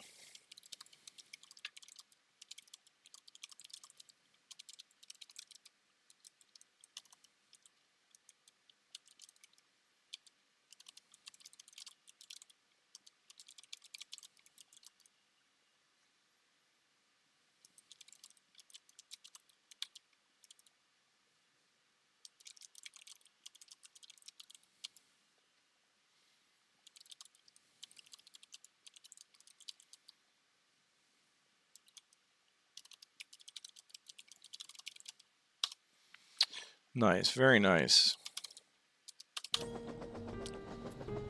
I am really, really, really appreciative of their media arm right now. They're doing a bang up job.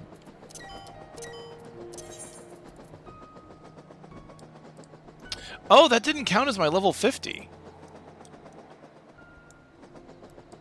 Oh, if I would have gotten Praetorium or Castrum, it would have, but here it didn't.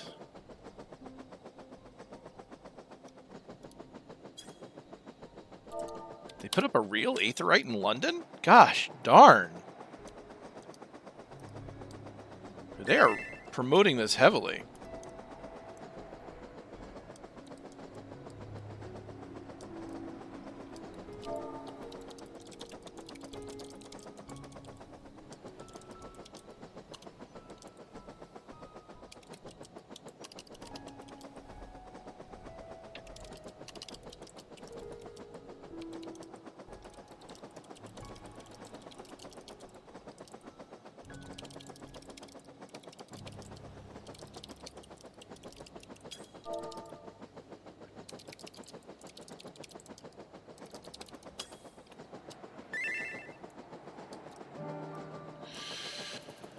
Okay, so that's unfortunate. So that didn't count towards my 50. So I'm going to have to do a 50 run.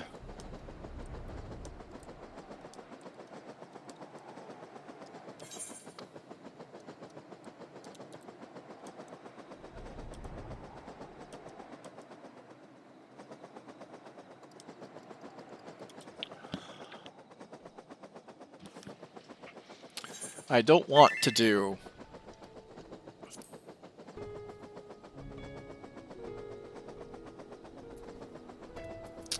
I don't want to do a main scenario one. I've already just done one. So,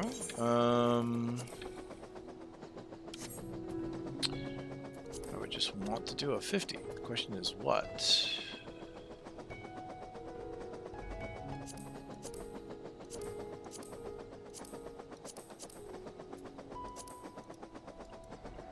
Well, I don't need to do it now. There are other dungeons to run.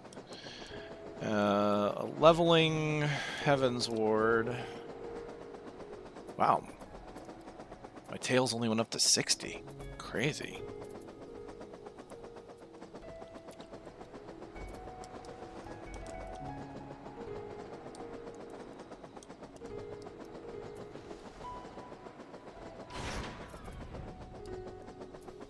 Lab, mock. Okay.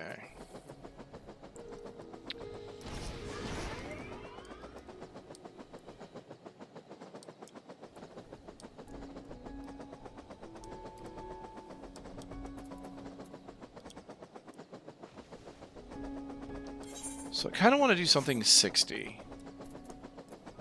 Since I need to do it anyway.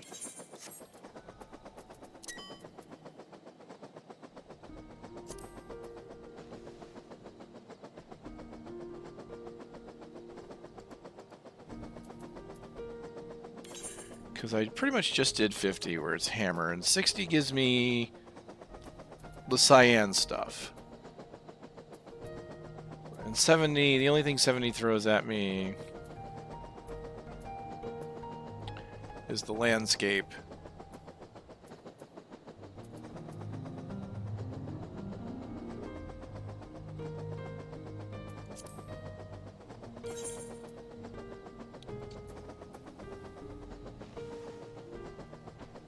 I mean, I think I got a hang on it already. I think at this point I could probably move to try out Viper. But yeah, let's at least run one, shall we?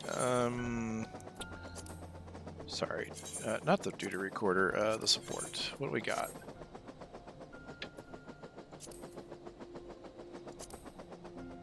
Could do Bellasaur's Wall. It's kind of sloppy.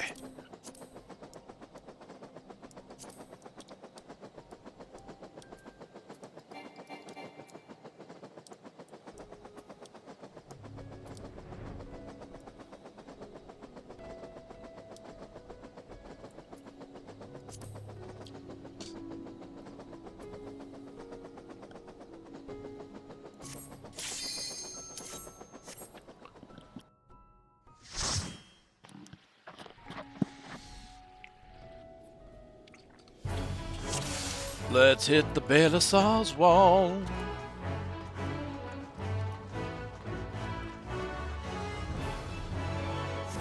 Okay, so draw my portraits while I can.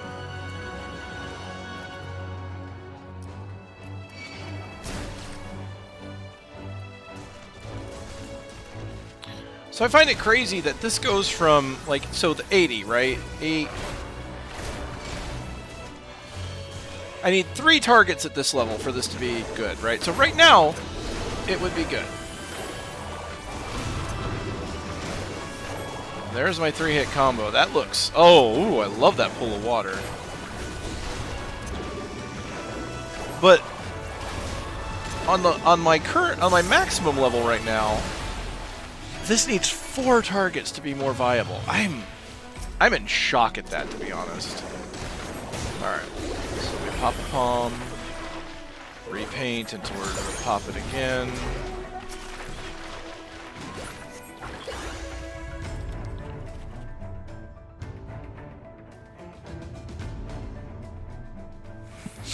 Ah, excuse me. Massive sneeze there. Oh, look at that! That looks so barren without the color palette. But now I can.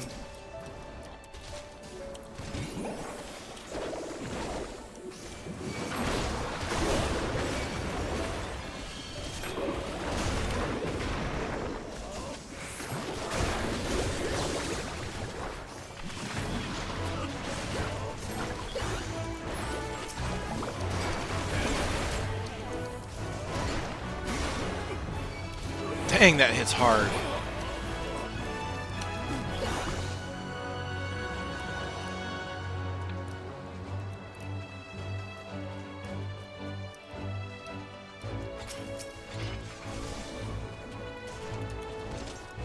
So let me look at this. Hold on. So this is a 180, and Blizzarded Cyan is 520.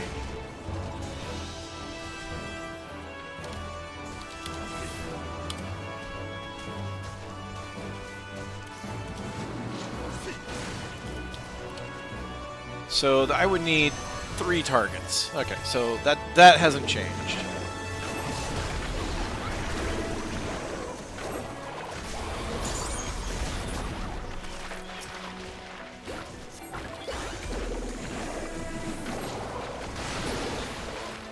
And I get 25 color palette for finishing a 3-hit combo.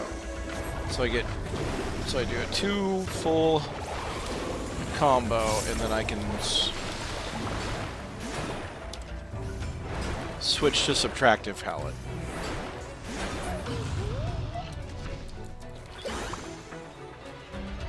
I do love that these are instant when you're out of combat. Makes that so nice. Oh, come on now. Guys, pick up the key! Oh, well.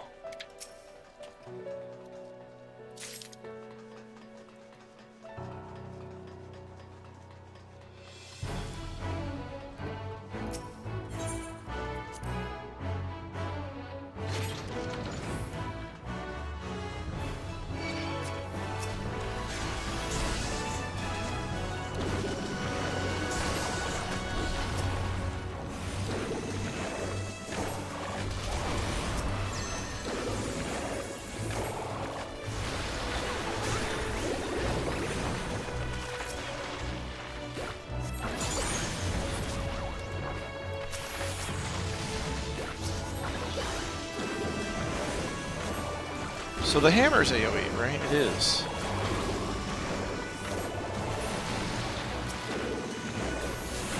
It is. Okay, so the hammer can do AoE.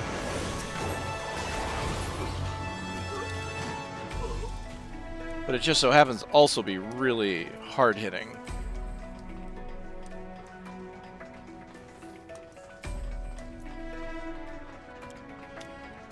Once again with the key.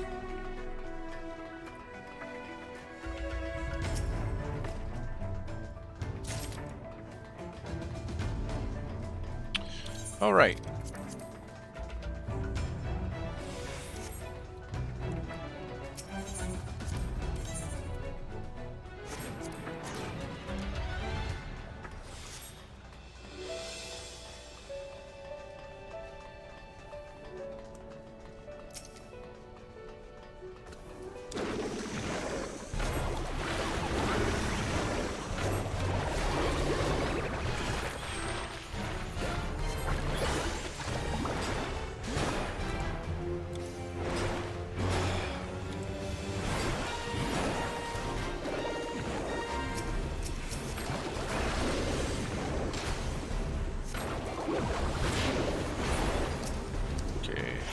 These take a bit longer to cast, but they hit really hard.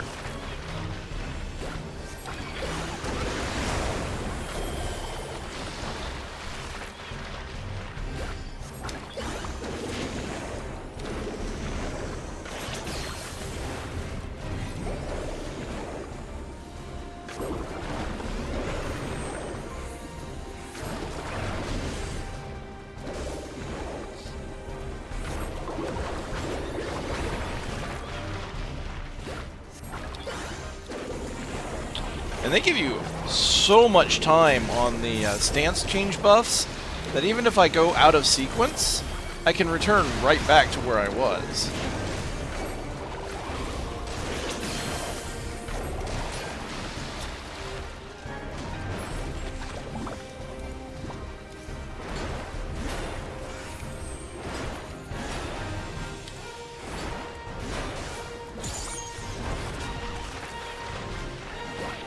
Paint that.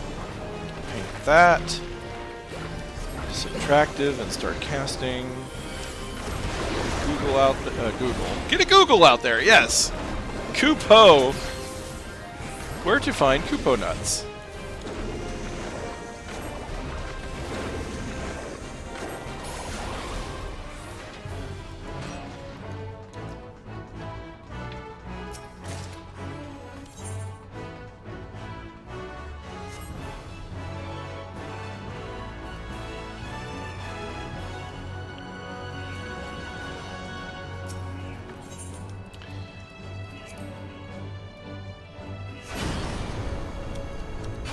Oh, they have a little dialogue for the NPCs. That's kind of cool.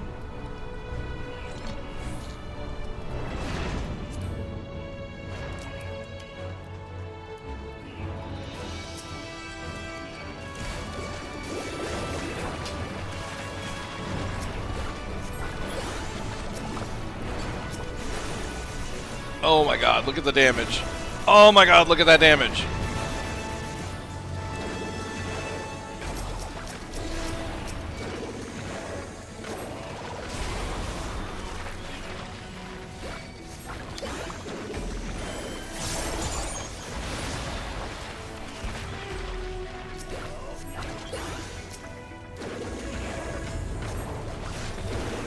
The fact that that hammer does direct crits. Is it just crits or direct? It's critical direct hit. Yeah, it is a guaranteed critical direct hit. That hammer is massive amounts of damage.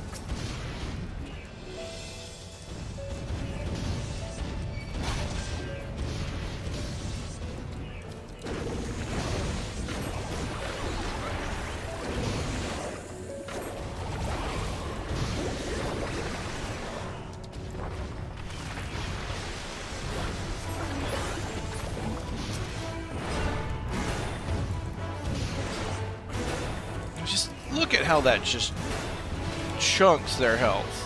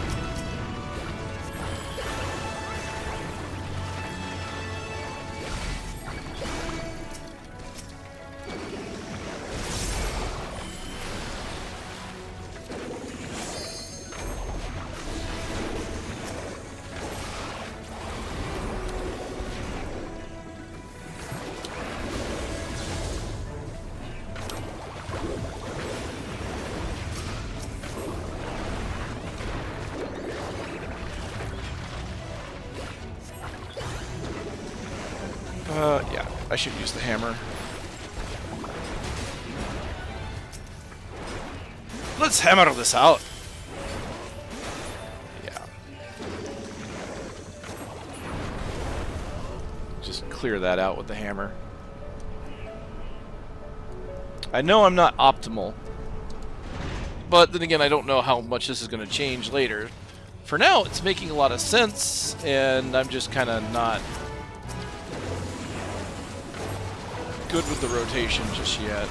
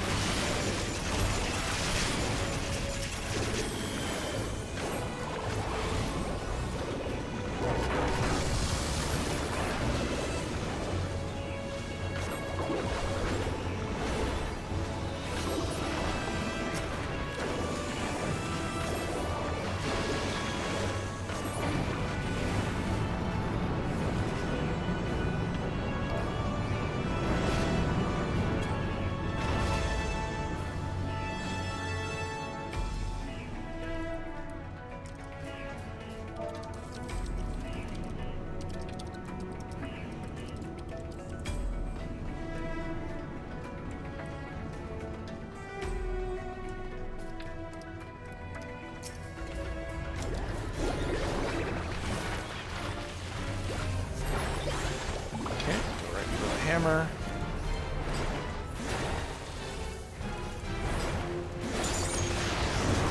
Okay, let's paint our new portraits. Okay, don't do anything. Moogle!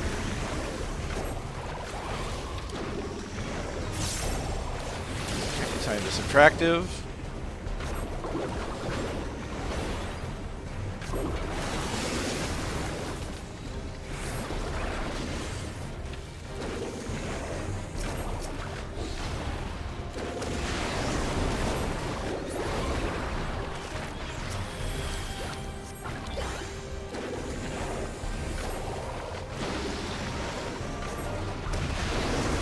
Okay, hammer's up in 5 seconds, so I'll do hammer before I do subtractive.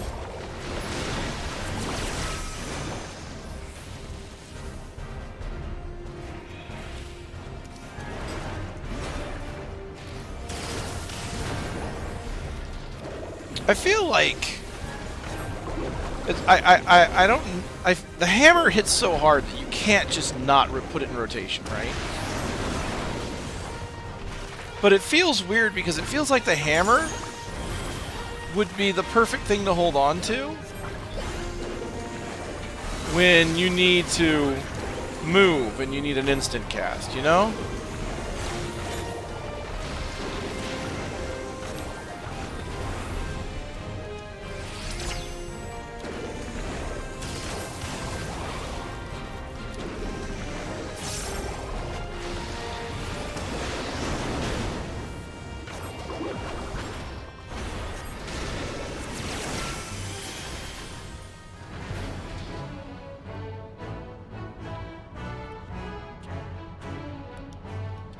Okay.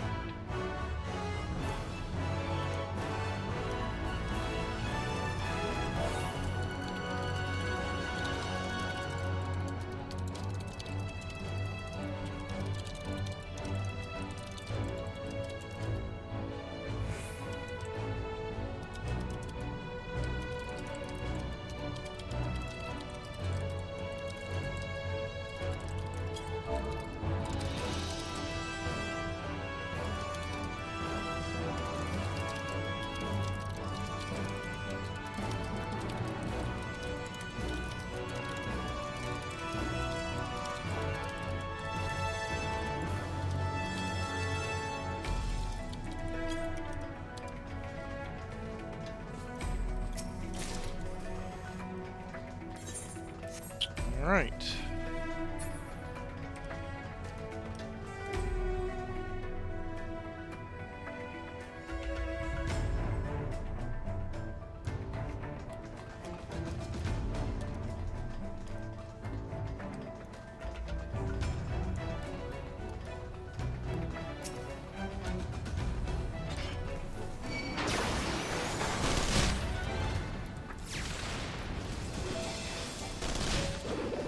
Oh, yep, I still have subtractive.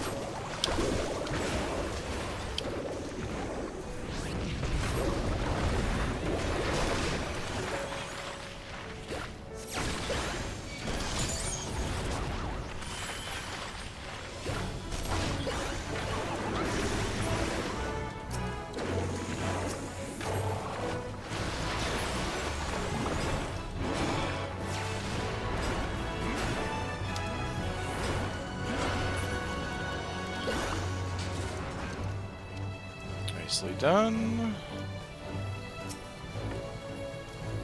Okay, where's the dang I was gonna say, where's the dang hammer? Where's the key?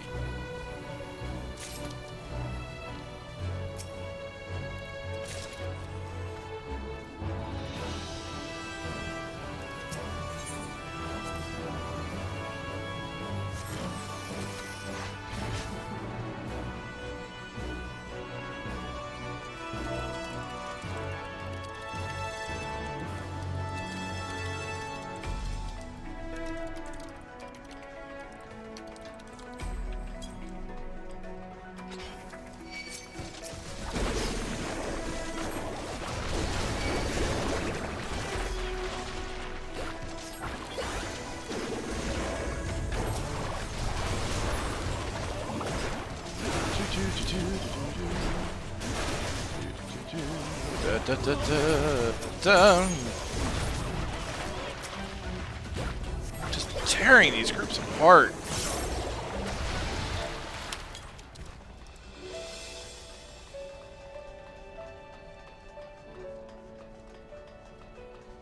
Like, if I was doing this with a group of actual players, I can just imagine the how quickly we'd be tearing this up.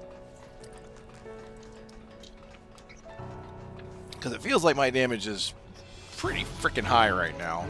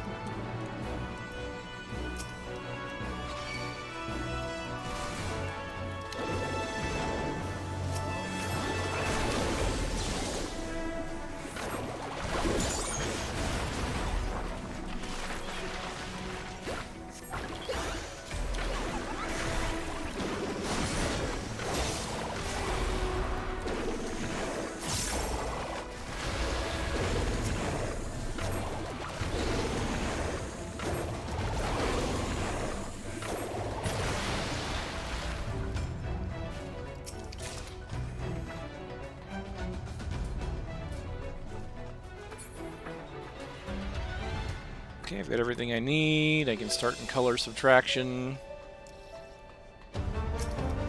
Ba ba ba ba bum. Ba ba ba ba ba ba bum ba bum. Paint. Hammer.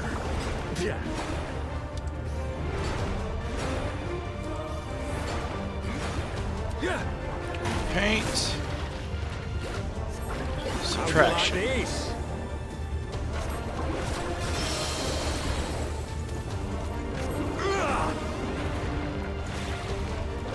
I almost forgot I have a dash. That was amazing. That dash goes so far. Okay,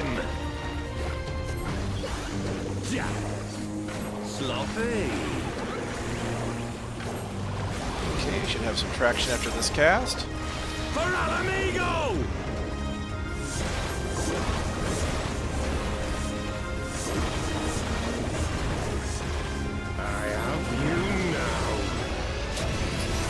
My guess is they're going to attack the, yeah.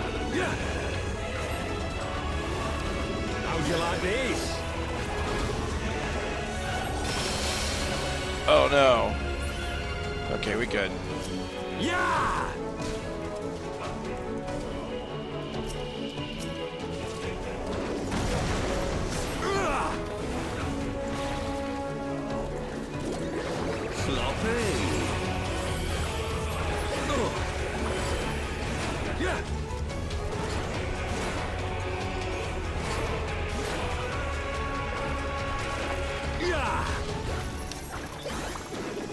Yeah, I mean, look how long I went without painting again, and I still had that combo going. That's crazy.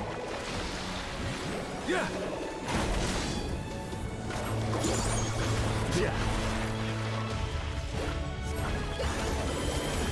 And the color subtraction thing, it doesn't go away. Like, there's no timer on that.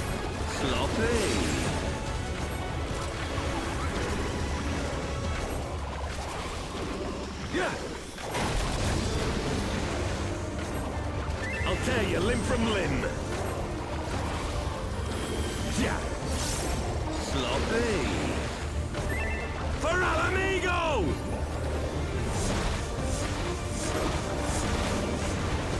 This again. I have you now.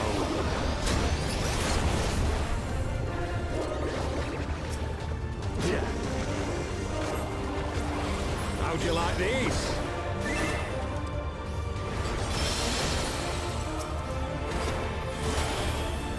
Yeah!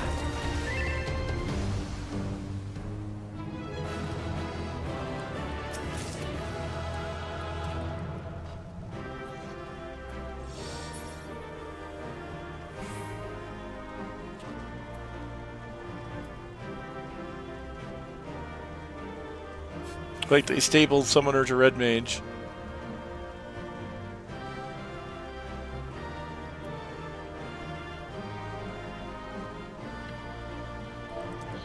Let's see.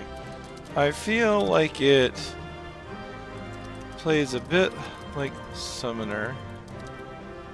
What was the comparison I made earlier? Feels like it plays a bit like Summoner. Yeah, I mean, he's got it right. Summoner and Red Mage just got stapled together because Red Mage is white and black magic. Summoner is essentially how the mechanics work.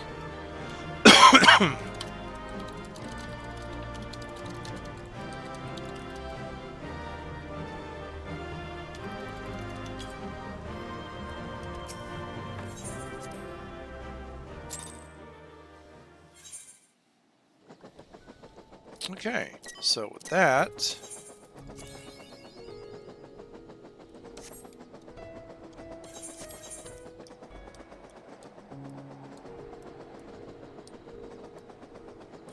I am 82 Picto, but I'm not getting anything new until 90. So really, there's no point in worrying about what my level is. Oh no, that's not true actually. Hammer Brush at 86. Hammer Brush and Polishing Hammer, which I guess is just an upgrade to the hammer. 580 versus 480? Yeah. Let me guess, there's a trait at 86. Oh wow, Enhanced Smidge increases movement speed after doing Smidge. So you not only get dash, but you get movement speed. Dang. And then potency to everything gets increased at 84. So maybe at 84 the AoE gets viable again. Then 86 is Hammer Stamp becomes Hammer Brush. 88. So yeah, a lot of stuff actually does happen between 80 and 90, just not in the skills department, right? So Smidge gets a buff to where it gives you movement speed. All of your skills get potency. Your hammer is upgraded to a better hammer, so that's not really a new ability, it's just a better hammer than what you already had. Tempura Grassa, which can only be under the effect of Tempura Coat, so that means that there's going to be a second ability on top of Tempura Coat.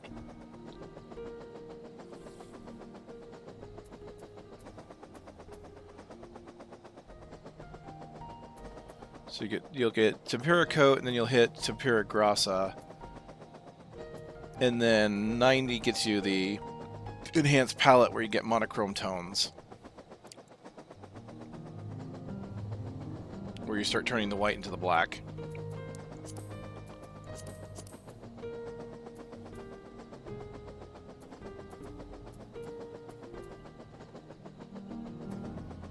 So Tempura Grassa removes Tempura Coat to create a barrier around self and party members that absorbs damage totaling 10% of magic maximum HP.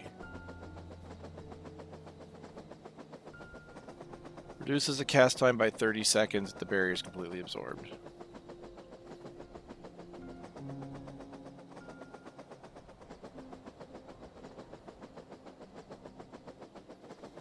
So what that means is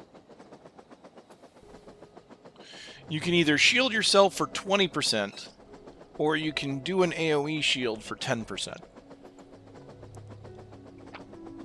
But the AoE shield has a longer cooldown. Okay.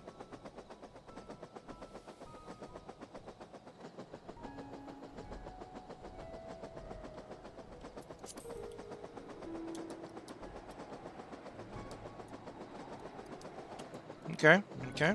Makes sense.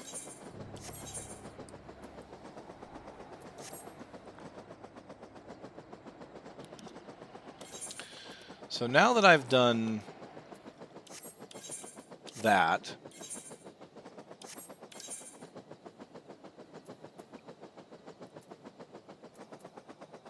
I feel like going to 70 for landscape motif doesn't do much, because that's just a buff.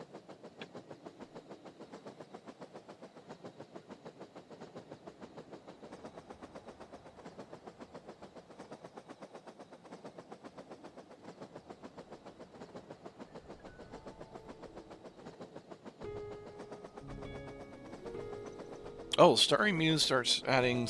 Yeah, Starry Muse probably gets upgraded by traits, doesn't it?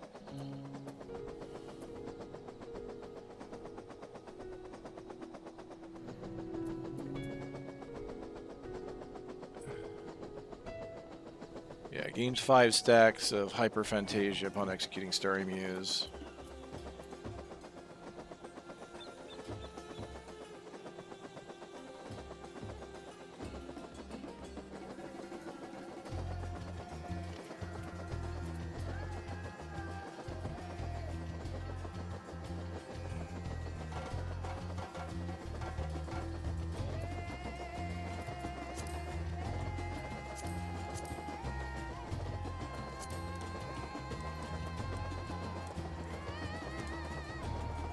So at this point, doing something at 80, so I'm pretty much at the 80 threshold now.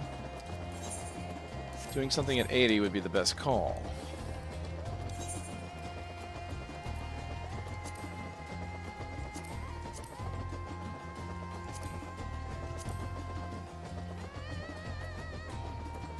And I'm 82.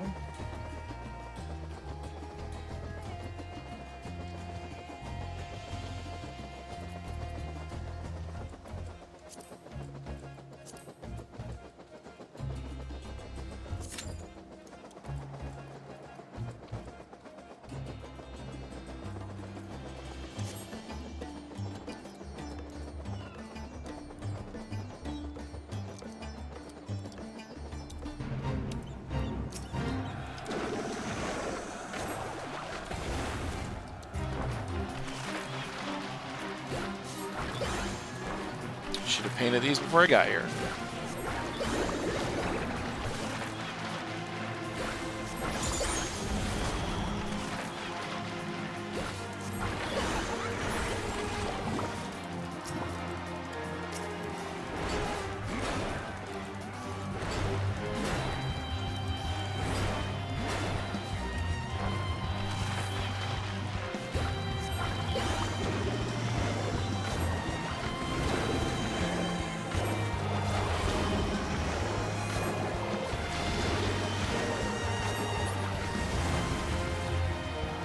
So now that I've hit at least 81, I can start doing Endwalker dungeons. So that's good.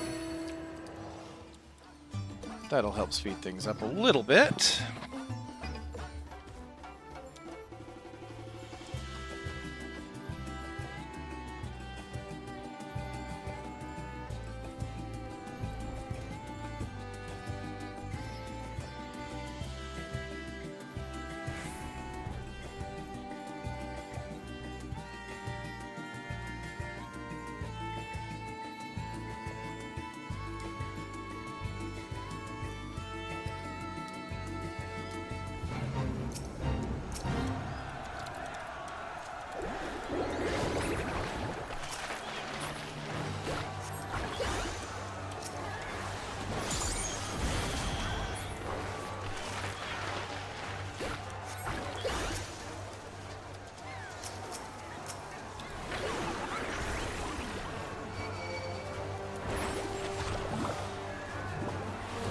Nope.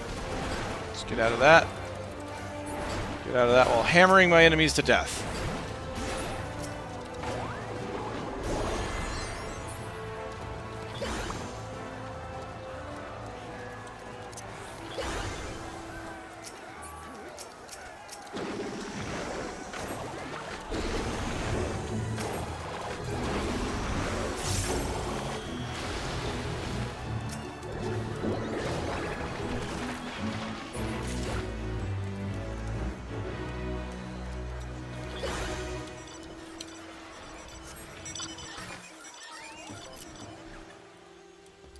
Okay, let me see what this buff actually does.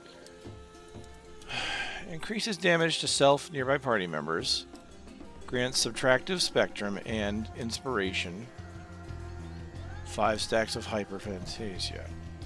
Hyperphantasia are consumed upon casting certain spells while under the effect of inspiration. Reduces cast time and recast time. So inspiration is reduce the cast time of Star Prism and Aether Hue while standing within the bounds of the landscape.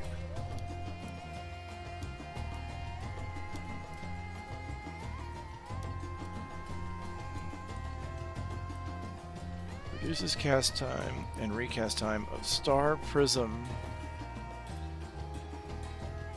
Star Prism.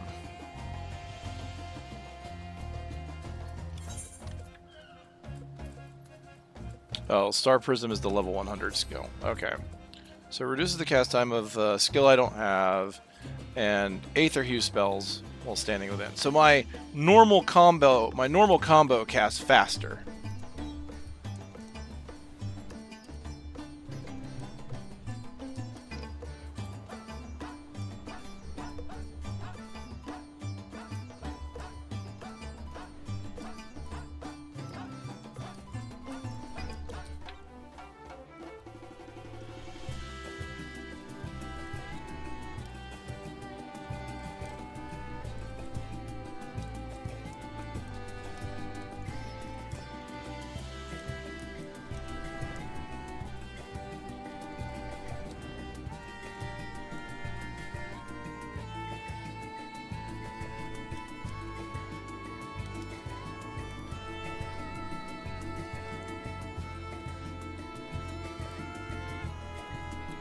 Fate!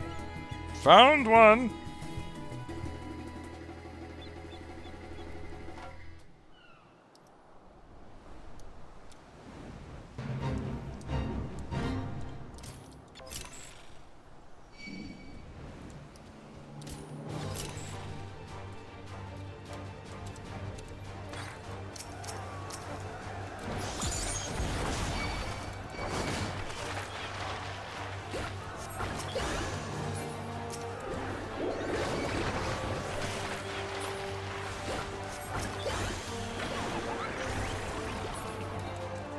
Okay.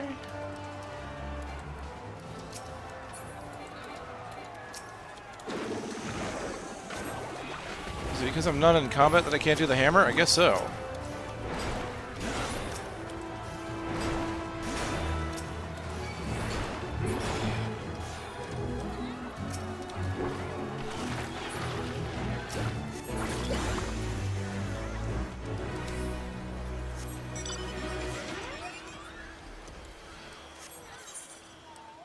God, people are still doing fates here to get level 87? I would go to a different zone.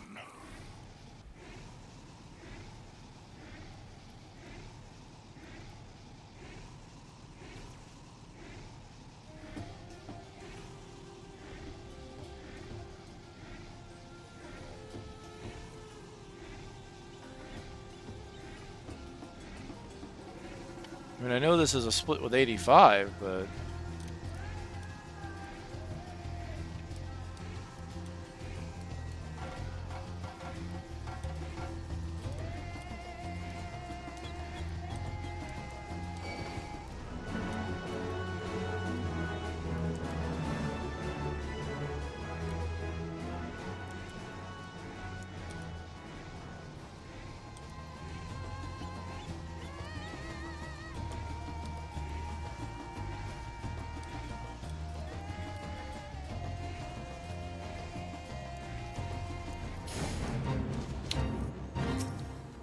All right.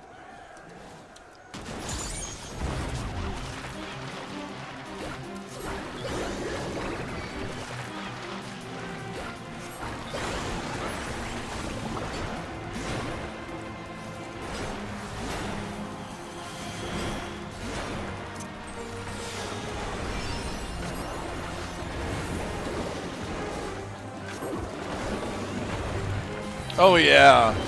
So these subtractive paints cast so much faster in inspiration. That seems to be the key. Like you want to put the starry sky down, and then just then do the subtraction, and just spam that.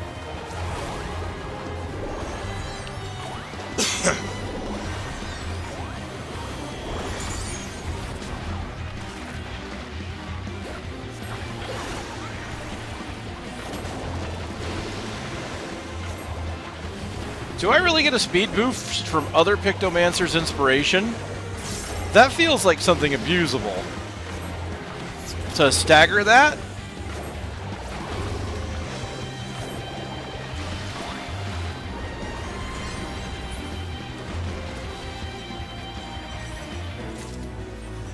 Like, that feels like that should only be your skills that get boosted by that.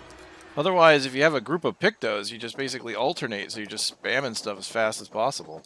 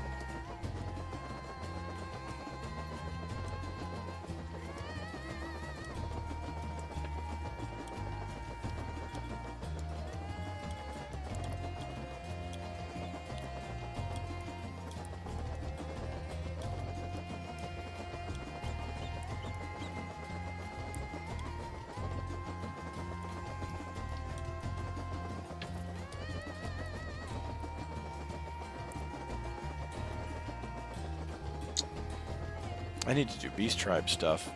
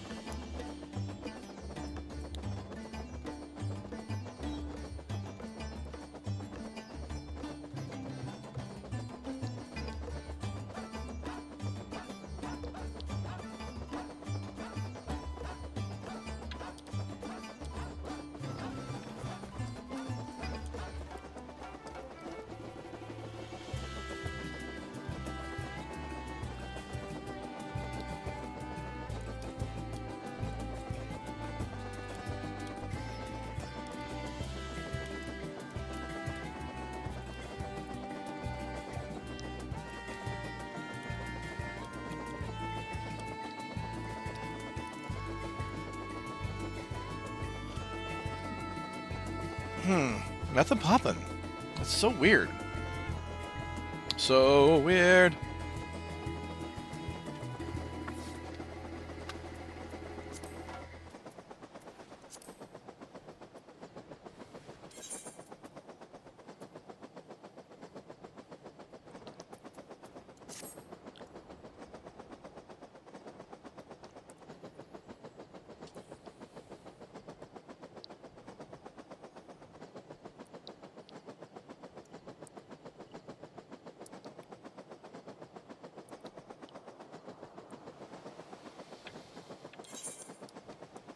If I remember right.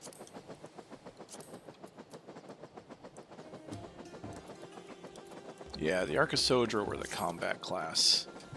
Oh, we got a bonus applied.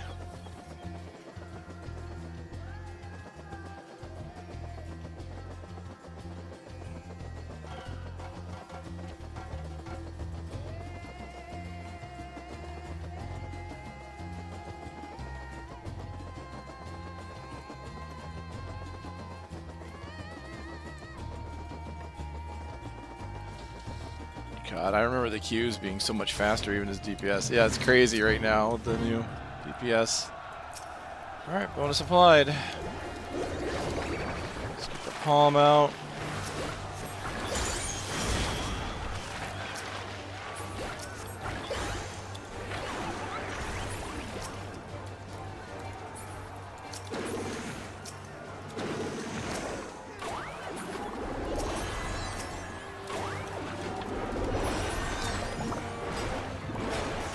I can't use the hammer unless I'm in combat, so it's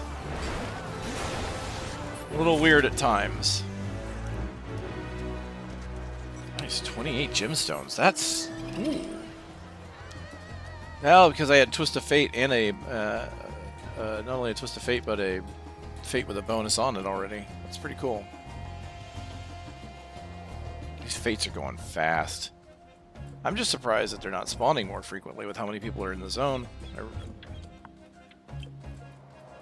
Well, and for reals, for trues.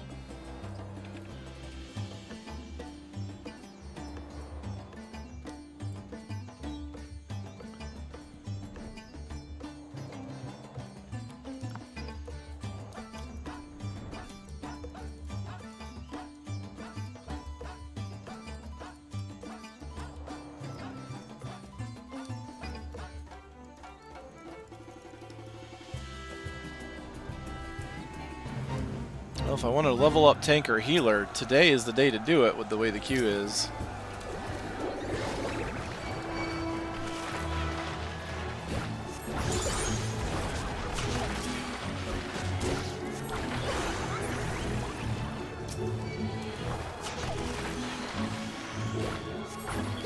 I should be painting these when I'm out of combat, to be honest.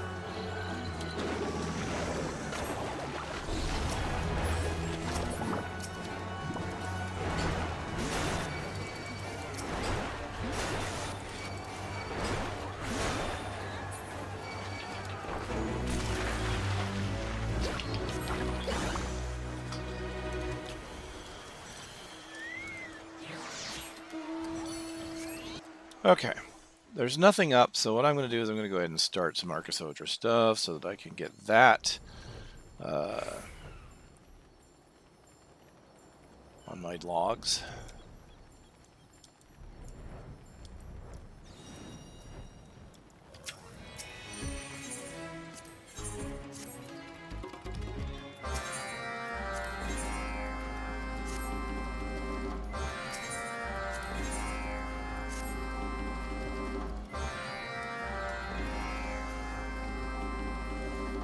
Oh. It's one that happens to be right here, so might as well go for it.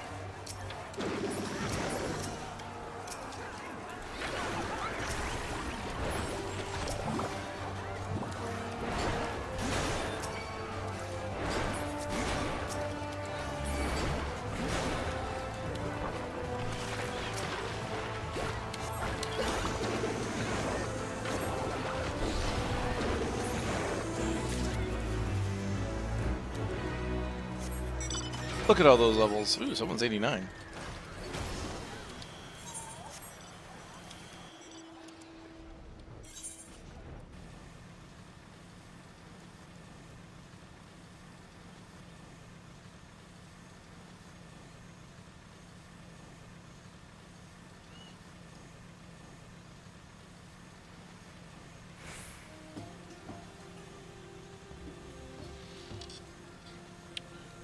Da da dum da dee.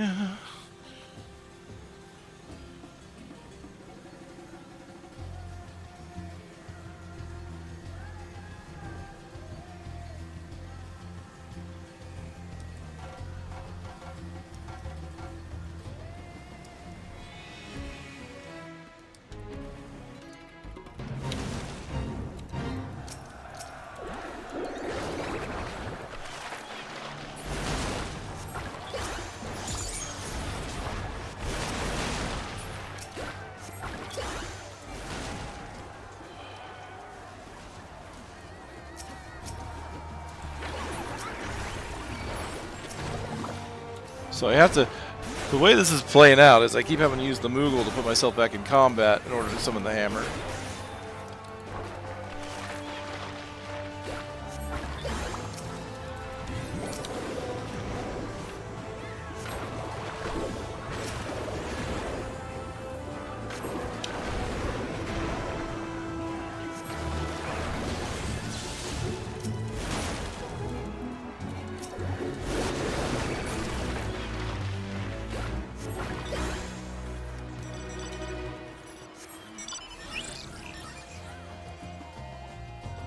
Nicely done. Alright, let's head this direction.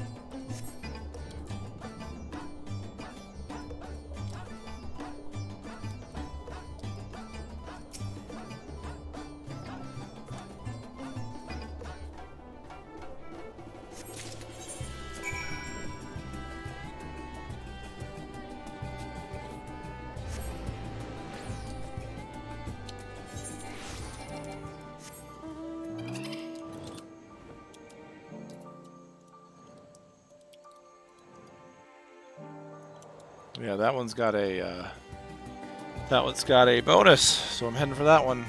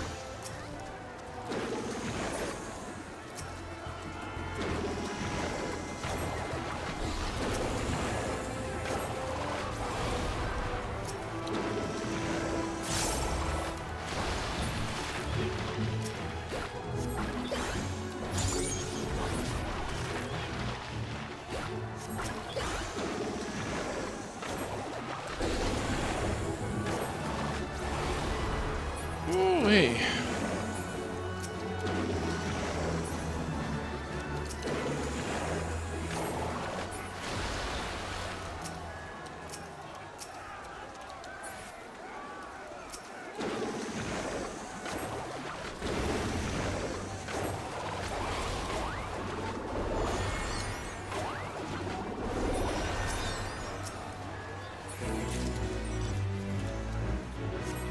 $35, not bad. Alright, there is a bonus applied on that, and that's right nearby, so I guess I will do that one. I was going to say I'm going to skip this one down here, but this one's good, because XP. Bonus applied, more gemstones. Plus...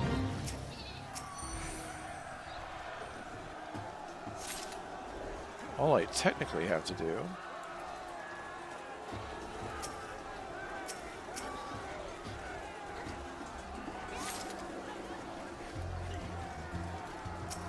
pick up these blossoms.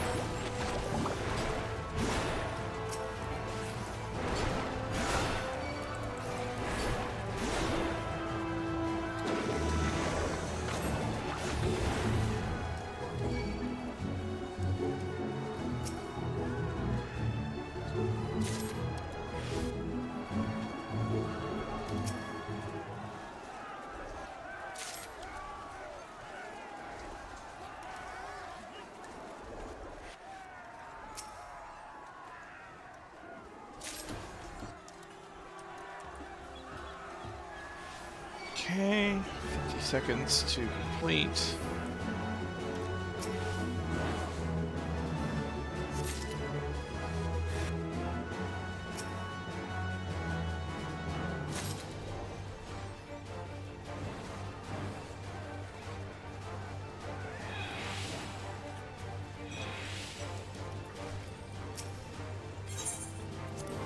Yep, that's a good amount.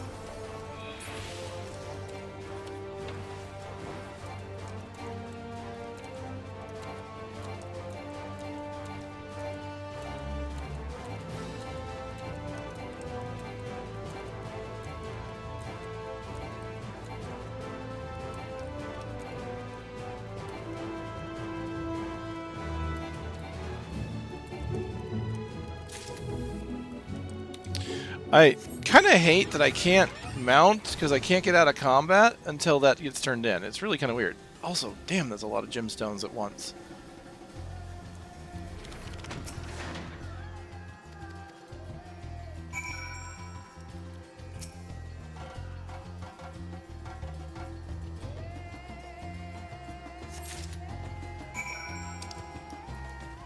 Okay, that's back there.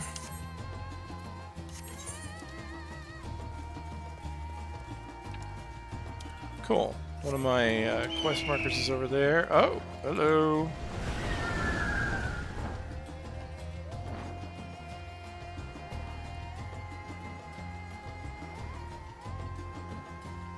This is a boss fate. Those are usually worth some good XP. That one's about to be completed. I can go down there, do that, then move towards this one, which then I can do my quest while I'm by it.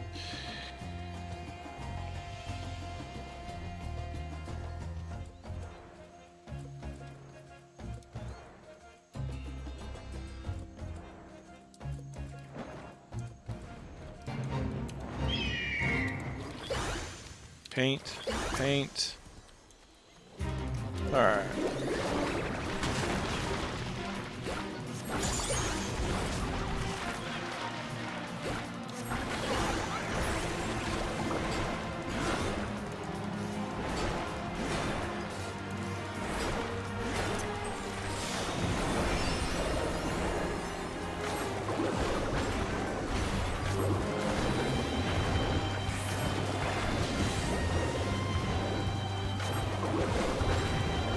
Double casting on the there we go. Color subtraction path done. Now I'm hitting them with the holies, in the palm, and we're back at normal casting. I guess I could paint a starry sky. This got 80 seconds. I probably didn't have to waste my time on that. I could have done that after combat.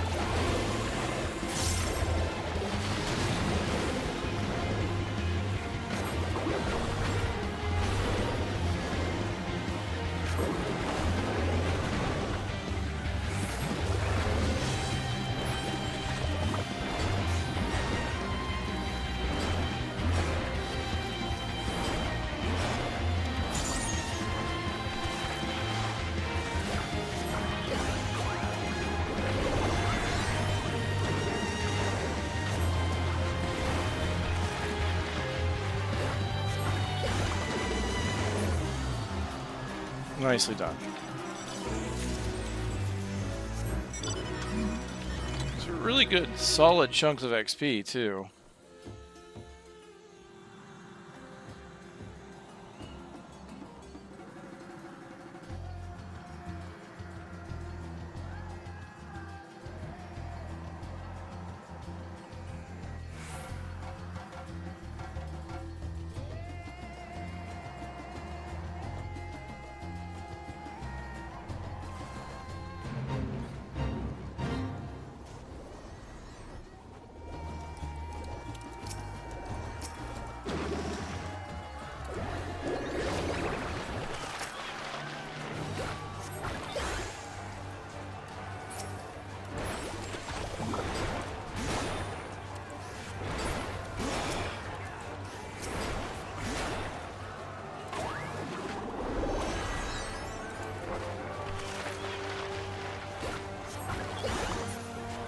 Oopsie.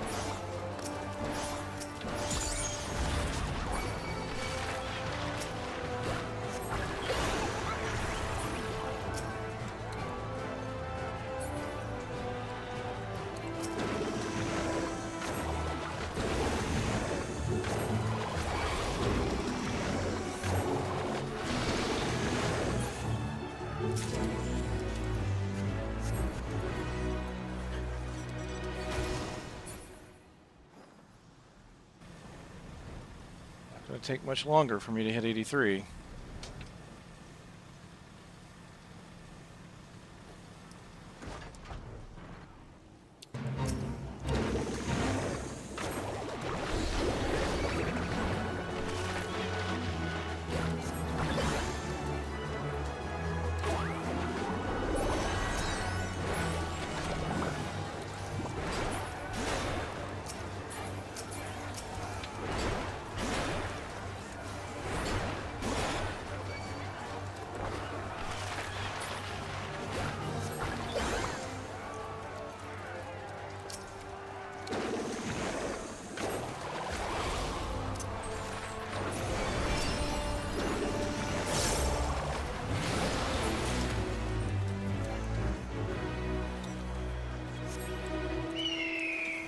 Well, okay then.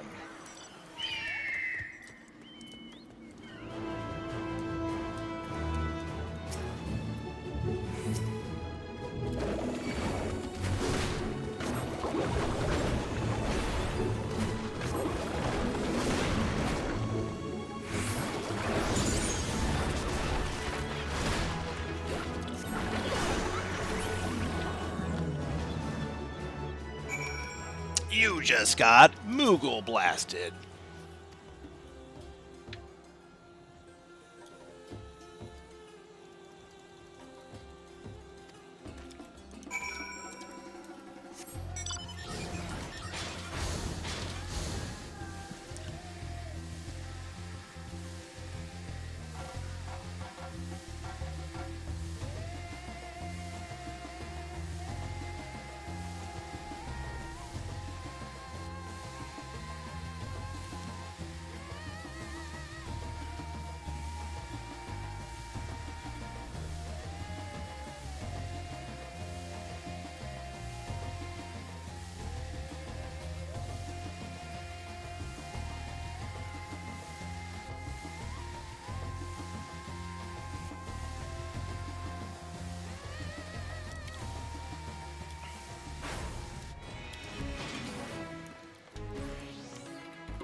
Do I want to turn in now, or I want to... Oh, there's one more fate just south. Oh, it's at 70. I'm not going to get there in time. I kind of want to level before I turn in. Although I'm not sure that's going to matter, because I think it's synced to my current level. Nah, whatever. No big deal. I don't think it's any experience lost.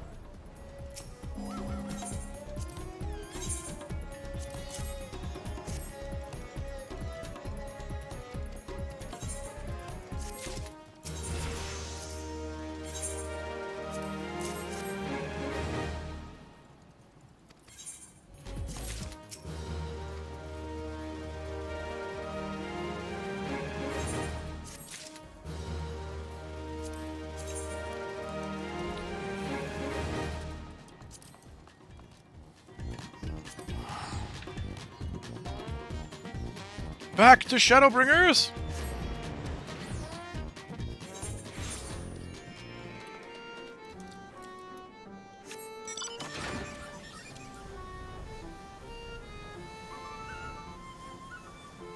So weird to see this teetering. Oh man.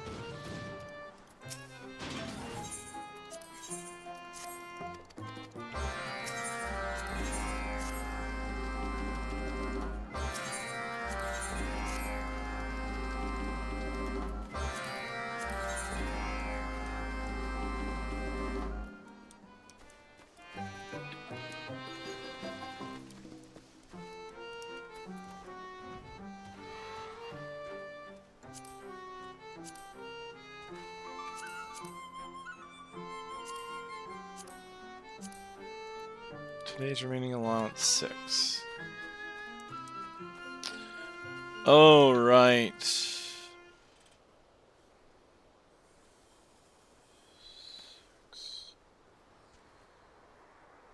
They gave you, I think they give you just enough allowances to do all 3 tribes in a current expansion.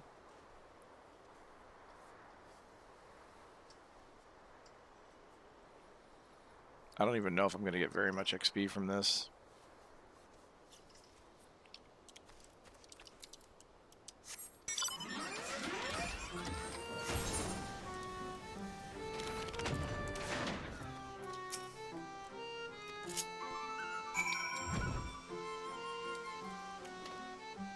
Forksy.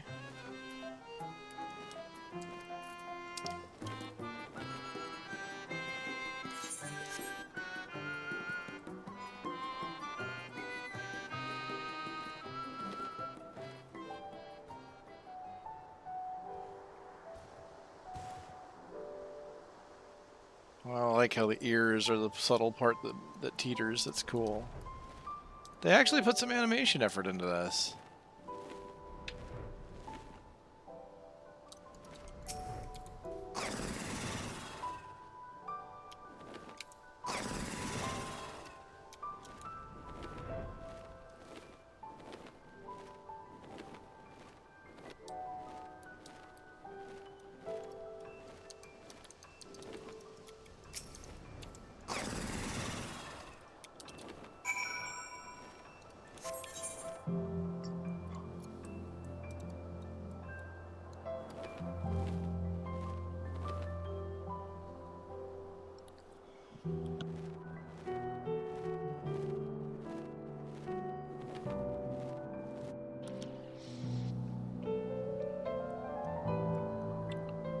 Going down, down, down.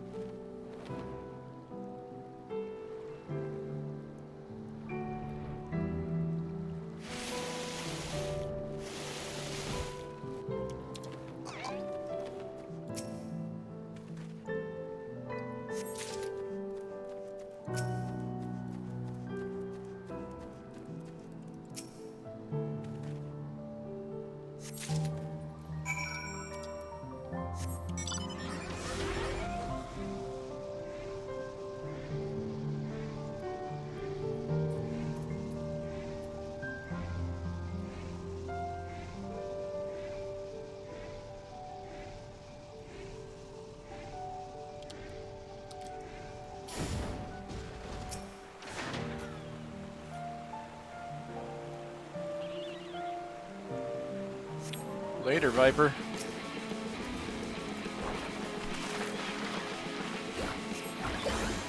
And again, I should do this beforehand, but whatever.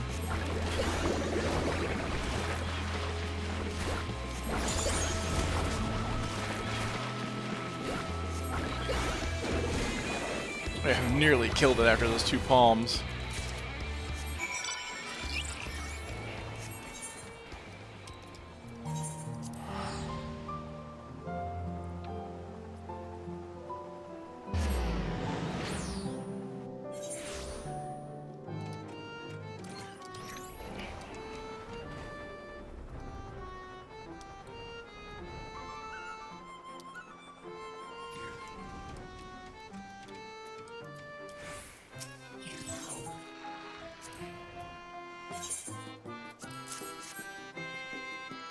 See how much I get.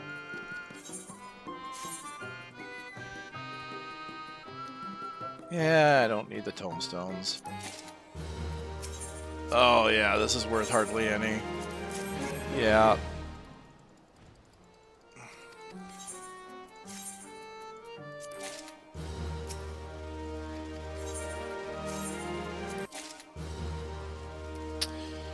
Yeah, it's not worth it. Definitely not worth it. You only get the bulk of the combat XP from the current X pack that you're in. So since I'm in Endwalker, I'm getting it from Endwalker zone. So that's a royal shame. That was like no experience at all. Although what I could have done was I could have been on Viper maybe, and Viper being at 80, probably wouldn't have been anything. Probably wouldn't have been much. Probably, most definitely wouldn't have been much.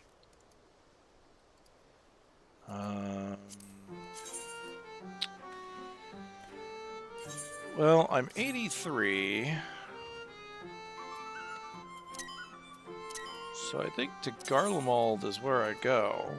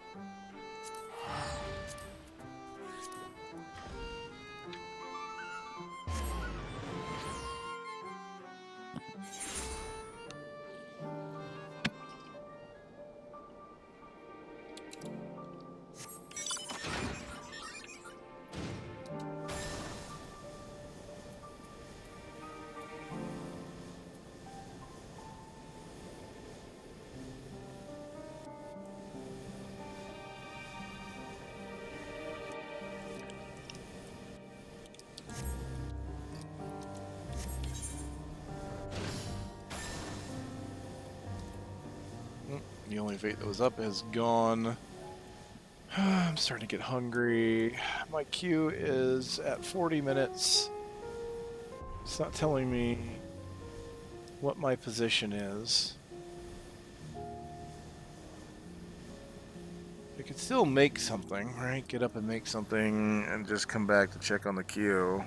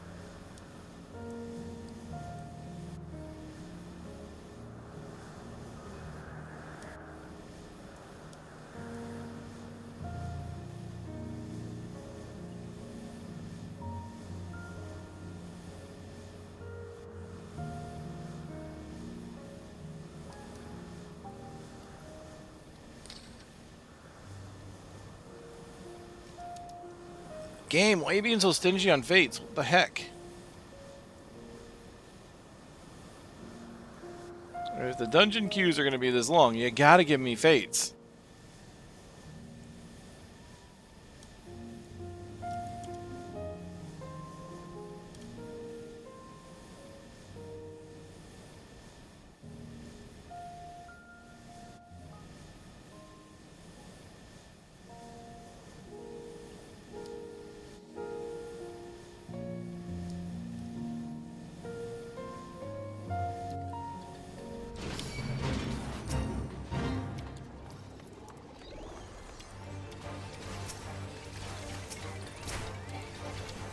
Oh. Haven't painted yet.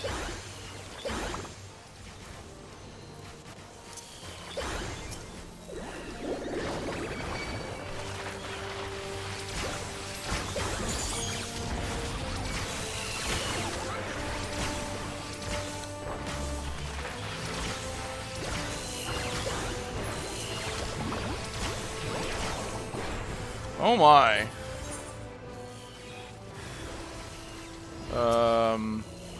Gonna have to summon my chocobo. I gotta come back.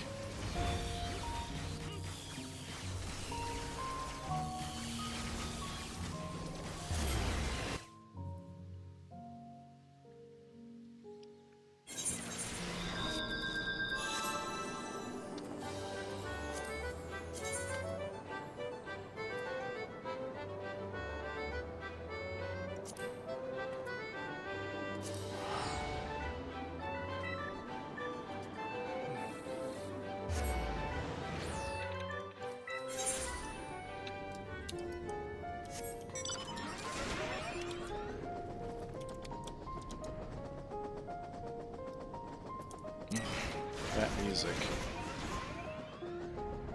This poor, depressing music.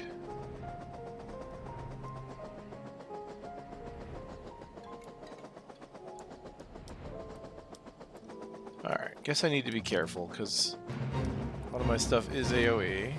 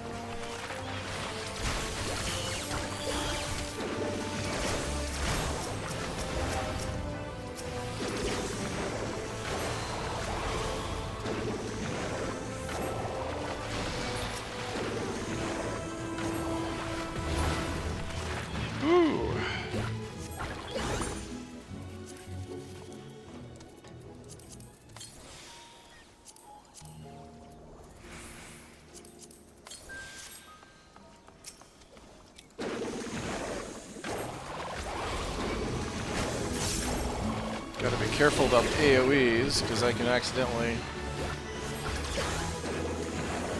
just summon more than I could handle.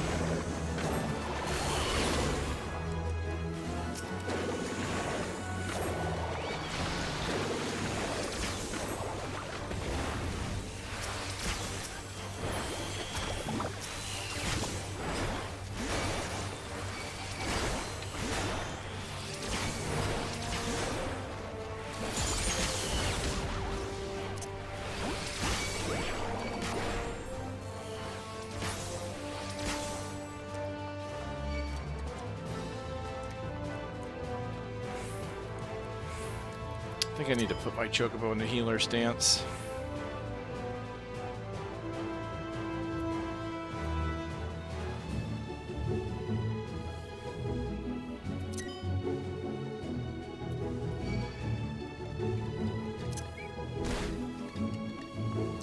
Great.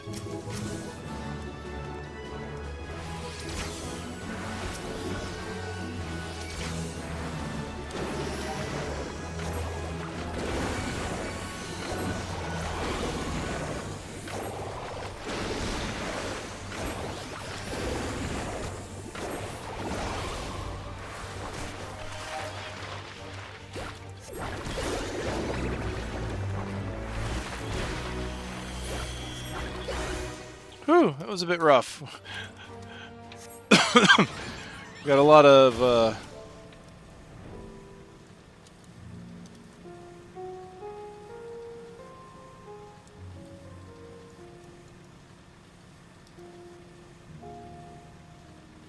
people kind of scattershot out here. Like, there's not as many people here as there are in Razathan.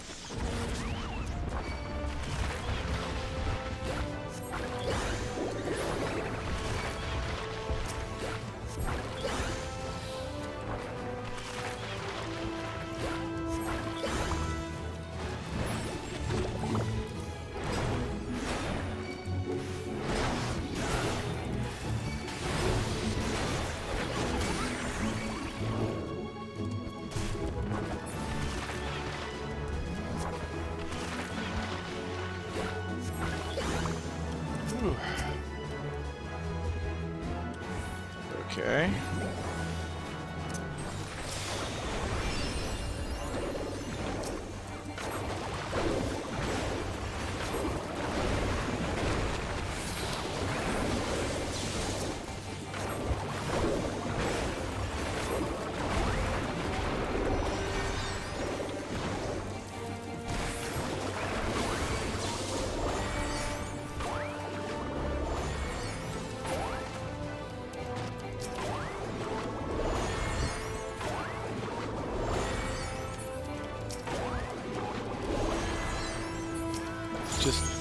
Just kind of spamming holy.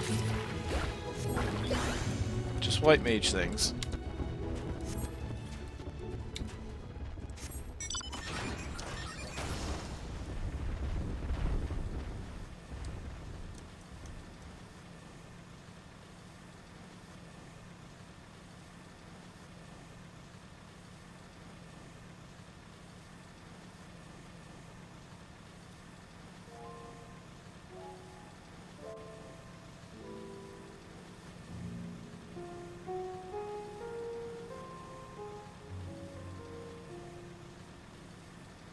I think I've got the keys in a spot where I like them.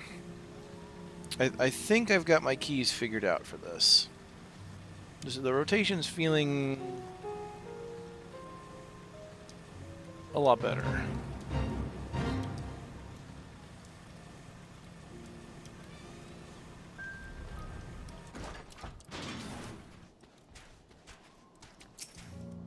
Not a lot of people here, so I gotta be careful.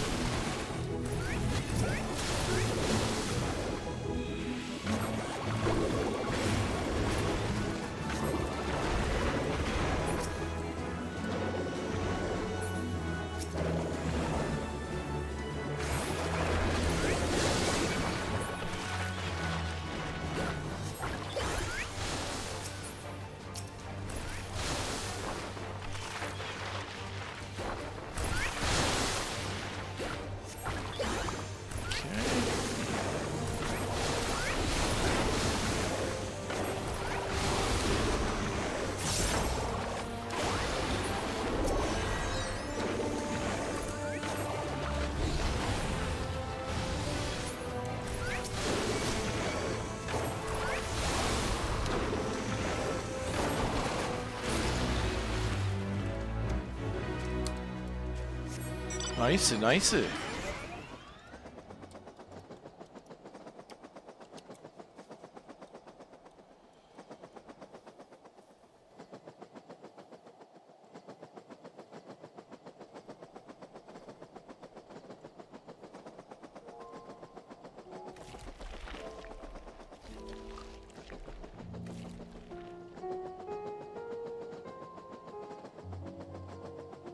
My boss is getting hurt.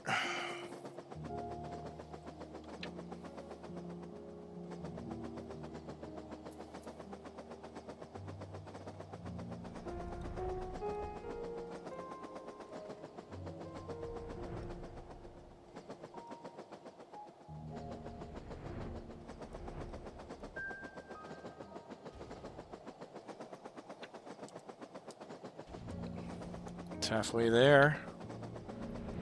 Living on a prayer.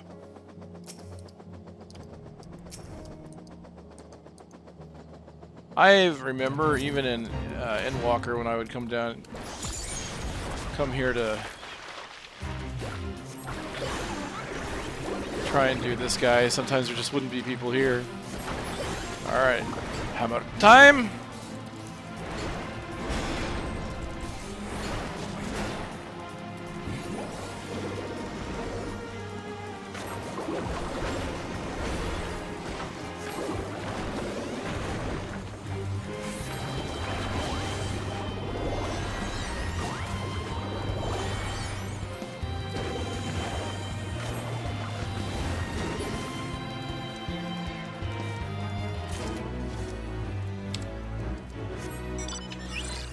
Very nice, very nice.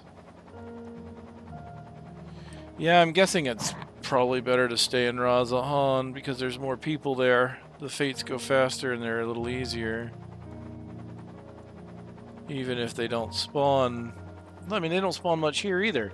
I thought, I really did think that they spawned faster if there was like a high amount of players, but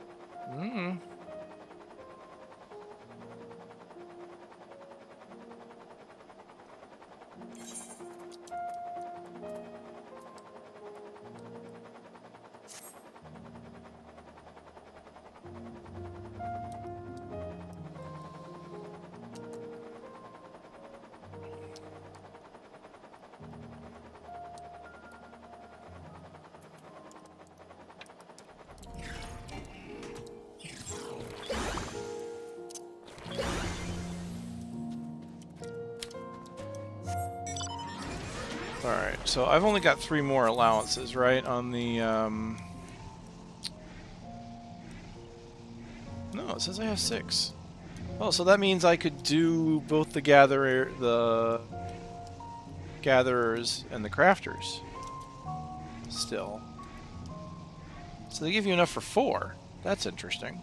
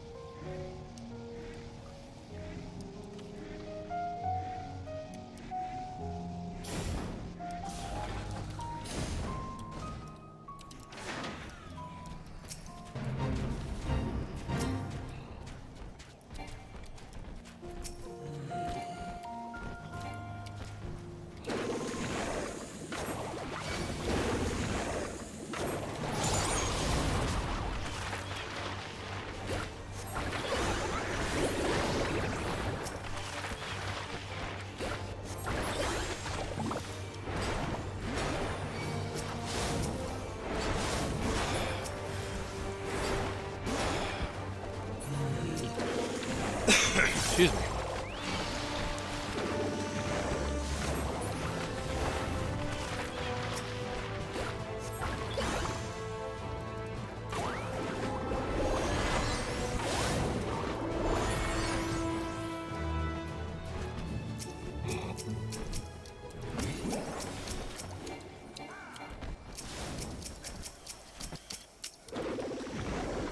Here we go.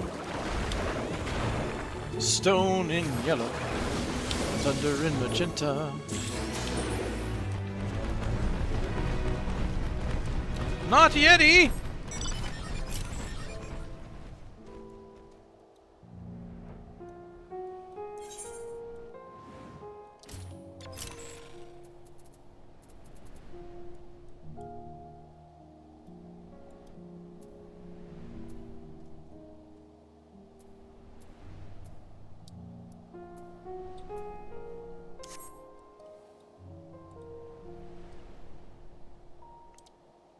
The stray dog strut. Yeah, I'm probably gonna pull out a Garlemald.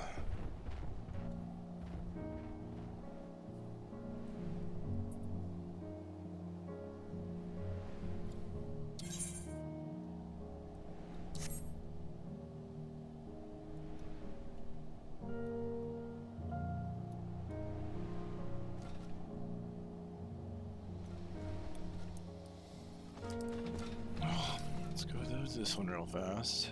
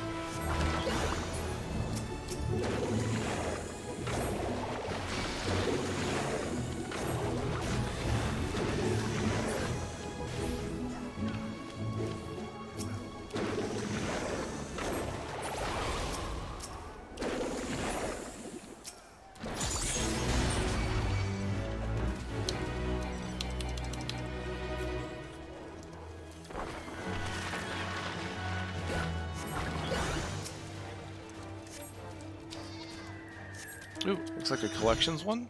Nice.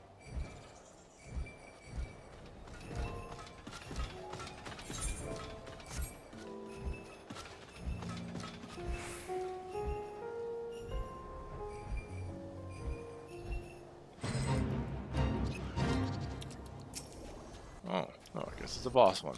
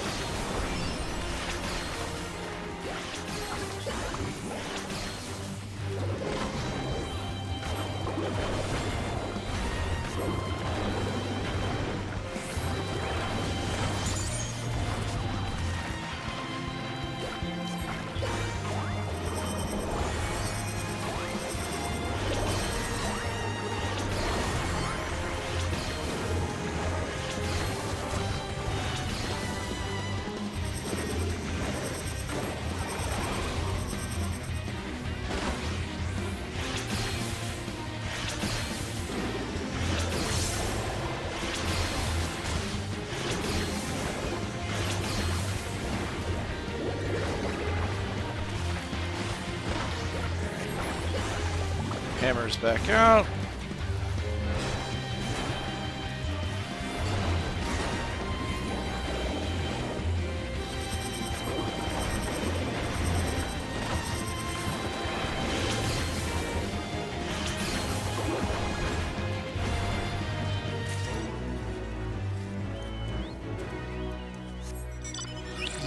Nice. Very close to next level.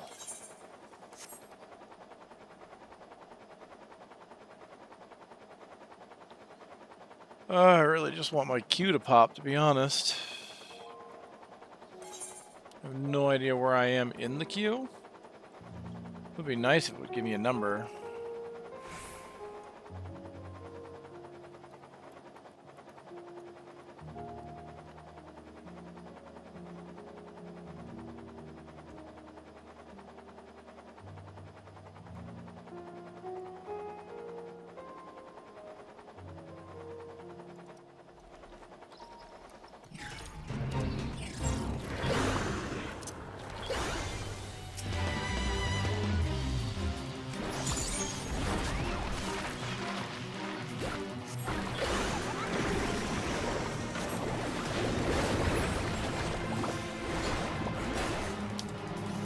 Damn, that direct hit crit's so good.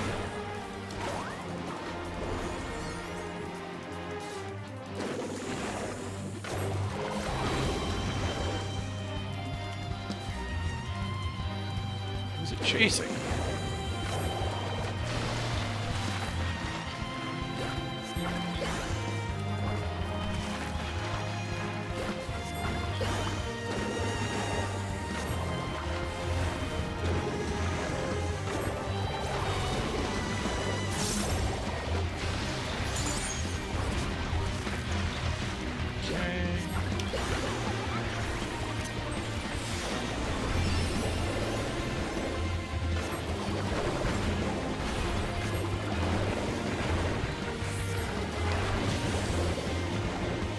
Spamming my subtractions, yeah.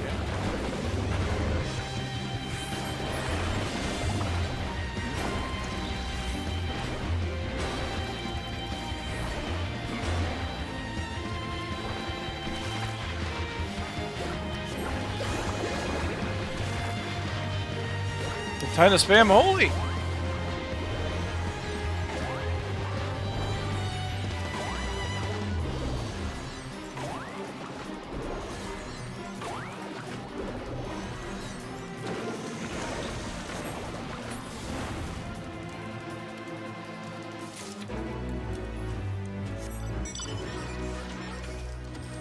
Ooh, and this one over here has got a bonus on it. Fantastic. I wonder if that might be enough to level me up. Get me to 84.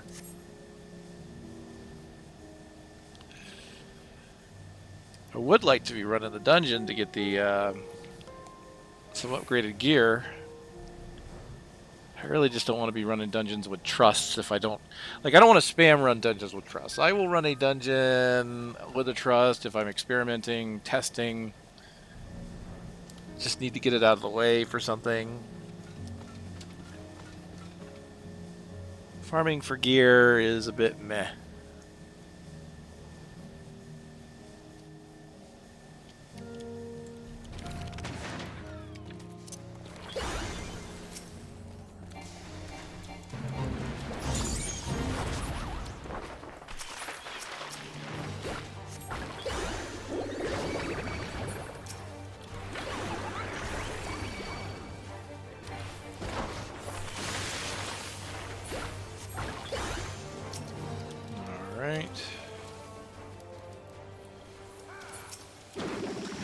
Comp that for whatever reason.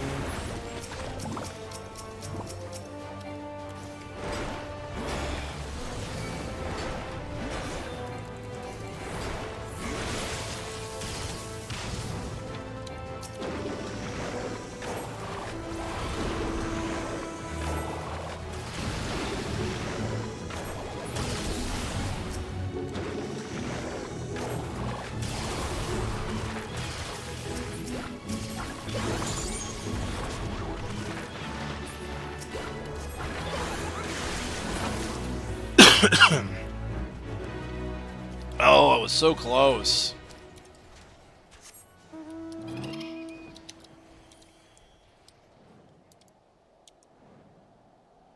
I'm gonna have to spin my bicolors. I don't know what I would spin them on. I have to go check the vendors. I mean, I guess I could keep them capped for a bit, but would be kind of a shame, yeah?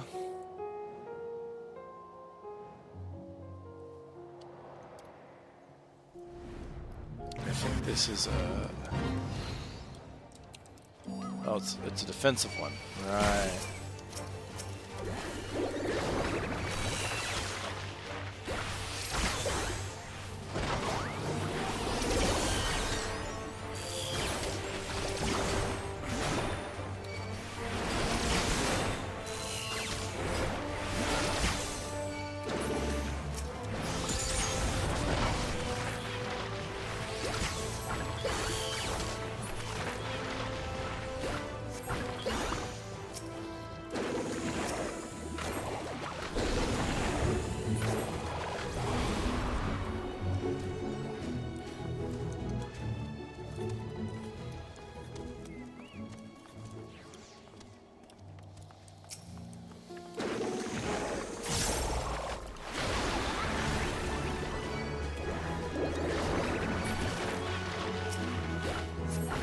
Gosh, those AoEs just hit hard.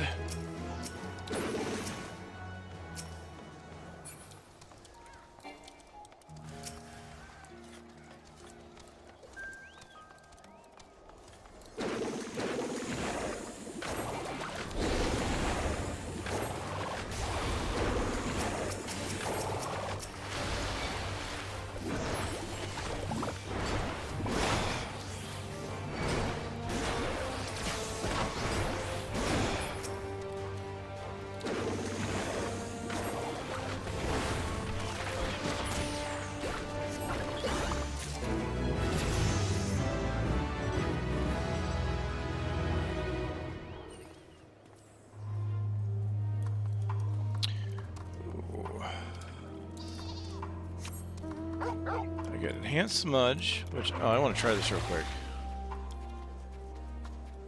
Yeah, but it gives me a bit of a dash. Good. It's got a good amount of time on that, actually, from the looks of it. And then I got Pictomancy Mastery, which now increases all my potencies.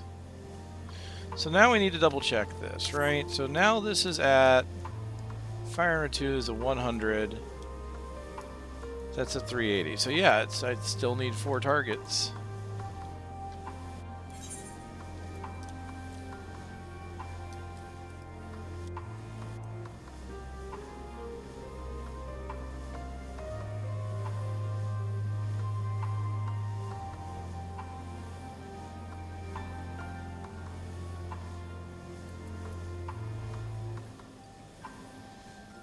It does this. Yeah, Pictomancy Mastery increases the damage of all the single target stuff, none of the AOE.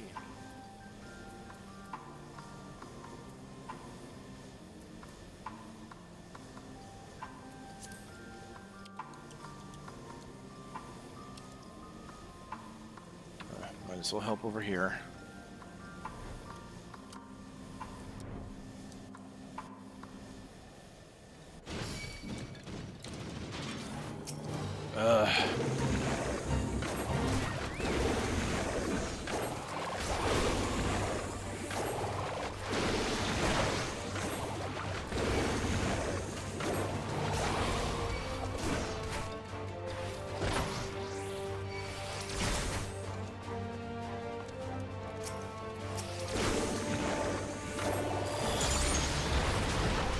Kind of went forward and didn't realize there's like nobody here.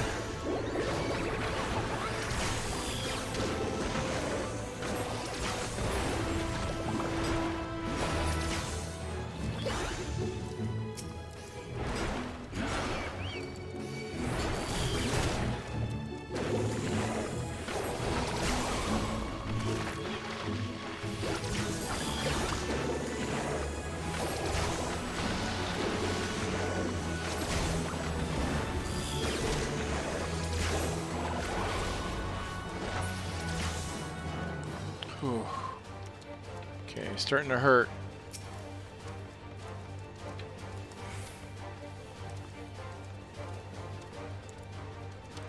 Maybe I can go res that person.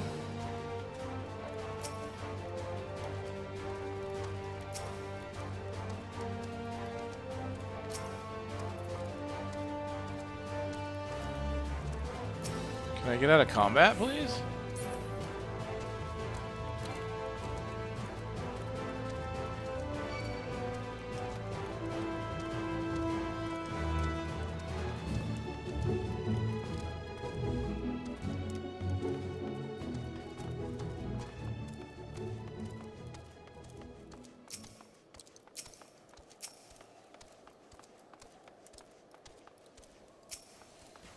Oh, I think they... Oh, yep, I think they dipped out.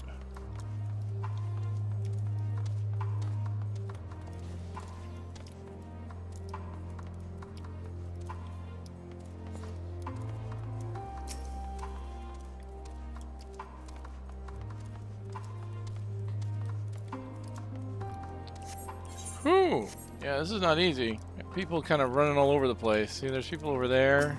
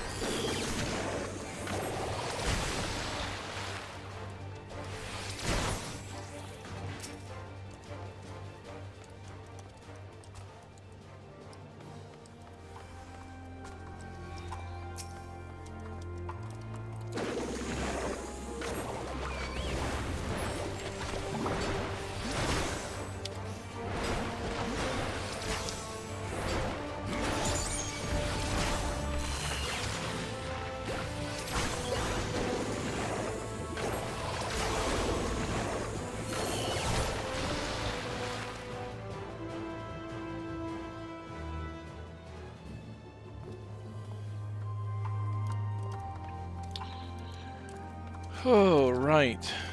Yeah, this is looking like... This is inefficient.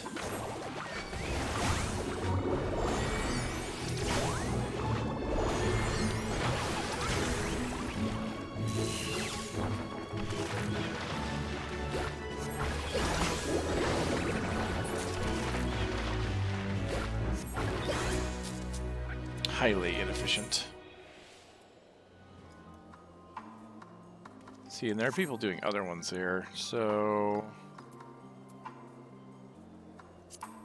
Let's look at the party finder, see where people are. Yeah, see, there's like 2 big hunt trains going around in Thavnir. So that's where you want to be.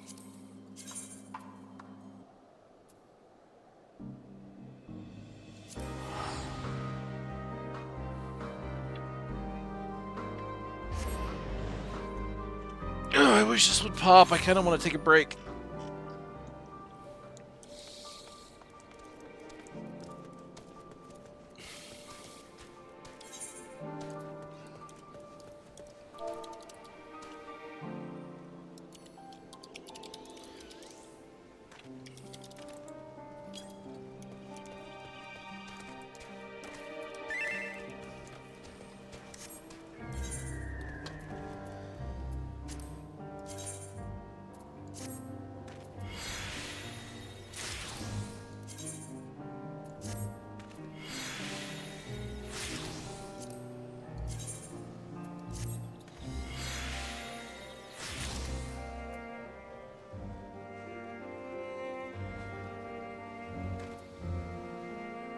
Okay.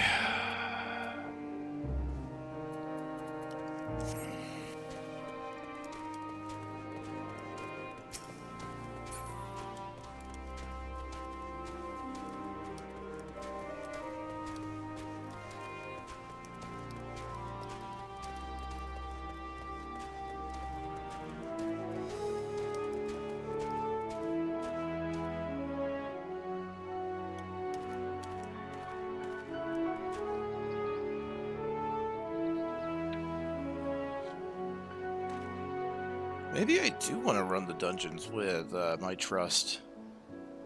I mean, I want to run it with trust over duty support, right? Because I've leveled them.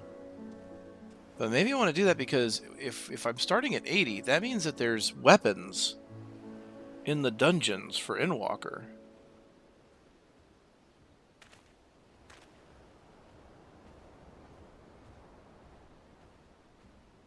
There's dungeon weapons. I think only the leveling dungeons have weapons, though, right?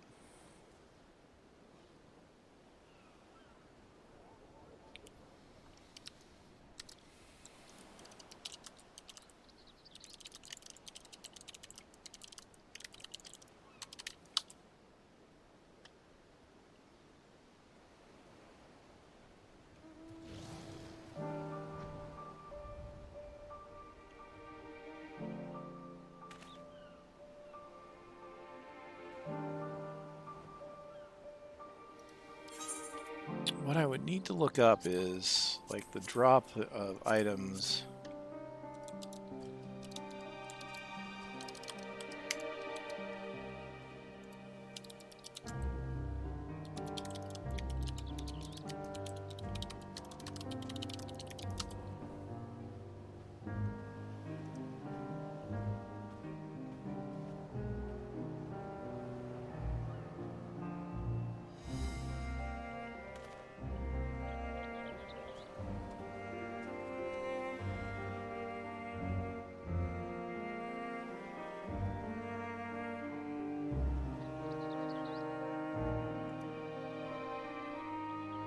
So looking at like lunar subterrane as an example.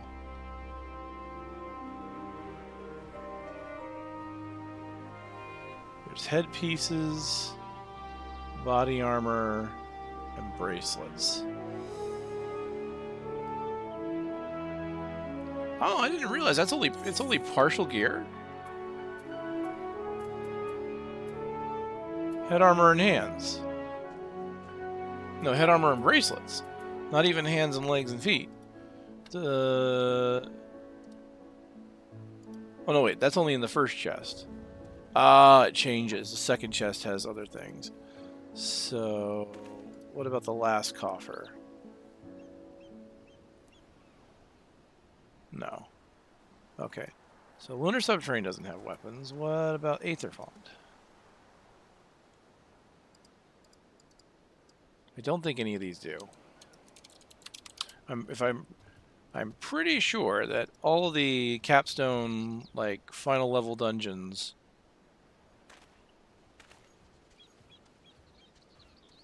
only contain armor.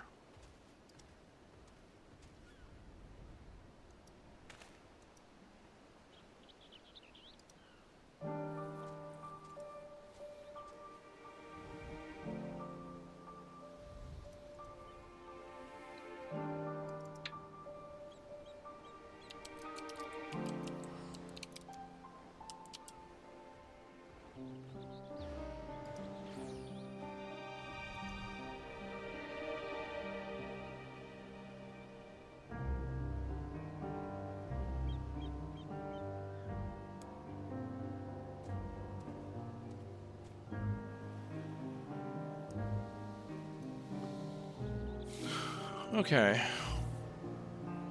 So yeah, weapons.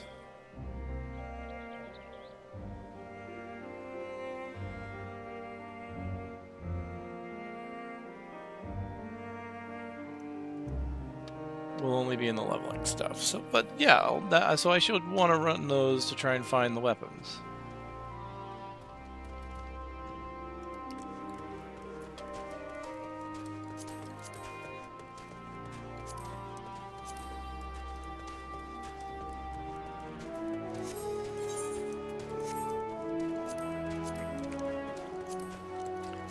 So I can do Zot and Babel now.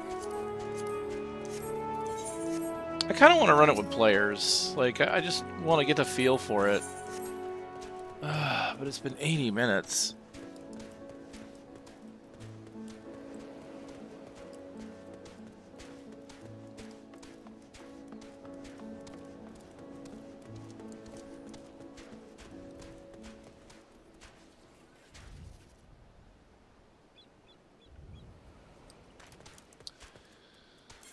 I am getting hungry.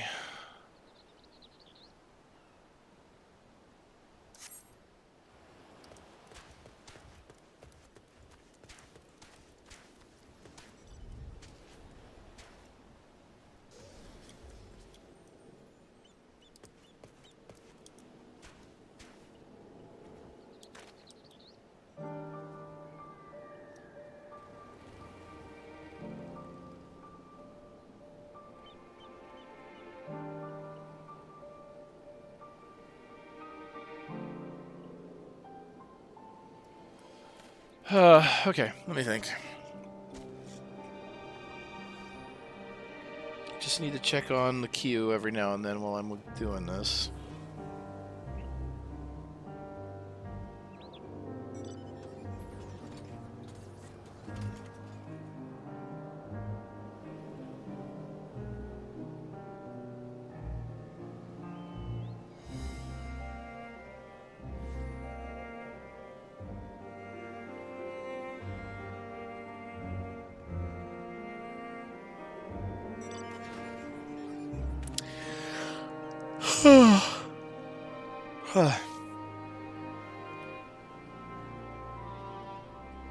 Part of my problem is I also have to decide what to do about food.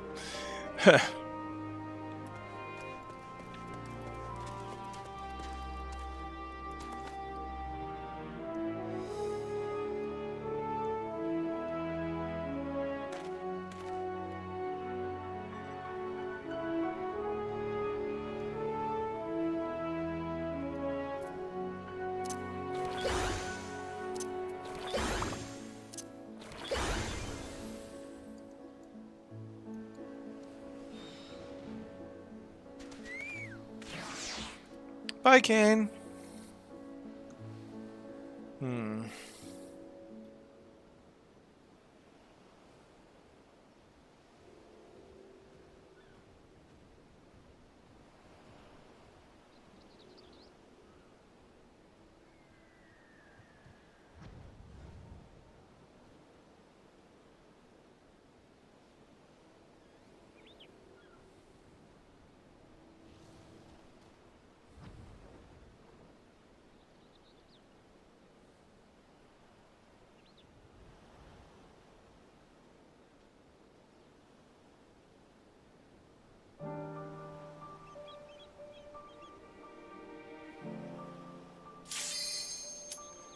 Oh, hey, there it is.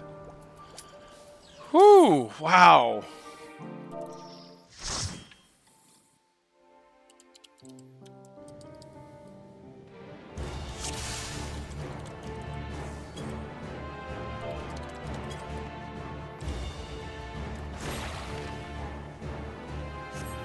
Oh, I don't get the speed buff at this level. Alright.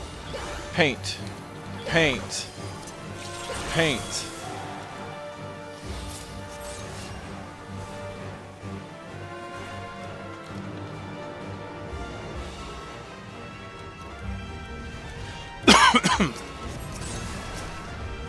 Okay, who is it? It's Picto. Hey, it's Picto Viper. Of course it is. Drop some palms. Drop some palms. Drop a Moogle. And some hammers.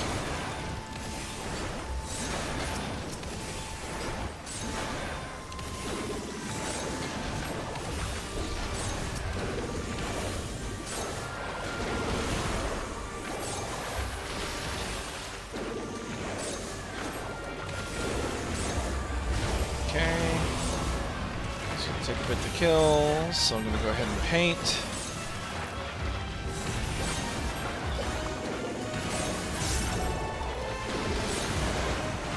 And I'm gonna save my palms for the next fight.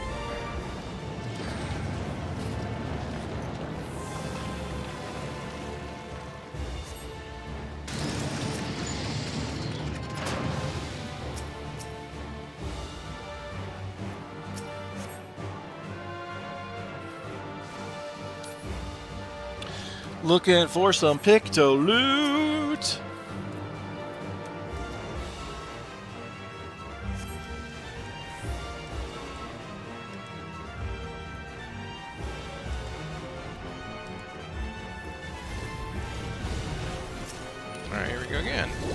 palm. Cast. That. Oh, I stood in that. Okay.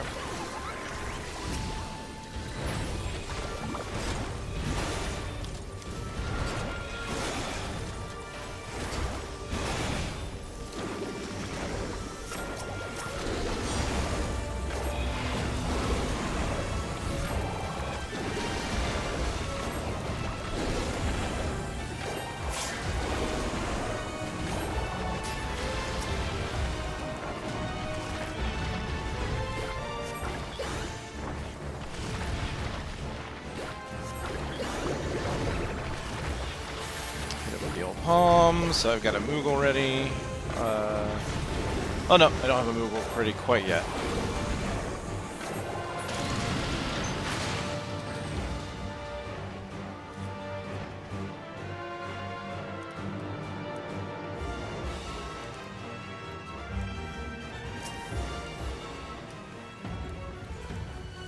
All right.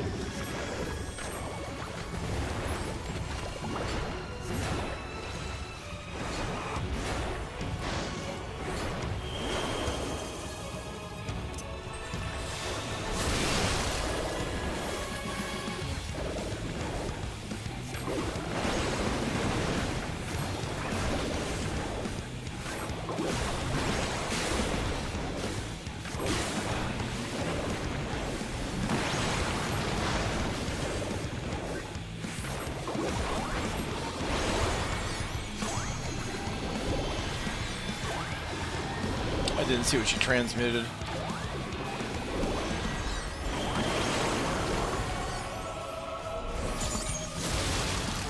Okay.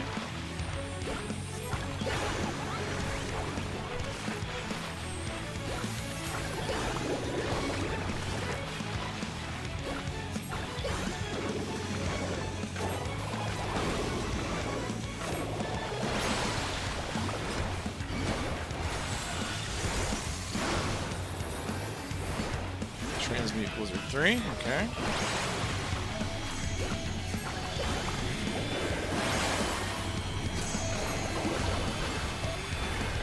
think that didn't see what that one was.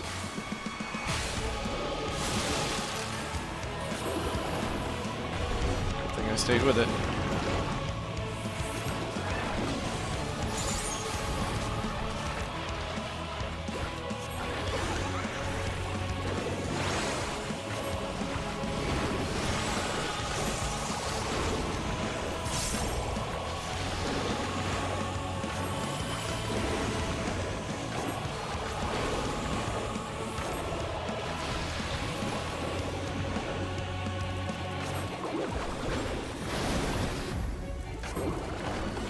Fire 3, okay, cool. I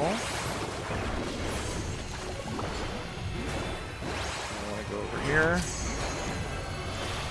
Woo! Okay, I knew I wanted to be over here. Did not see that. I'm so glad I had that dash. Holy crap.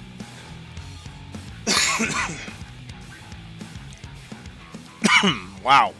This dash saved my butt.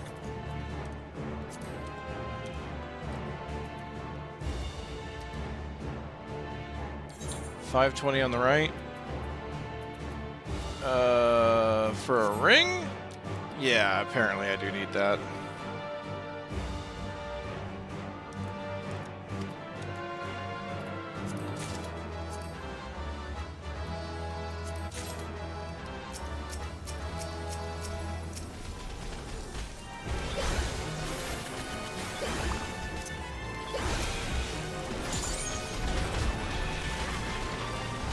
Just throw some pulleys at you.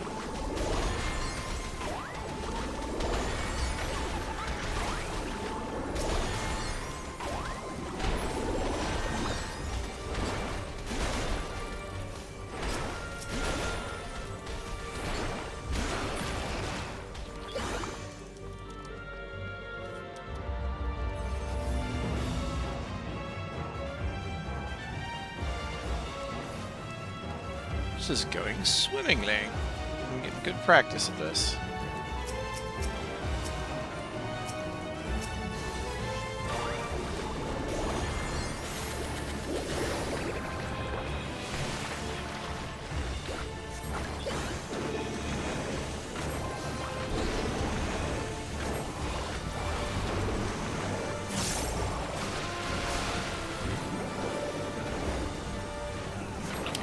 subtractive.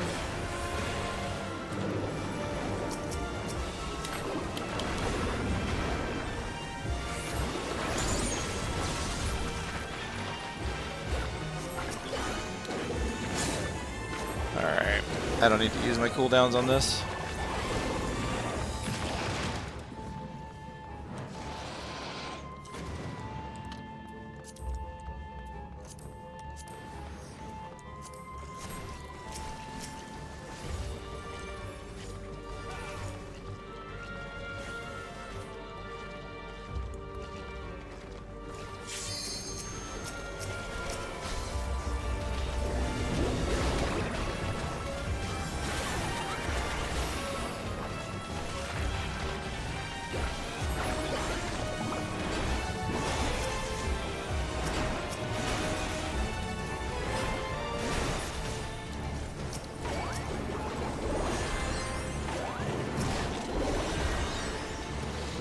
Uh-oh.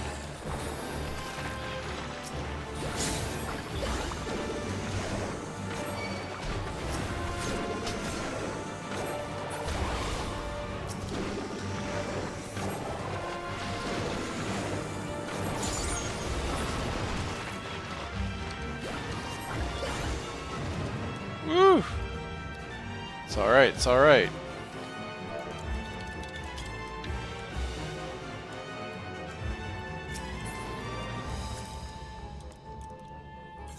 $520 neck. No. I do not need that. The ring is the only $520. The ring and the armor is really all I need.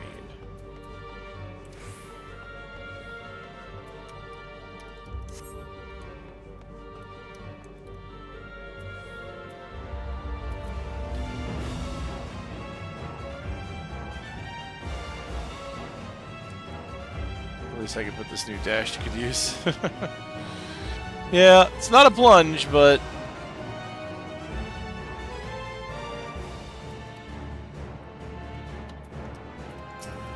Oh, that was the white mage, not the... Yeah. Whee!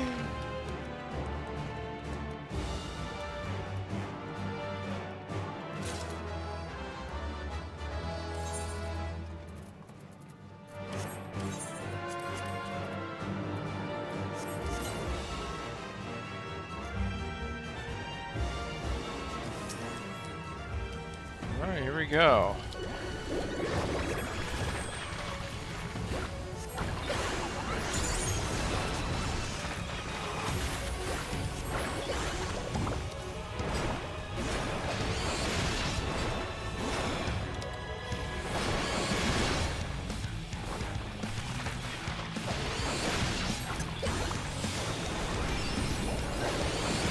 Okay, so I get subtractive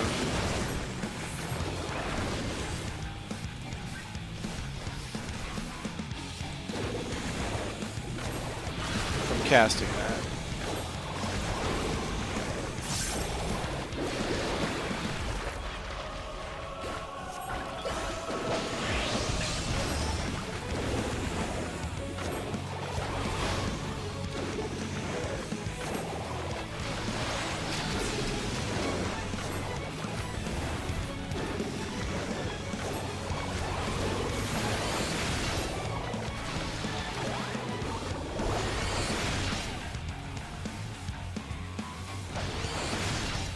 Ow.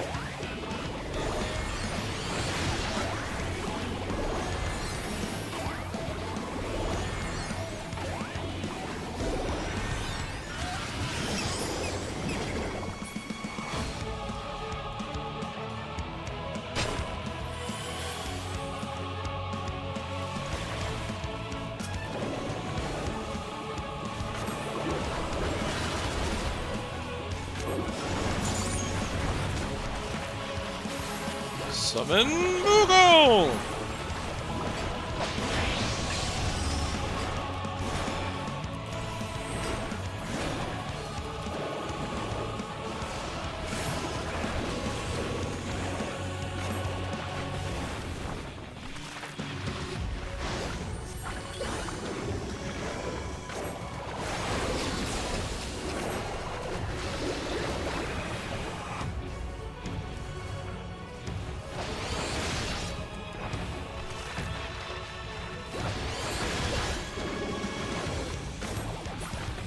Okay, so my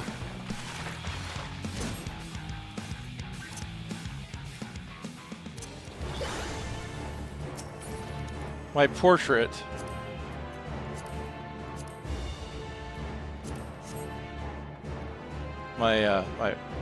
my landscape came back right at the end of that fight, so I only really got to cast it once on a normal boss fight, which is fine.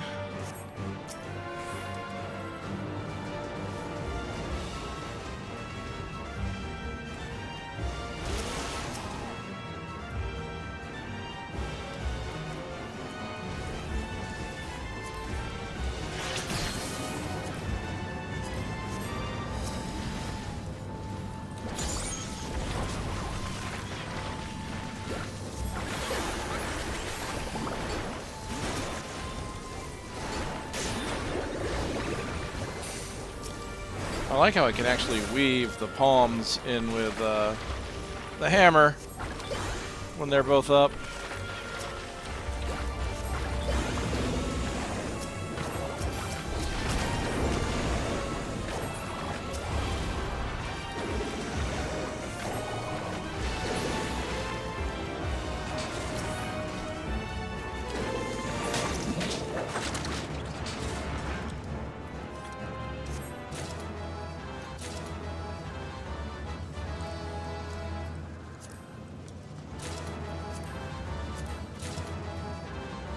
Ooh, Viper weapon.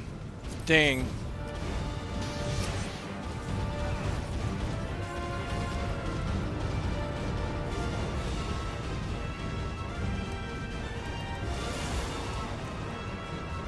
New Viper weapon just dropped.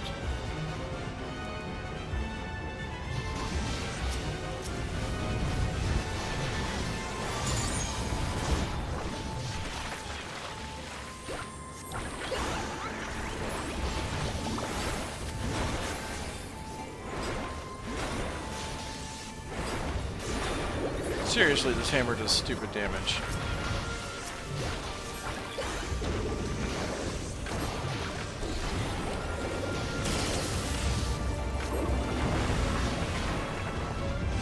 Love the look of that stone.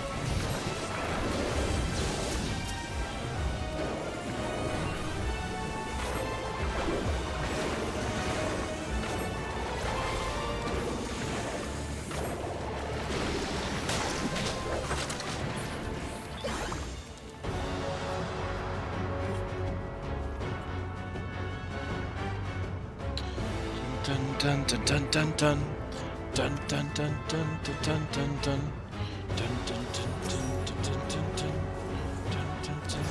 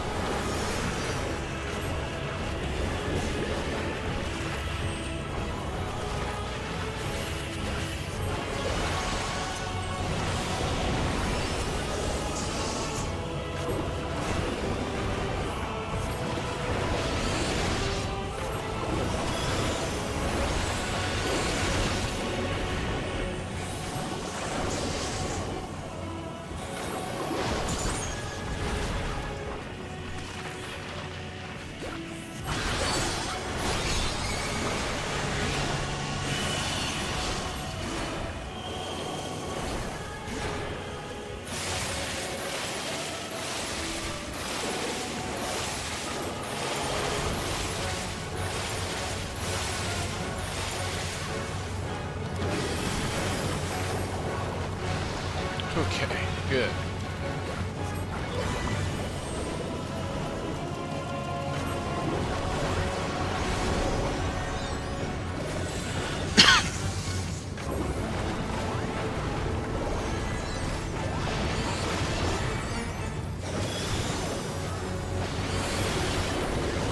Drop the palms on them.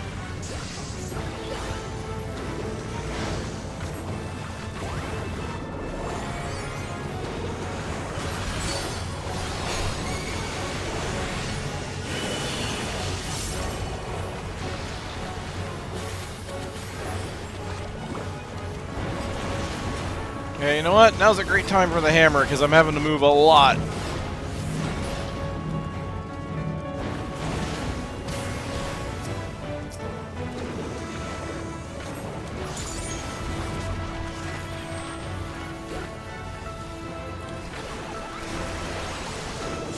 Nice, got them both.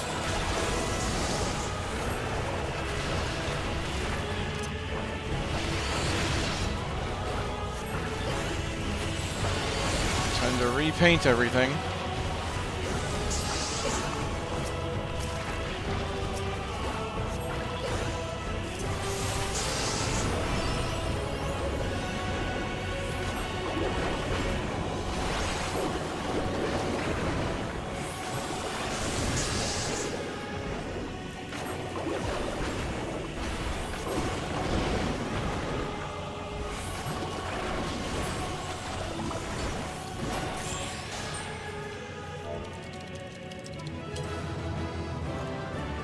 Good run, good run, good run. Here you go, fellow Viper.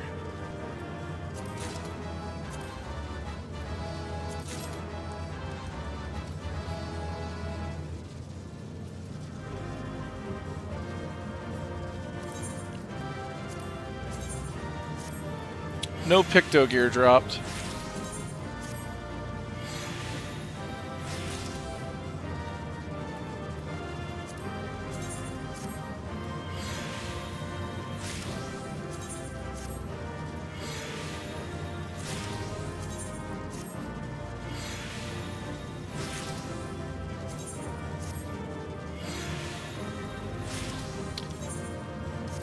A Viper sword drop, though. Let's see if I can't see it.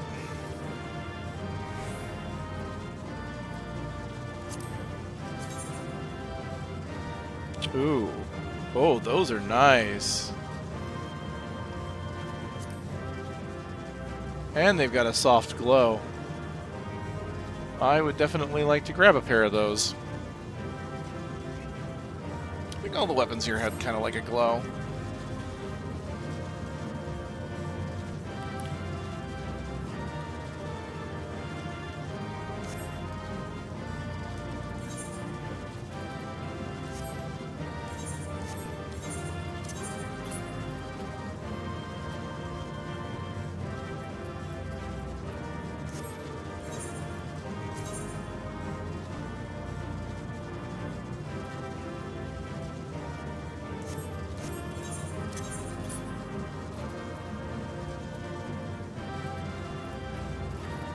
What did I get?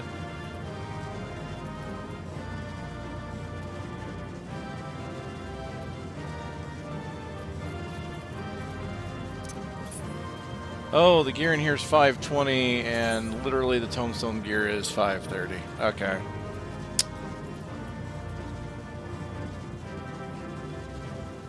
Shame, I kind of like the look of the Picto. But I will go ahead and upgrade my Picto to this gear. At least until I can get Babil gear.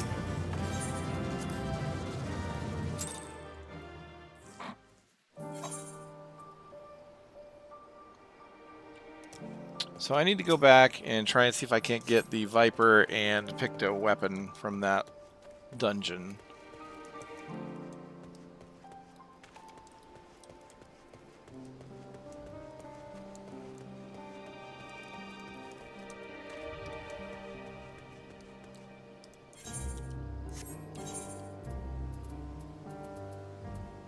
Cool beans. Well, I'll probably take a break here, get some food. Then I'll probably come back and hit a bit of the grinding a bit. I'll probably leave, do that off stream, since it's taking longer than I expected. Although, to be honest, my progress is not bad at 84. But I've basically gone through Picto as far as I can. And then once I've got Picto done, I'll probably come back with some Viper as I do Viper through the levels.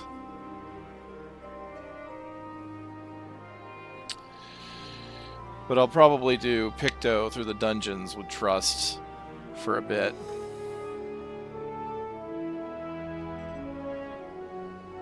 Just to get gear. See if I can't pick up the weapons to see what weapons were added to the dungeons. All right, good spot for a break then. Everyone, thanks for coming by. See you in a little while.